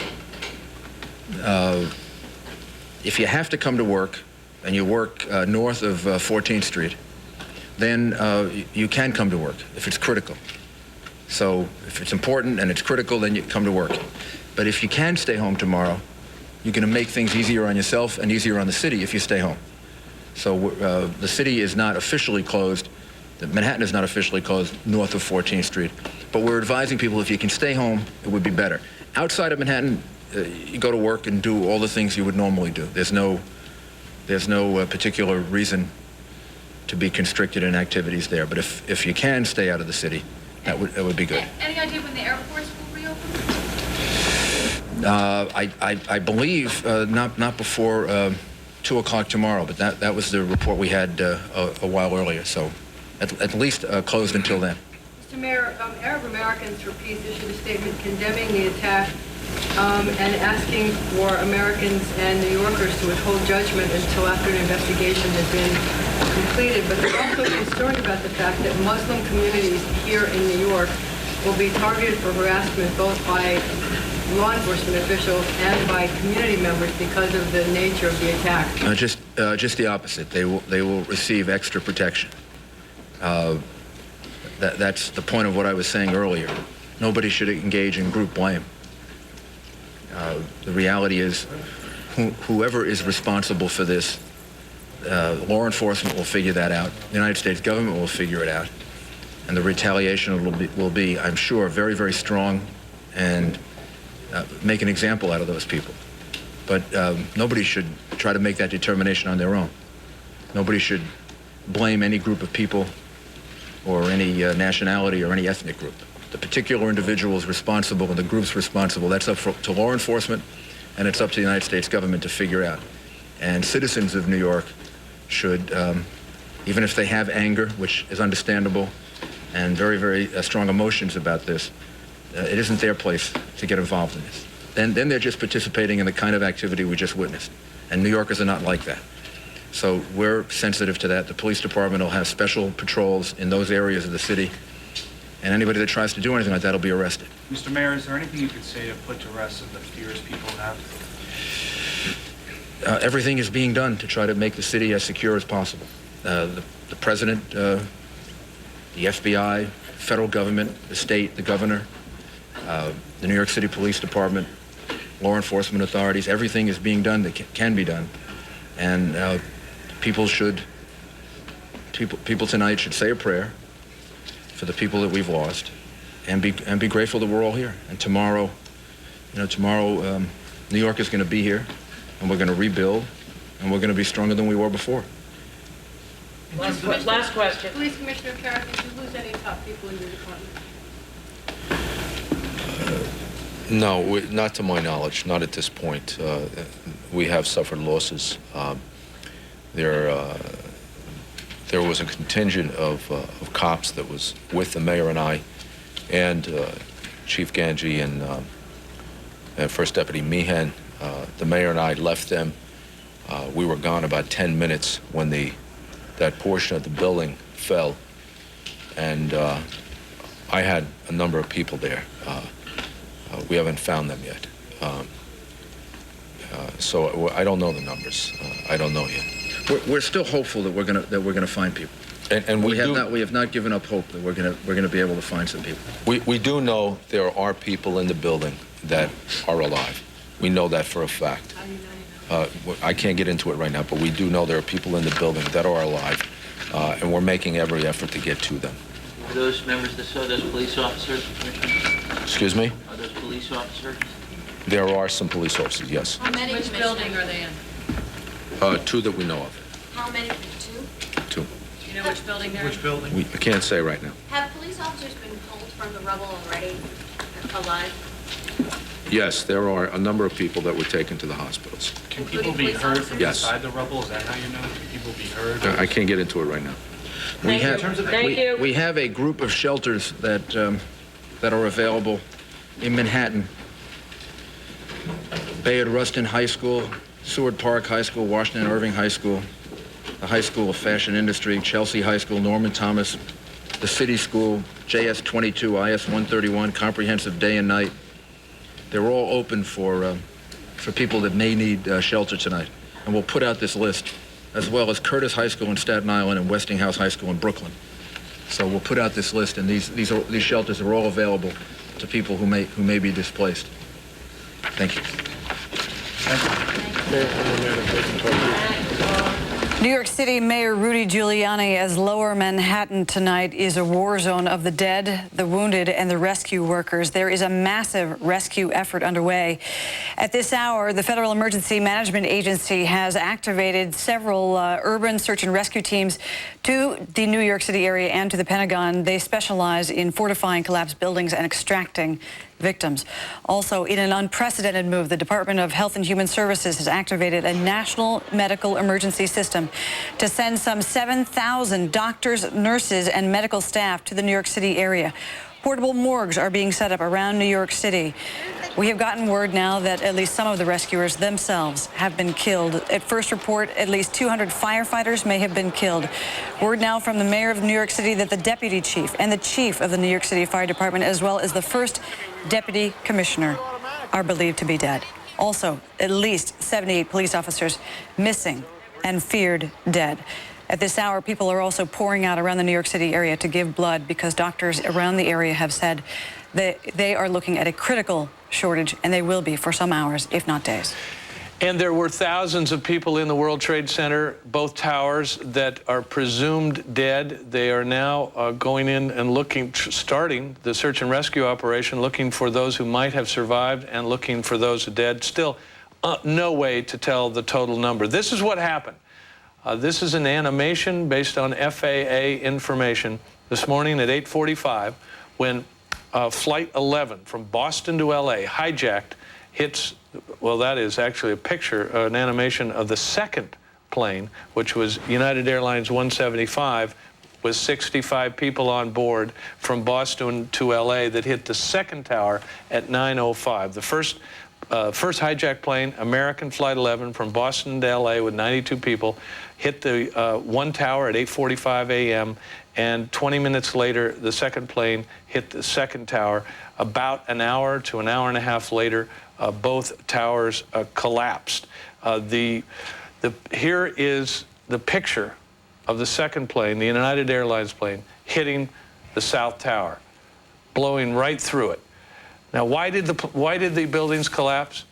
The best estimate from the construction manager of the World Trade Center, built the center so many years ago, was that the huge amount of jet fuel on board melted the steel and caused the collapse.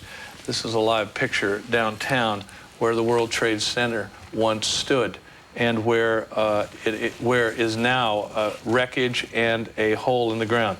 One of the most poignant moments we have seen, and many more to come tonight, was Mayor Giuliani describing the loss of close friends of his, and the fact that another 10 minutes the mayor of New York would have been dead.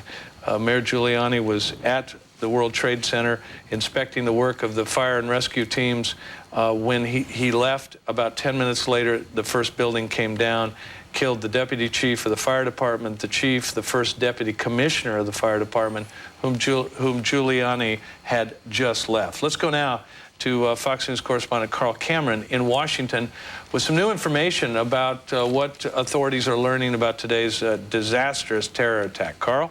Well, it's still very early in the investigative process, but we have talked to a pair of top-level U.S. intelligence officials who tell us that the process of this investigation is now thoroughly underway, and investigators are looking first at ground crew staff at a number of Eastern Seaboard airports, including Boston and New Jersey, and investigating the possibility that the hijackers may have had co-conspirators working on the ground.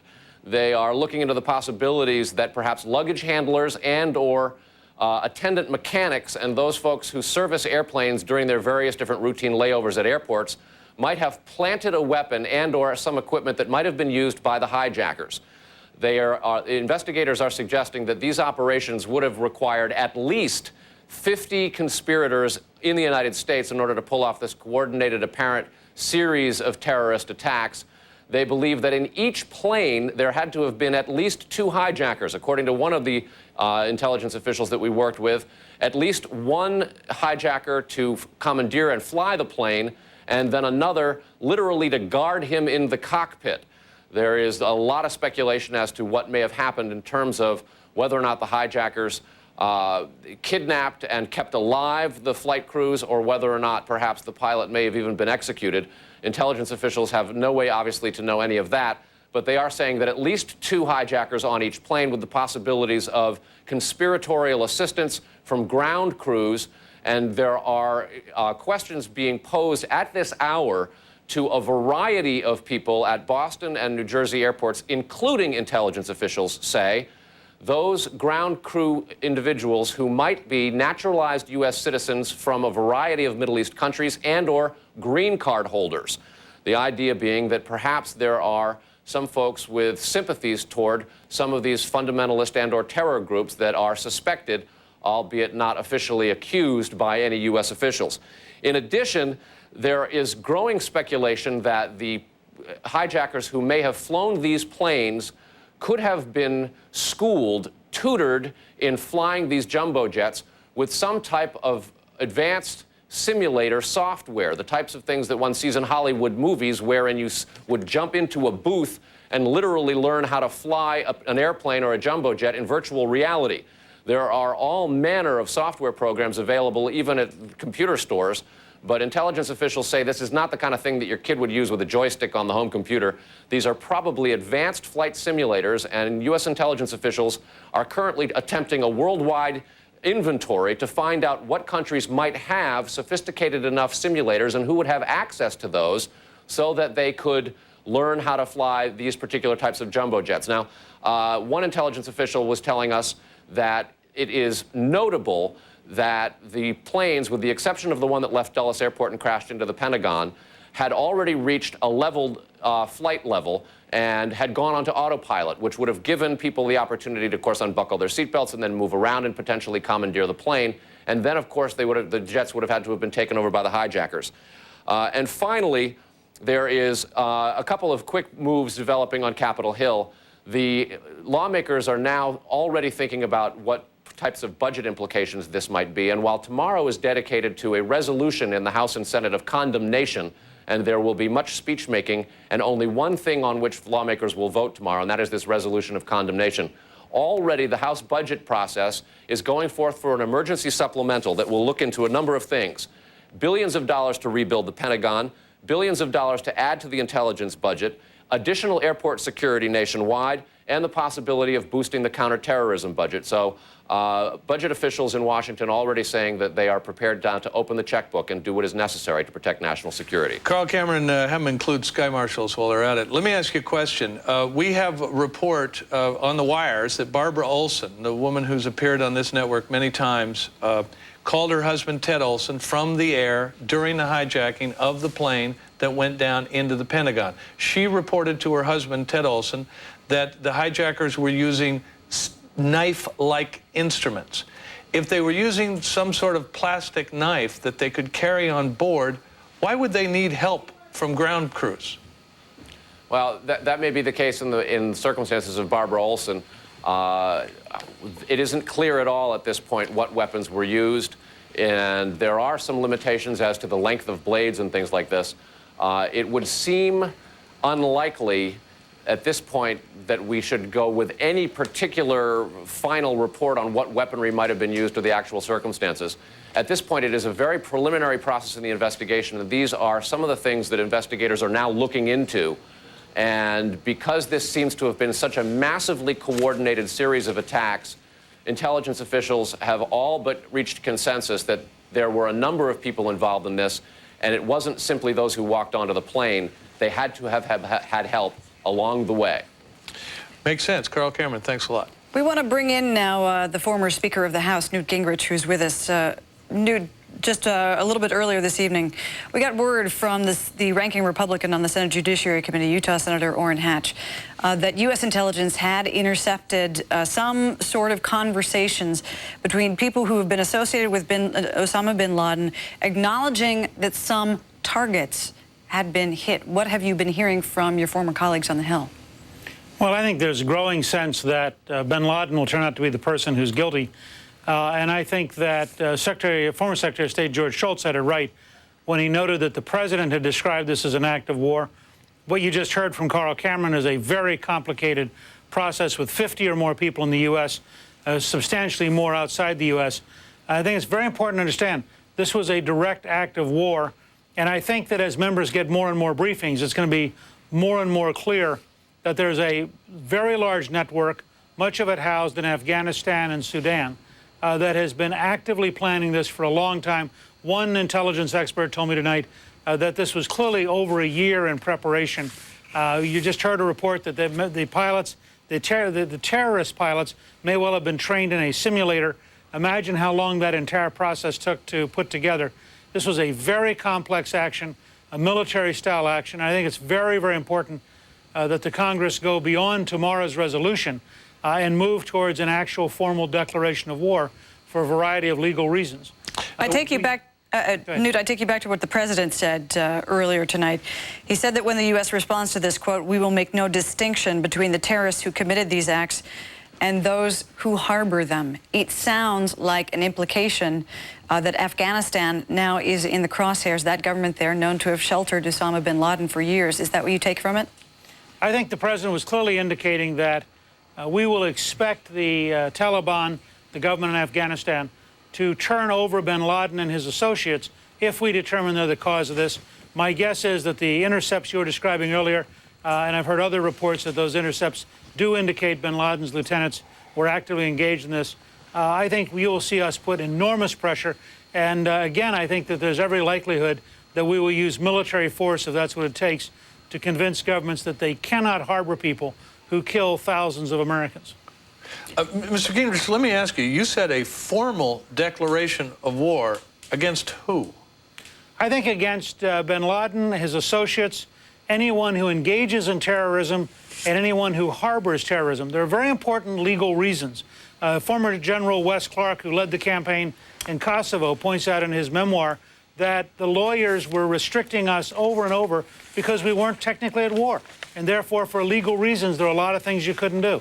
The Central Intelligence Agency, as a commentator on this network said about a half hour ago, the Central Intelligence Agency has been crippled for 25 Former years. House Speaker Newt Gingrich, we want to pause for just a moment. Some of our Fox stations are breaking away for local news. At 10:25 p.m. Eastern Time, this is the Fox News Channel's continuing live coverage of a terrorism attack in the United States, focused on New York City and Washington, D.C. We want to go now to correspondent Brian Wilson. He is in Washington, in fact, outside the Pentagon, one of the targets of today's attack. Brian? Yes, one of the things we've had difficulty getting here at the Pentagon was firm numbers of how many people might have been injured or killed in the crash. Of course, we know that everybody aboard that plane died in the crash, but it was unclear how many people might have been in the E, D, and C rings that were impacted on the south side of the Pentagon building. In the last few moments, the Arlington County Fire Department chief has let it be known here at this location they now believe the number is between 100 and this is an astonishing number, and 800 people. Now that gives you an indication that they don't have a very good sense of just how many people were killed, but they also gives you an indication of the magnitude of this disaster. Here at the Pentagon earlier this evening, we saw some of the first up-close pictures of what's going on at the impact site. There are bodies that are covered with white sheets, and you get some idea of the twisted metal and the absolute destruction. The plane went in nose first, full throttle, penetrating 3 of the 5 rings of the Pentagon on the south side. It is a remarkable testament to the architects of this building that the Pentagon continues to operate, that the military is being directed from this building even now and never actually ended their function of doing that. The nation is at DEFCON threat Delta, which is the highest military threat that you can have. Washington, D.C. is being patrolled. We don't see them, but just outside the perimeter of Washington, there are military aircraft patrolling the skies to make sure that there are no more aircraft headed this way. But here at the Pentagon, the most important news we have heard in the last few minutes is that the Arlington County Fire Chief is now estimating that between 100 and 800 people may have died here at the Pentagon. Back to you, Linda. Brian Wilson, just keep us up to speed on what is happening in the basement. You've mentioned it just briefly. The National Military Command Center there in the basement of the Pentagon. Tell us more of what that operation is doing. Well, basically, that is in the very belly of the beast. It's down in the basement area of the Pentagon building, which is a massive structure, as you know, 5 sides, the largest structure in Washington. It is in the very basement, and it is one of the most secure areas of the Pentagon complex. And from that very location, they are basically directing the operations of the military worldwide. That never ended here. In fact, Secretary of Defense Donald Rumsfeld never left the building, even after the impact of this aircraft at 9:40 this morning. The fire was massive here this morning, and it took some time to put the fire out because basically there was great concern that a second aircraft might be on its way to this target. So they pulled the firefighters out, they pulled the policemen out, and they let it go for a while, and then only after they began to believe that things were more secure did the firemen go back in and try to put out this fire. In the last hour or so, in fact, we still see occasional flames flickering up through the roof. It's a very stubborn fire to put out. Brian, a quick question. That wide-ranging estimate of those killed or injured at the Pentagon, does that include those aboard the plane, or is that separate from? We're just not clear on what that exactly entails. It could be that the deaths on the plane and the deaths inside the Pentagon. We're trying to nail that down, but the fire chief has said the death estimate at this site between 1 and 800. I must tell you, it's been just an amazing day here in Washington, D.C., and the likes of which we have not seen. I covered Oklahoma City. I was there that day, and I've never seen anything that quite equal Oklahoma City until now. And you've got to consider the fact that the entire government was basically held at bay for a while. The president was in Louisiana making calls. The Speaker of the House and the leadership were taken to special bunkers.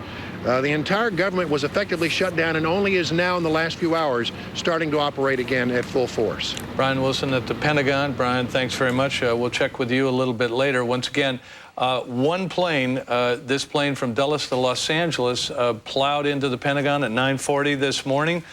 2 hit the World Trade Center in New York, and 1 evidently missed its target, whatever that was, and that United Airlines plane crashed in Pennsylvania. More on that a little bit later. We are going to pause now for just a couple of seconds to let our Fox News stations up and down the line join us for more coverage of today's terror attack on America. And we are back. This is the Fox News Network's continuing coverage of what is going on in the aftermath of today's terror attack. Let's go now to St. Vincent's Hospital in New York, where a news conference is underway about those injured and being cared for in today's World Trade Center terror attack. What's the atmosphere like in there right now? Well, we've gotten a new shift change of doctors. Everybody's very alert and ready for whatever they bring us. The flow has been steady all day, although Seem to have lost the audio there for a moment. after the initial Well, there it is. It's back. Let's listen in again. ill patients, we got a lot of dust and smoke inhalation patients, and it was much slower after the buildings collapsed.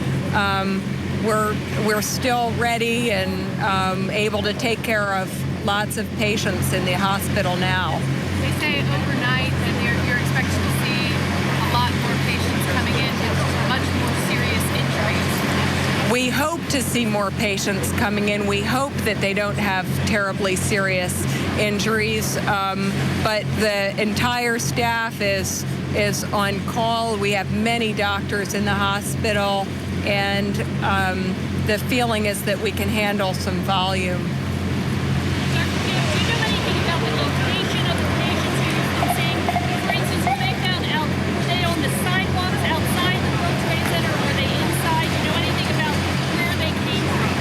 The patients we've seen, particularly recently, had been one during the afternoon had been a fire supervisor who'd gotten caught in the building 6 collapse, and he crawled out of the rubble. We've seen people who, a lot of patients coming in now are the firefighters and policemen who've had a lot of exhaustion and debris inhalation all day. We haven't gotten, initially though, the burn patients were coming out of the buildings, obviously, when there was still a big rescue effort going on at that time early on in the day. When was the last patient you saw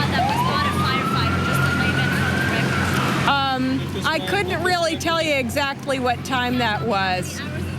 Well, the last layperson we've seen, we actually just about half hour, our last patient is actually a reporter who's here from another country, and he had a problem, not so much related to the event, and he's here. He was a reporter like you guys on the scene, and he had some problems with chest pain, and he came in. Right. Can you tell us your name and spelling, please? Right, I'm Dr. Backelchuk, Leonard Backelchuk, L-E-O, right, sorry, Leonard Backalchuk.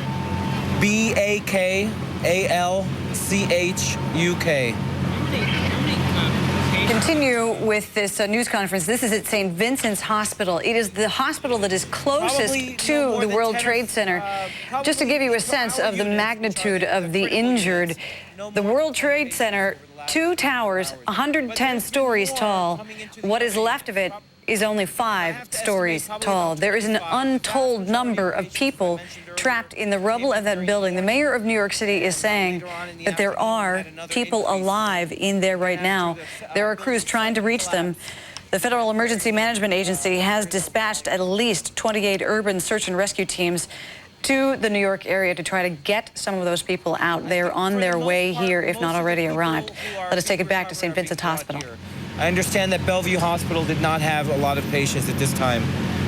So everything that you've seen, has there been one particular event that has really moved you? There was one, a burn patient. I mean, it's very difficult to see burn patients. They're charred. They're charred. Their skin is coming off. They're in tremendous pain, and you know, it's tremendous suffering. And this person's ears were cut and had all kinds of other injuries as well. It's, do you understand what happened, but it's just in a state of shock? No, my general feeling is none of these people had, I mean, the people I saw, the more critical ones, had no idea really what was going on. One person did know. She actually came down the stairs. But most of the people that I dealt with seemed to have no idea really how serious their injuries were or exactly what happened. Just 2 more questions? Yeah. Okay. I just have a couple of last-minute things.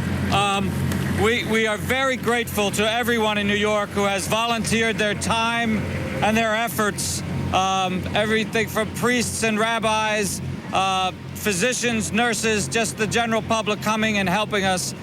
We are not in need of any additional assistance overnight tonight.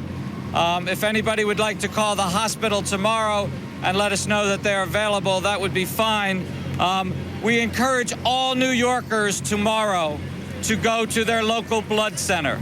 Blood will be needed for these kinds of injuries on an ongoing basis. So all New Yorkers are encouraged to go to their local news conference at St. Vincent's Hospital, where the wounded and injured were taken. Many of them handled much earlier today as this disaster unfolded at the World Trade Center in New York.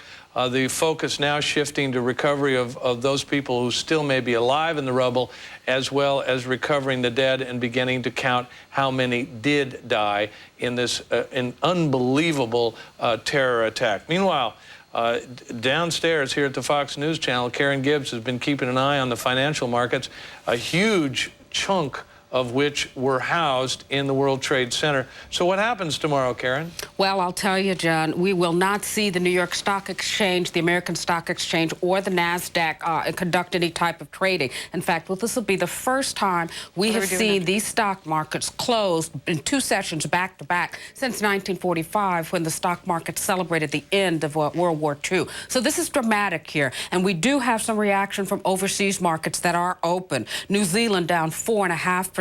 Sydney, Australia down 4%. Singapore down 8%. And Tokyo off 7% at its worst level, the first time it broke through 10,000 in 17 years. So you are seeing a ripple effect, although I must stress the trade is very, very thin, and it's pretty much limited to closing out positions and conducting customer orders.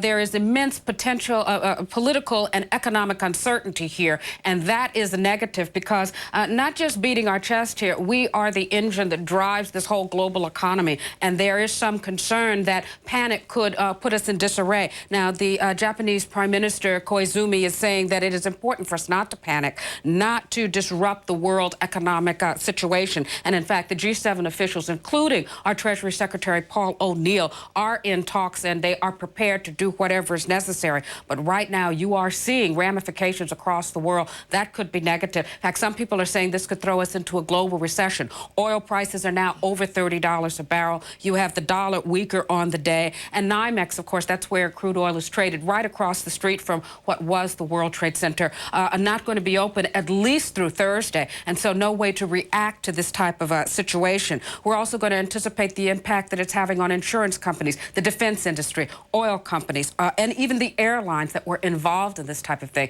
And so right now, we don't have a chance to react to it. In fact, Tokyo is having an abbreviated trading session. They have halted trade on about 15 stocks, including IBM, Philip Morris, and Boeing. And so a lot of activity going on here. But to put it in perspective, this is not the worst that Tokyo has done. In fact, the worst response we've seen is October 20th, 1987, when it was off almost 15%. So we're only half as bad there. But this has dramatic implications. Look, you got 50,000 people at the World Trade Center that don't have jobs now. Where are they going to go? And the peripheral industries around there, the shoe shine guys, the vegetable guys, all of that sort of stuff. This is going to be something that we're going to have to see how we can recover from. Senior business correspondent Karen Gibbs with us from Fox News Central. Karen, thank you very much. We want to bring in now the governor of Virginia, Jim Gilmore. He has a lot to deal with today. As you know, the Pentagon is in the state of Virginia, and he's had to deal with that crash there. It is also true, Governor, that one of the planes that was involved in this attack took off from Dulles Airport, also in Virginia. What is your state doing? Well, this has been just an amazing tragedy. I've just learned from one interview tonight that I lost one friend, Barbara Olson, and just in this studio tonight that Ray Downey was killed, who is on our commission on terrorism and weapons of mass destruction that I've been chairing for 3 years. There are a lot of Virginians that have been killed. There are a lot of Americans that have been killed, and it's a real tragedy. First thing this morning, of course, as soon as the events began to unfold, I did what any governor would do that has a terrorist attack on his territory. We opened up our Emergency Operations Center.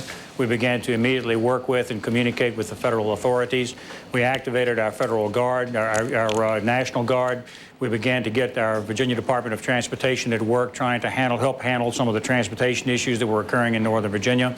And we began to get our state police engaged. In fact, one of our state policemen went into the Pentagon while it was still smoking and on fire to try to save people. And he's in the hospital tonight here in Alexandria. Governor, we understand that there has been a tremendous outpouring of help from citizens of your state, that many people just feeling like there's not much they can do, but at least they can do is find a way to go to the Red Cross and give blood. Is that true? There is a lot of community support here. The first responders have done a magnificent job. Fire, police, rescue, individual citizens coming forward in order to try to help their fellow Virginians and fellow Americans in this terrific tragedy. Our Commission on Terrorism has indicated that we have to have a national strategy, and it must include local responders and state officials in an overarching national strategy. I'm very thankful that the President has taken this on and has assigned it to the Vice President for his work. I wish it had been done years ago. Governor, we understand that FEMA, the Federal Emergency Management Agency, has activated some of its urban search and rescue teams, not only to New York, but also to the Pentagon. Can you tell us more of what you know about their activities at the Pentagon? Yes, I issued a state of emergency in the state of Virginia today, which gave me the opportunity to then move resources, people, and efforts in order to try to help both situations in New York and in Virginia. We have, in fact, activated 2 search and rescue operations, one at Fairfax, one at Virginia Beach, and I believe one now has been assigned to the state of New York. Right. Those search and rescue teams, as I understand it, are actually fairly large teams. They have a lot of supplies, a lot of equipment. Among the things that they are trained to do is help to stabilize collapsed buildings so that they can extract people. What else do you know? Well, they're very sophisticated operations, but they're set up and intended for exactly this type of situation. Once again, our goal here today, by declaring our emergency and activating resources like this, is to get in and try to help out to the greatest extent we can. But I think that what you're going to see here is that Americans are going to rally to this. The people who think that they're going to attack the United States and dissuade us from our goals for peace and freedom in the world are absolutely wrong. Americans are going to look inward and find each other, I believe, in a crisis like this, And then Americans are going to look outward, and the people who committed these crimes are not going to like that. Governor, have you been privy to any of the briefings that have explained what happened with that plane that took off from Dulles Airport? There have been some wire reports that the plane left Dulles Airport and that at some point it was headed toward the White House, that air traffic controllers tried to warn the White House and National Airport that it was headed toward there, and then it abruptly, apparently the transponders were turned off, and that's when it hit the Pentagon. Have you gotten any briefings? I don't think that anybody actually knows the answer to that. I believe that it's perfectly clear, though, that this plane was headed along that path. I was there at the Pentagon myself. I was 100 feet away from the actual wall that had collapsed at the Pentagon. And we don't know whether this thing was going over top and trying to go to the White House or whether it was going into the Pentagon. But I know this: he hit the Pentagon square dead on. There was no groove in the ground, but he hit it square on, and it plowed right through many of the walls. This is a great human tragedy. I'm telling you, there are not only thousands of people at the Pentagon, but tens of thousands of people, presumably in New York. Leadership that has done just such a wonderful job responding, many of whom have given their lives for their fellow Americans. And this is a tragic time, but I'm going to tell you, the people are outraged. We're outraged in Virginia. This is an attack on Virginia soil, and Americans are going to rally to Virginians and to each other in this time of crisis, and I'm very proud of the President's leadership. Virginia Governor Jim Gilmore, we know you have a lot of work ahead of you tonight. We thank you very much for your time. We appreciate it. Thank you. Let's go now to Brian Wilson in Washington, who's got some new information about the number of people killed at the Pentagon. Brian, it was a fairly wide-ranging number earlier. Has it narrowed down some? No, it hasn't been narrowed down, and let me explain why. They now believe there may be between 100 and 800 people dead inside that building. Why is that such a wide disparity in numbers? Well, they know there were 67 people aboard the aircraft. None of them survived. But they know also that there were as many as 850 people who worked in that particular area of the Pentagon. So they are having to leave a very wide number. I also talked to the chief of the Arlington County Fire Department, who told me that there is a very good chance they believe that there may well be people, survivors, inside the rubble here at the Pentagon. That it's been a pancake-type collapse, and in situations like that, it is entirely possible that people do survive. They can't do much about the rescue right now, but they intend to go in at first light and do more rescue. So they have not given up on survivors here at the Pentagon, but they are now estimating. The best estimate that we can give you is that between 100 and 800 people died in this incident at the Pentagon today. Back to you, John. Brian Wilson, at the Pentagon, as we try to figure out how many people died at the Pentagon when the flight from Dulles to Los Angeles was hijacked and plowed into the Pentagon. Let's go now to Fox News correspondent John Dupree in Los Angeles, where more than one of these planes was bound for. The governor has declared a state of emergency. What else, John? Well, an eerie scene here at the busiest airport on the west coast of the United States, John. This airport has been shut down. The skies above this airport empty. The recorded voice of a PA announcer echoing from empty terminals. The thoroughfare you see behind me, normally teeming with vehicles, unpopulated. LAX, like other airports across the country, shut down. The ATF, the FBI, the Los Angeles Police Department, bomb squad experts have been through every terminal, every structure, and every airplane and declared this facility safe. Nevertheless, it remains closed until the FAA gives word it can resume business as usual. That expected to happen noontime Eastern tomorrow, and that not a sure bet.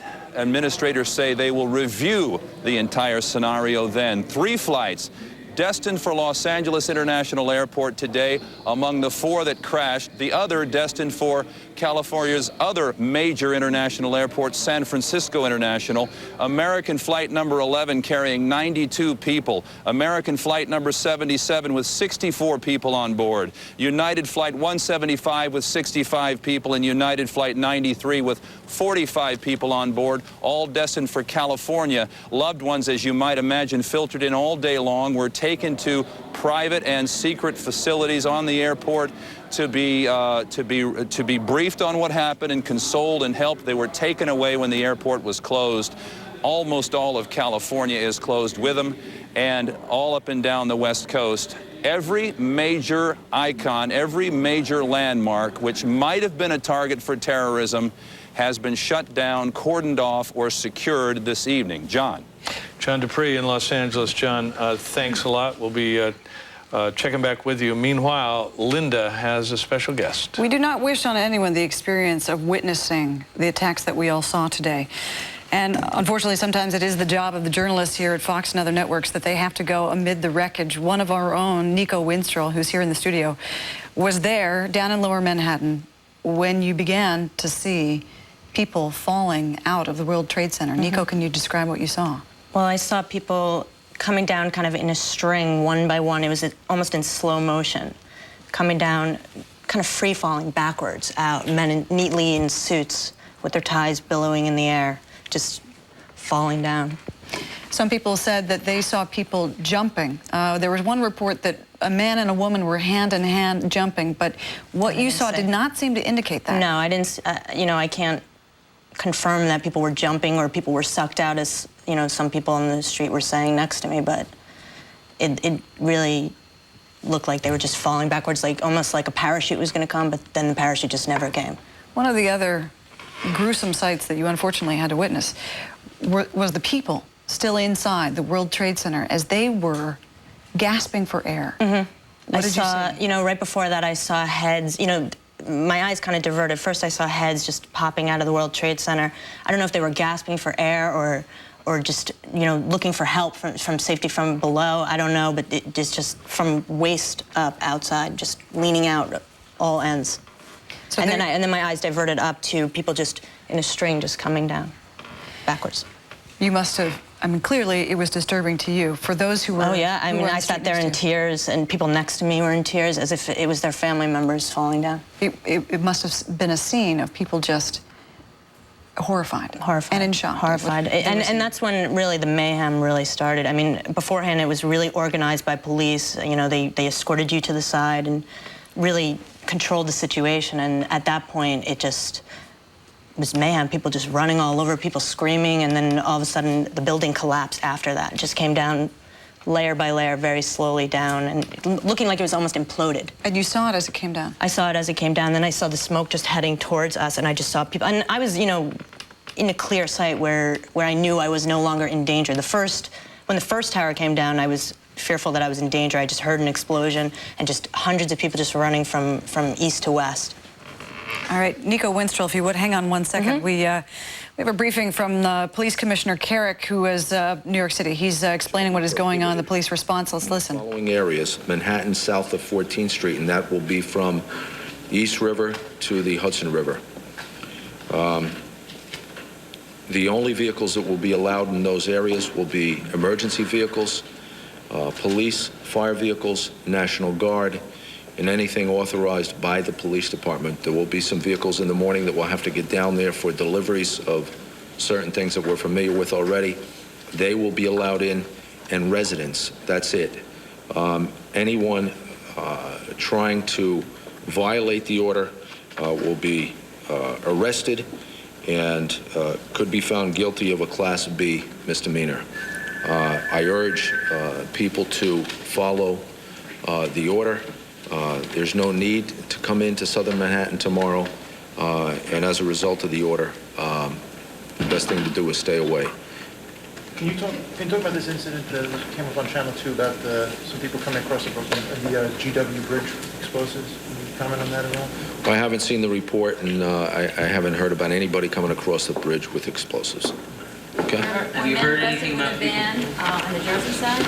Well, I've heard basically the same thing you have. We haven't been able to confirm it yet. They weren't near the bridge, to my understanding. If it in fact did happen, we're trying to confirm it through our detective bureau. One more question on this. South of 14th Street, that includes all bridges and tunnel crossings south of 14th Street. Those are closed down for any movement south of 14th Street. And you have not heard about any explosives on the George Washington Bridge or in the Lincoln Tunnel? Nope. Commissioner, Thank you. it was in Jersey near the bridge. Is that your understanding? Do you know the jurisdiction? Well, what we heard was Port Authority police stopped a van that might have had explosives in it. We haven't been able to confirm it yet. We're working on it.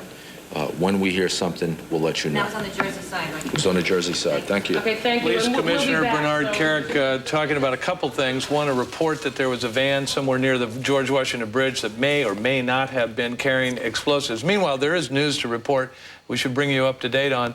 At the Pentagon, the Arlington County Fire Chief says there may still be people alive in the Pentagon. Search and rescue crews working in there. As you know from listening to Brian Wilson a little bit earlier, there may be as many as 850 people dead or injured in the Pentagon. That is the number that may have been working there at the time that plane plowed into the Pentagon. Also, we now have the details on something Mayor Giuliani was talking about a little bit earlier.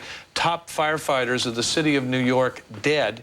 The chief of the fire department, Peter Gansey, the deputy chief of the fire department, Raymond Downey, the first deputy commander, William Feehan, and the fire department chaplain, Father Michael Judge. All four of those were killed shortly after the mayor left them when the first of the two World Trade Towers collapsed on a triage area in the plaza at the base of the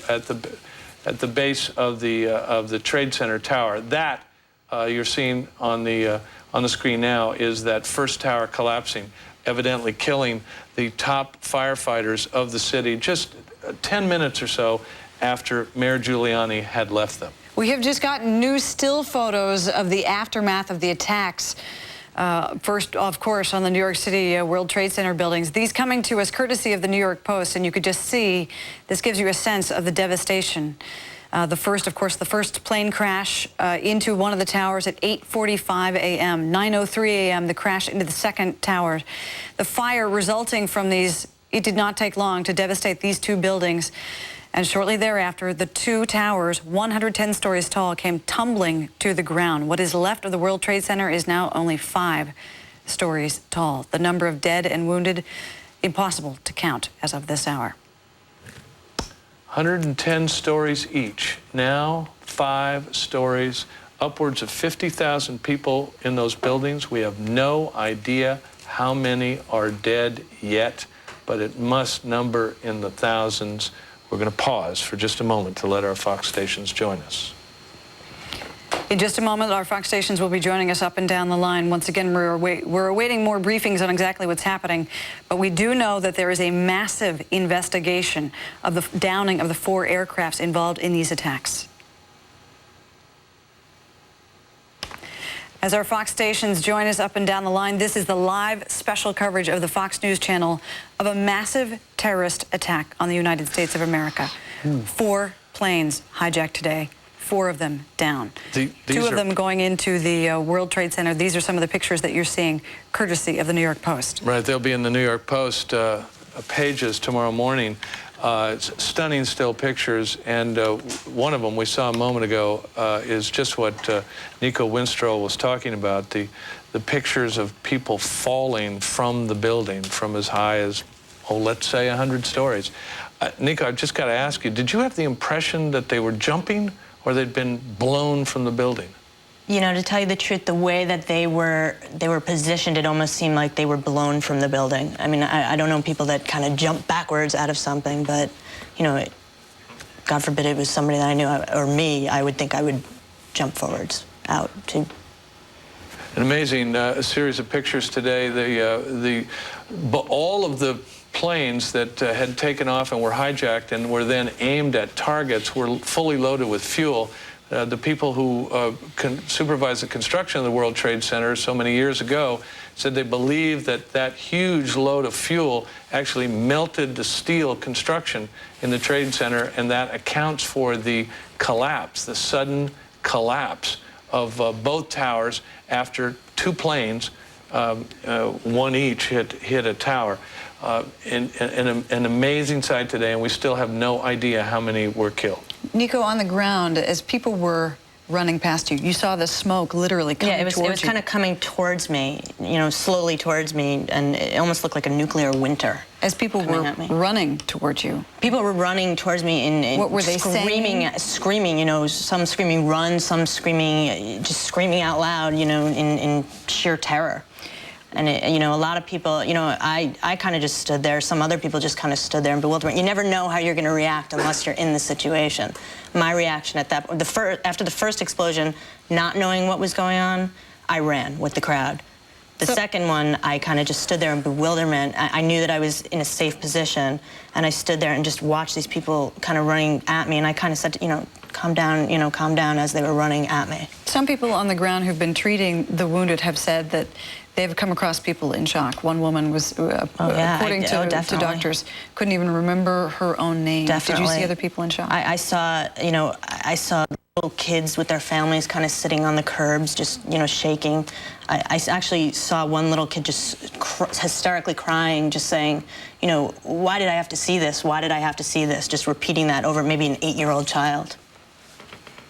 You know, U.S. intelligence now saying that they have intercepted communications between Osama bin Laden's supporters discussing the attacks on the World Trade Center and the Pentagon, according to Utah Senator Orrin Hatch, who is, of course, the top Republican on the Senate Judiciary Committee. Quoting Hatch, he said they have an intercept of some information that included people associated with bin Laden who acknowledged a couple of targets were hit.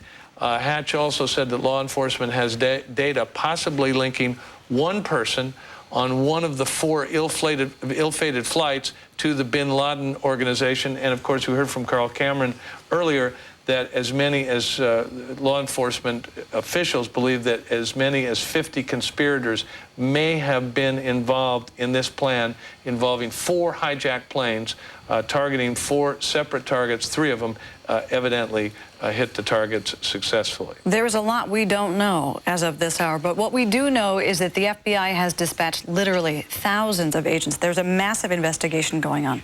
Some of the things that we have gotten from sources in Washington is that, of course, these attacks were planned, very well planned, in fact. Some of the people who called for help or called a loved one from aboard the 4 hijacked aircraft mentioned that the hijackers had sharp objects, even knives. One of the flight attendants who called for help from one of the flights said that the hijackers were attacking the flight attendants. We know that they're sophisticated enough to figure out how to fly those planes into these targets. We also know that they are sophisticated enough to have gotten through security at 3 different airports that are very well guarded ordinarily. This is what federal authorities are trying to figure out, how exactly they made it through the extensive security at these major airports. It's all part of the investigation that continues at this hour.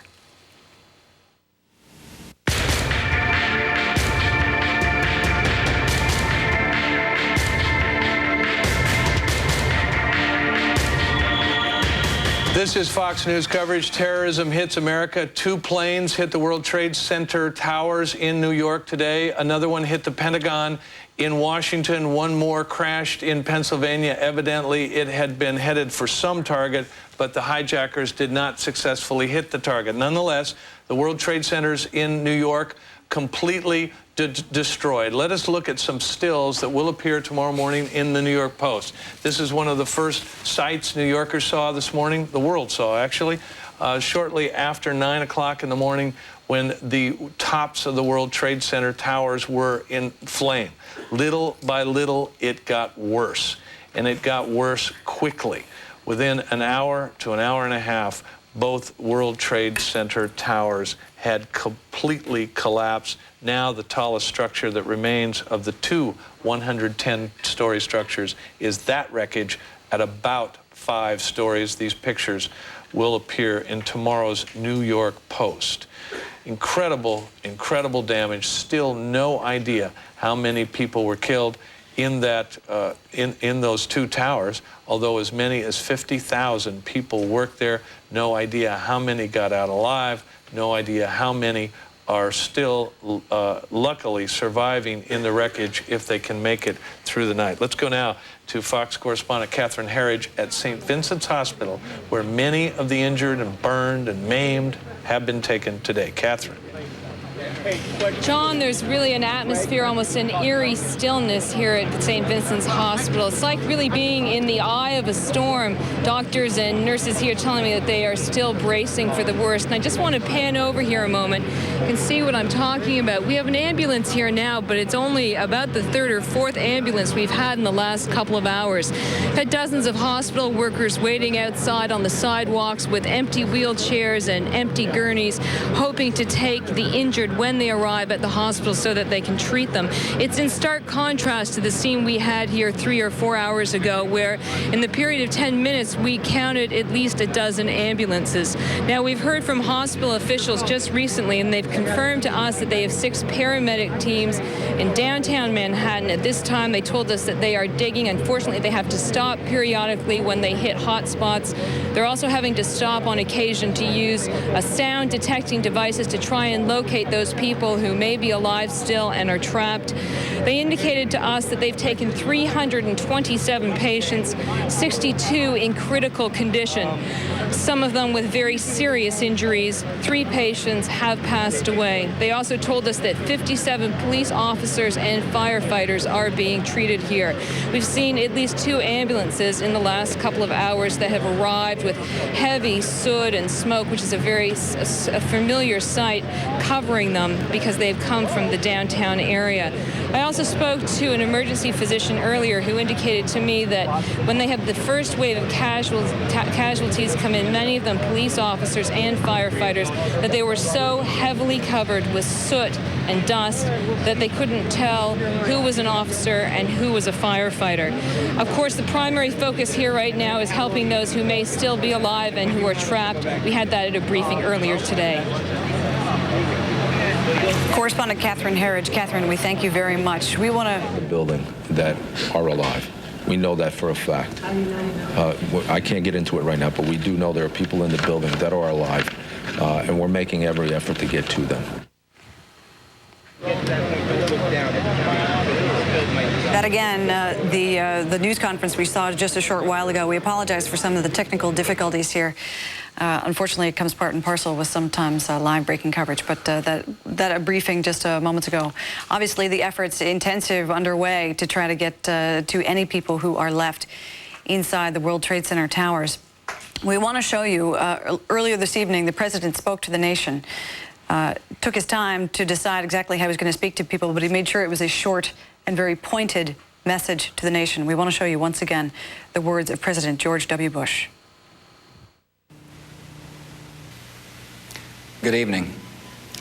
Today, our fellow citizens, our way of life, our very freedom came under attack in a series of deliberate and deadly terrorist acts. The victims were in airplanes or in their offices, secretaries, businessmen and women, military and federal workers, moms and dads, friends and neighbors. Thousands of lives were suddenly ended by evil, despicable acts of terror. The pictures of airplanes flying into buildings, fires burning, huge structures collapsing, have filled us with disbelief, terrible sadness, and a quiet, unyielding anger. These acts of mass murder were intended to frighten our nation into chaos and retreat. But they have failed. Our country is strong. A great people has been moved to defend a great nation. Terrorist attacks can shake the foundations of our biggest buildings, but they cannot touch the foundation of America. These acts shatter steel, but they cannot dent the steel of American resolve. America was targeted for attack because we're the brightest beacon for freedom and opportunity in the world. And no one will keep that light from shining. Today, our nation saw evil, the very worst of human nature, and we responded with the best of America, with the daring of our rescue workers, with the caring for strangers and neighbors who came to give blood and help in any way they could. Immediately following the first attack, I implemented our government's emergency response plans. Our military is powerful, and it's prepared. Our emergency teams are working in New York City and Washington, D.C. to help with local rescue efforts. Our first priority is to get help to those who have been injured and to take every precaution to protect our citizens at home and around the world from further attacks. The functions of our government continue without interruption. Federal agencies in Washington, which had to be evacuated today, are reopening for essential personnel tonight and will be open for business tomorrow. Our financial institutions remain strong, and the American economy will be open for business as well. The search is underway for those who are behind these evil acts. I've directed the full resources of our intelligence and law enforcement communities to find those responsible and to bring them to justice. We will make no distinction between the terrorists who committed these acts and those who harbored them. I appreciate so very much the members of Congress who have joined me in strongly condemning these attacks. And on behalf of the American people, I thank the many world leaders who have called to offer their condolences and assistance. America and our friends and allies join with all those who want peace and security in the world, and we stand together to win the war against terrorism. Tonight, I ask for your prayers for all those who grieve, for the children whose worlds have been shattered, for all whose sense of safety and security has been threatened. And I pray they will be comforted by a power greater than any of us, spoken through the ages in Psalm 23. Even though I walk through the valley of the shadow of death, I fear no evil, for you are with me. This is a day when all Americans from every walk of life unite in our resolve for justice and peace. America has stood down enemies before, and we will do so this time. None of us will ever forget this day, yet we go forward to defend freedom and all that is good and just in our world. Thank you. Good night, and God bless America. That was President George Bush earlier speaking to the nation about today's terrible terror attacks in New York and Washington, D.C. Updated information now. The New York Firefighters Union is now saying that apparently the 285 firefighters were killed today when the World Trade Center towers collapsed. We don't have a number, official number on the number of police killed, but that has been placed earlier at about 80, 78 actually, and that number may rise. Still no idea how many civilians died in the collapse of the World Trade Center towers, both of which collapsed shortly after being struck by hijacked airliners. Joining us now, the Reverend Jerry Falwell from the studios at his university, Liberty University. Reverend Falwell, you know, a couple of things struck me about President Bush's speech. Very careful. He did speak of thousands of lives suddenly ended. I think that, and the New York mayor did not quarrel with the number. We're going to have a death toll in the thousands. Number two, that he seemed to say, if we determine that, let's just say, Osama bin Laden had something to do with this, we will make no distinction between those who acted against us and those who harbored them. So Afghanistan would get it as well as bin Laden. Do you think the president is wrong about that? Should we only attack those actually responsible or those countries that may harbor or support those responsible? No, I agree with the president. You know, in 1941, I remember World War II's beginning, December 7, 1941. You don't, but I, as an 8-year-old boy, remembered President Roosevelt speaking of the day of infamy, and then the nation declaring war, and then we spent 4 years to destroy every vestige of Nazism, to annihilate the very concept, and to set the world free from the Third Reich. I think that terrorism portends an even more serious danger for this country, and I believe it's the president's God-given responsibility to protect the people, meaning I think we're just kidding ourselves to think that anyone but Osama bin Laden is responsible for this. I think we should spend whatever effort, whatever time, whatever resources necessary to find him and his forces, to annihilate him and his forces, and all who've made his dastardly work possible. You know, Reverend Falwell, this country values its freedoms and its sense of security and doesn't like to recognize that it is vulnerable and that it sits on a bullseye. Yes. Israel does. Israel puts sky marshals on the planes. Israel assumes the enemy is always after them. Why shouldn't we take the same approach as Israel?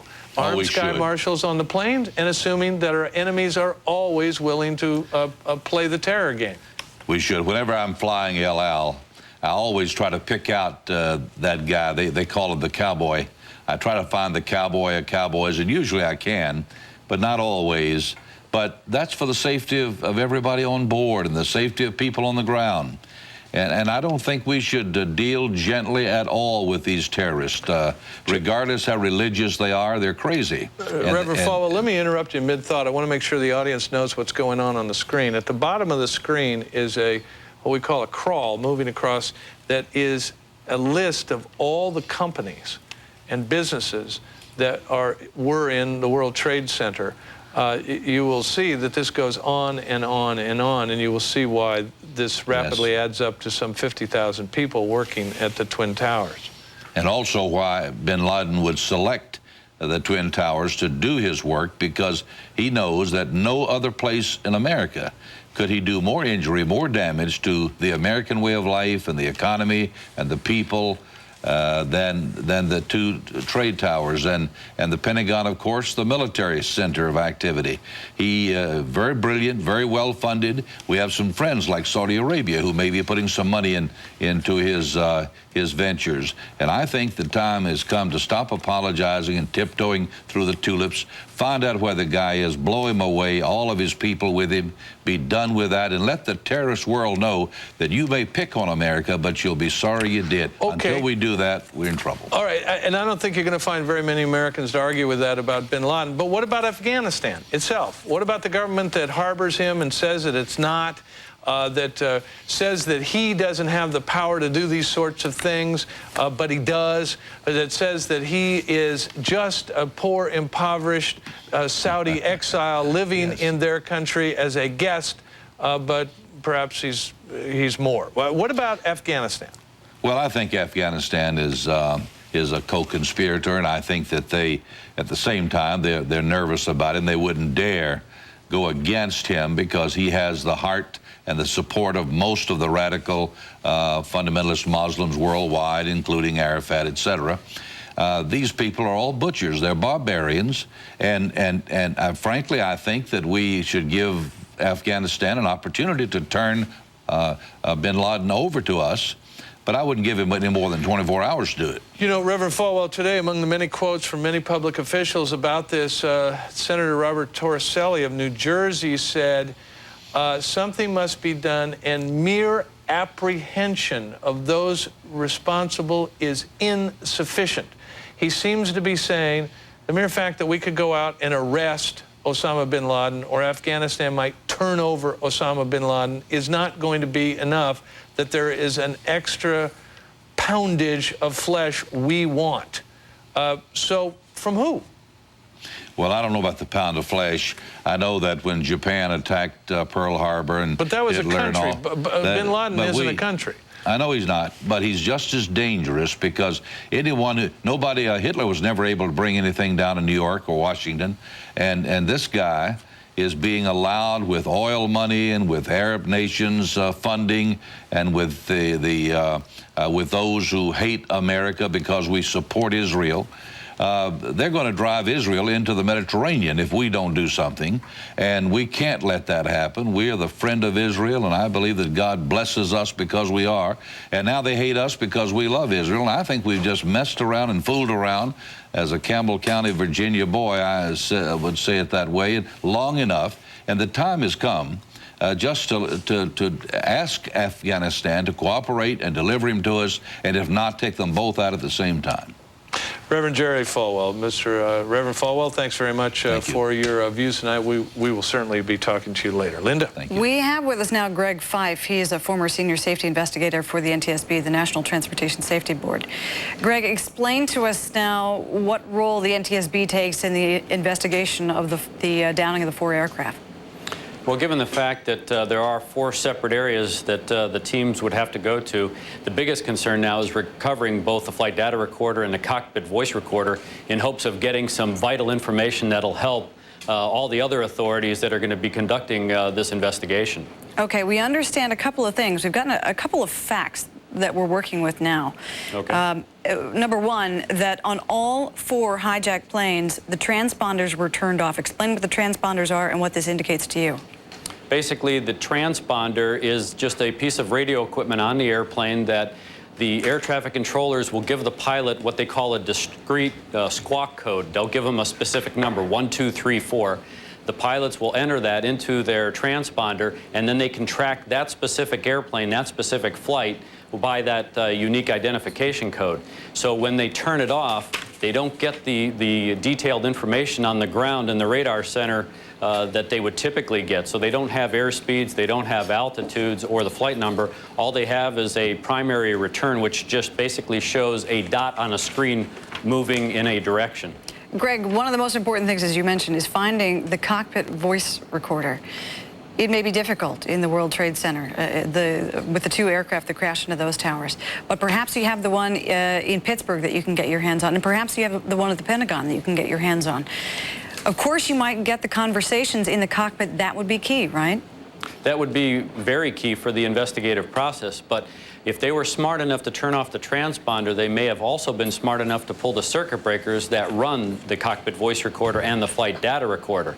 So you could find those boxes with hopes of having some good information, only to have those hopes dashed very easily because they've pulled the circuit breakers which powers those boxes. So you may not have any information at all.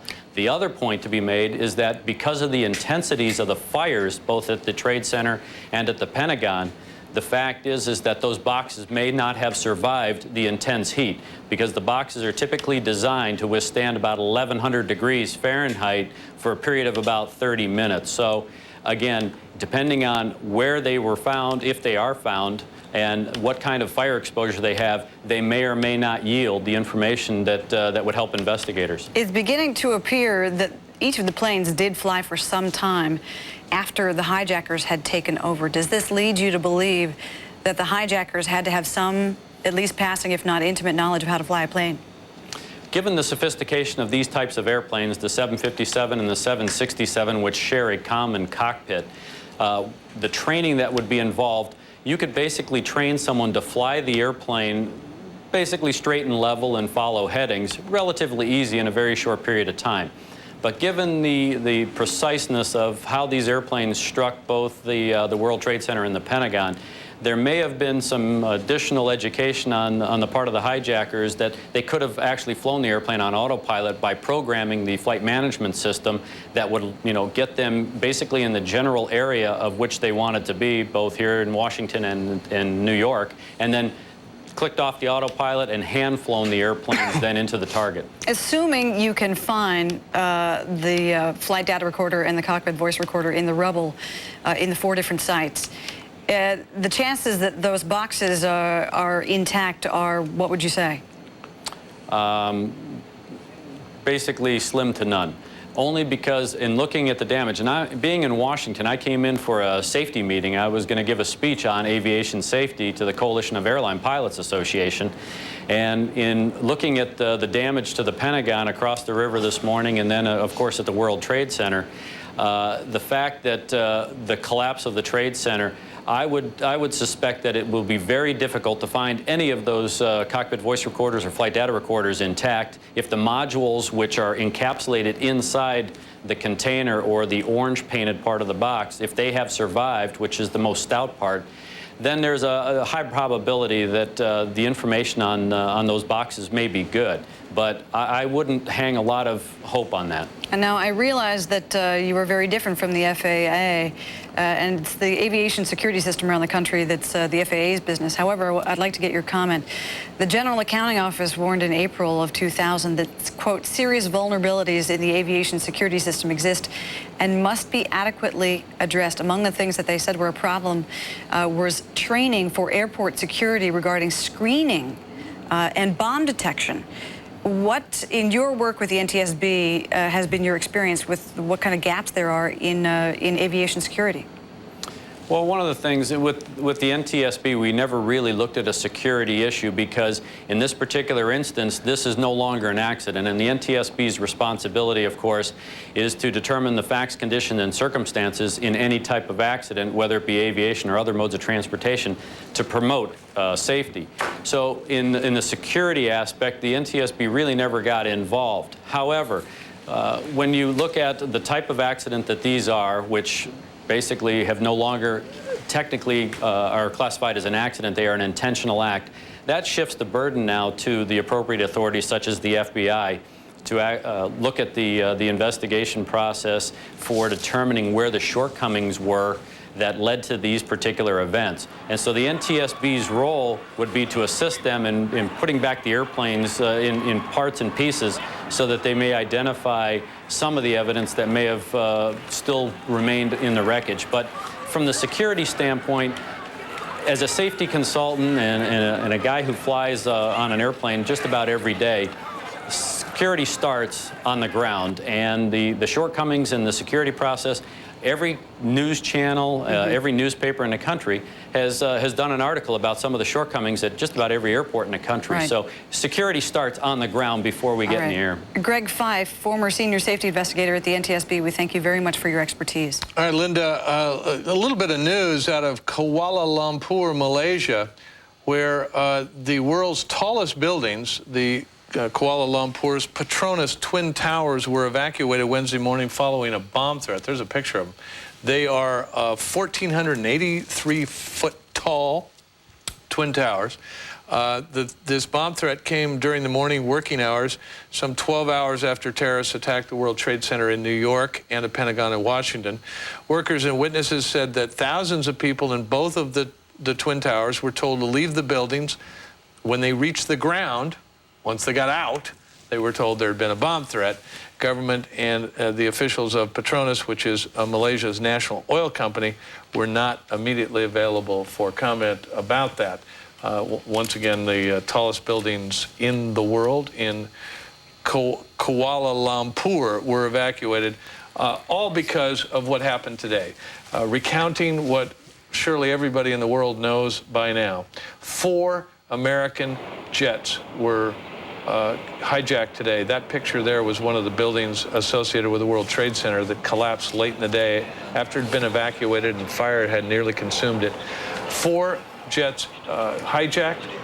3 of them were flown into buildings, causing massive, massive damage and loss of life. We still have no idea how many people were killed in New York at the World Trade Center towers, which both collapsed, or in the Pentagon.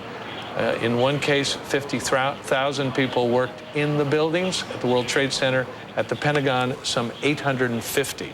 We're going to pause briefly to let our Fox stations join us. We are back with more of Fox News Channel's coverage of today's disastrous events in New York and Washington. 4 American airliners hijacked and then flown into targets. 3 of them were flown into targets, the 2 World Trade Center towers in New York and the Pentagon in Washington. One other plane was apparently on its way to a target, but crashed south of Pittsburgh, southeast of Pittsburgh, where Fox News correspondent Jeff Goldblatt has been following what went on with that plane. Jeff, are you with us? Yes, I am, John. Good evening. Good evening. So what have we learned there? Well, there's a scene here. There is one of a crime scene at this point in time. And what is clear, John, tonight is that the grip of terrorism has not only gone from Wall Street, but also here to Main Street as well, if you will, because one of those planes that was commandeered went down in a field about 80 miles to the southeast of Pittsburgh. It's in a rural community called Shanksville. Actually, we're about outside of it. You have rolling hills behind me, and you have a command post that's set up on a hill about a quarter of a mile up behind me. And the plane went down a little bit after 10 o'clock. This one plane, it was United Airlines Flight 93 with 45 people on board that included the crew, went down at about 10 o'clock. We have received a report that a 911 center in the area did receive a call from this plane, but what specifically came into that 911 center, that emergency center, we are not sure. There's been rumors circulating about that, and that we don't want to spread at this point in time, but it appears to have been a passenger on board calling in this 911 center, telling them that this plane was in distress. From what we know right now, the effort is one of recovery, but that won't take place until tomorrow. We also know that what is on scene here, all the debris, that nothing of which has been found is larger, John, than a telephone book or a briefcase. No signs of life, no large pieces of debris, only small shreds of stuff. And the telltale sign, one of the most telltale signs of what's going on out there, a big crater about 30 to 35 feet deep at its most shallow point, but perhaps goes even deeper than that. John, we're having a little bit of audio trouble, but I think you can hear me now. I want to go over right now, if I can, to Major Lyle Supinka, who is here with the Pennsylvania State Police. And first of all, tell me about the scene up there, a crime scene right now, right? Because of all the incidents that occurred today, we are treating this as a crime scene. When our troopers initially responded, we set up a perimeter and we're not letting anybody into the site. How big is that perimeter, and what kind of work are you doing tonight? What kind of work are you going to do tomorrow? It's approximately 3 to 5 acres. We have an inner perimeter set up and an outer perimeter. Tonight we're just guarding the crime scene because this is believed to be a domestic terrorism incident. The FBI has primary jurisdiction and we are assisting them. First thing in the morning there will be numerous forensic investigators here. Everything at that crash site must be photographed and documented before anything is moved. And when might you try and go for the black boxes? That's what's of keen interest here, because unlike some of the other scenes of terrorism around the country today, perhaps you have a better chance of getting the black box here. Right. That is one of the first things that the forensic investigators will be watching for. Okay, Major Lyle Supinka, thanks very much for your time. Appreciate it. I also want to go over to my other shoulder here. I've got Craig Conroy with me, and he is an aviation crisis expert. Craig, you actually got the chance to go up on the scene earlier in the day, and tell me what you saw. Well, a large hole, but rather deep. When you see a plane wreck, usually it's spread out. The debris field is much larger, would indicate that it probably went at a very steep angle. And because of that, there wasn't as much debris as you've seen in other wrecks. Was that striking to you? What can you extrapolate from seeing that? Well, perhaps the pilot didn't want to go to an urban area and chose if it was going to be crashed anyway to take it out in a more rural area, or perhaps there was no one in command and it just spiraled into the ground. Craig, I asked the Major about the black boxes because they are of extreme interest to this entire investigation. It is likely, from what we understand, knowing what we do about black boxes, that we have the best chance of recovering these black boxes as opposed to any of the others.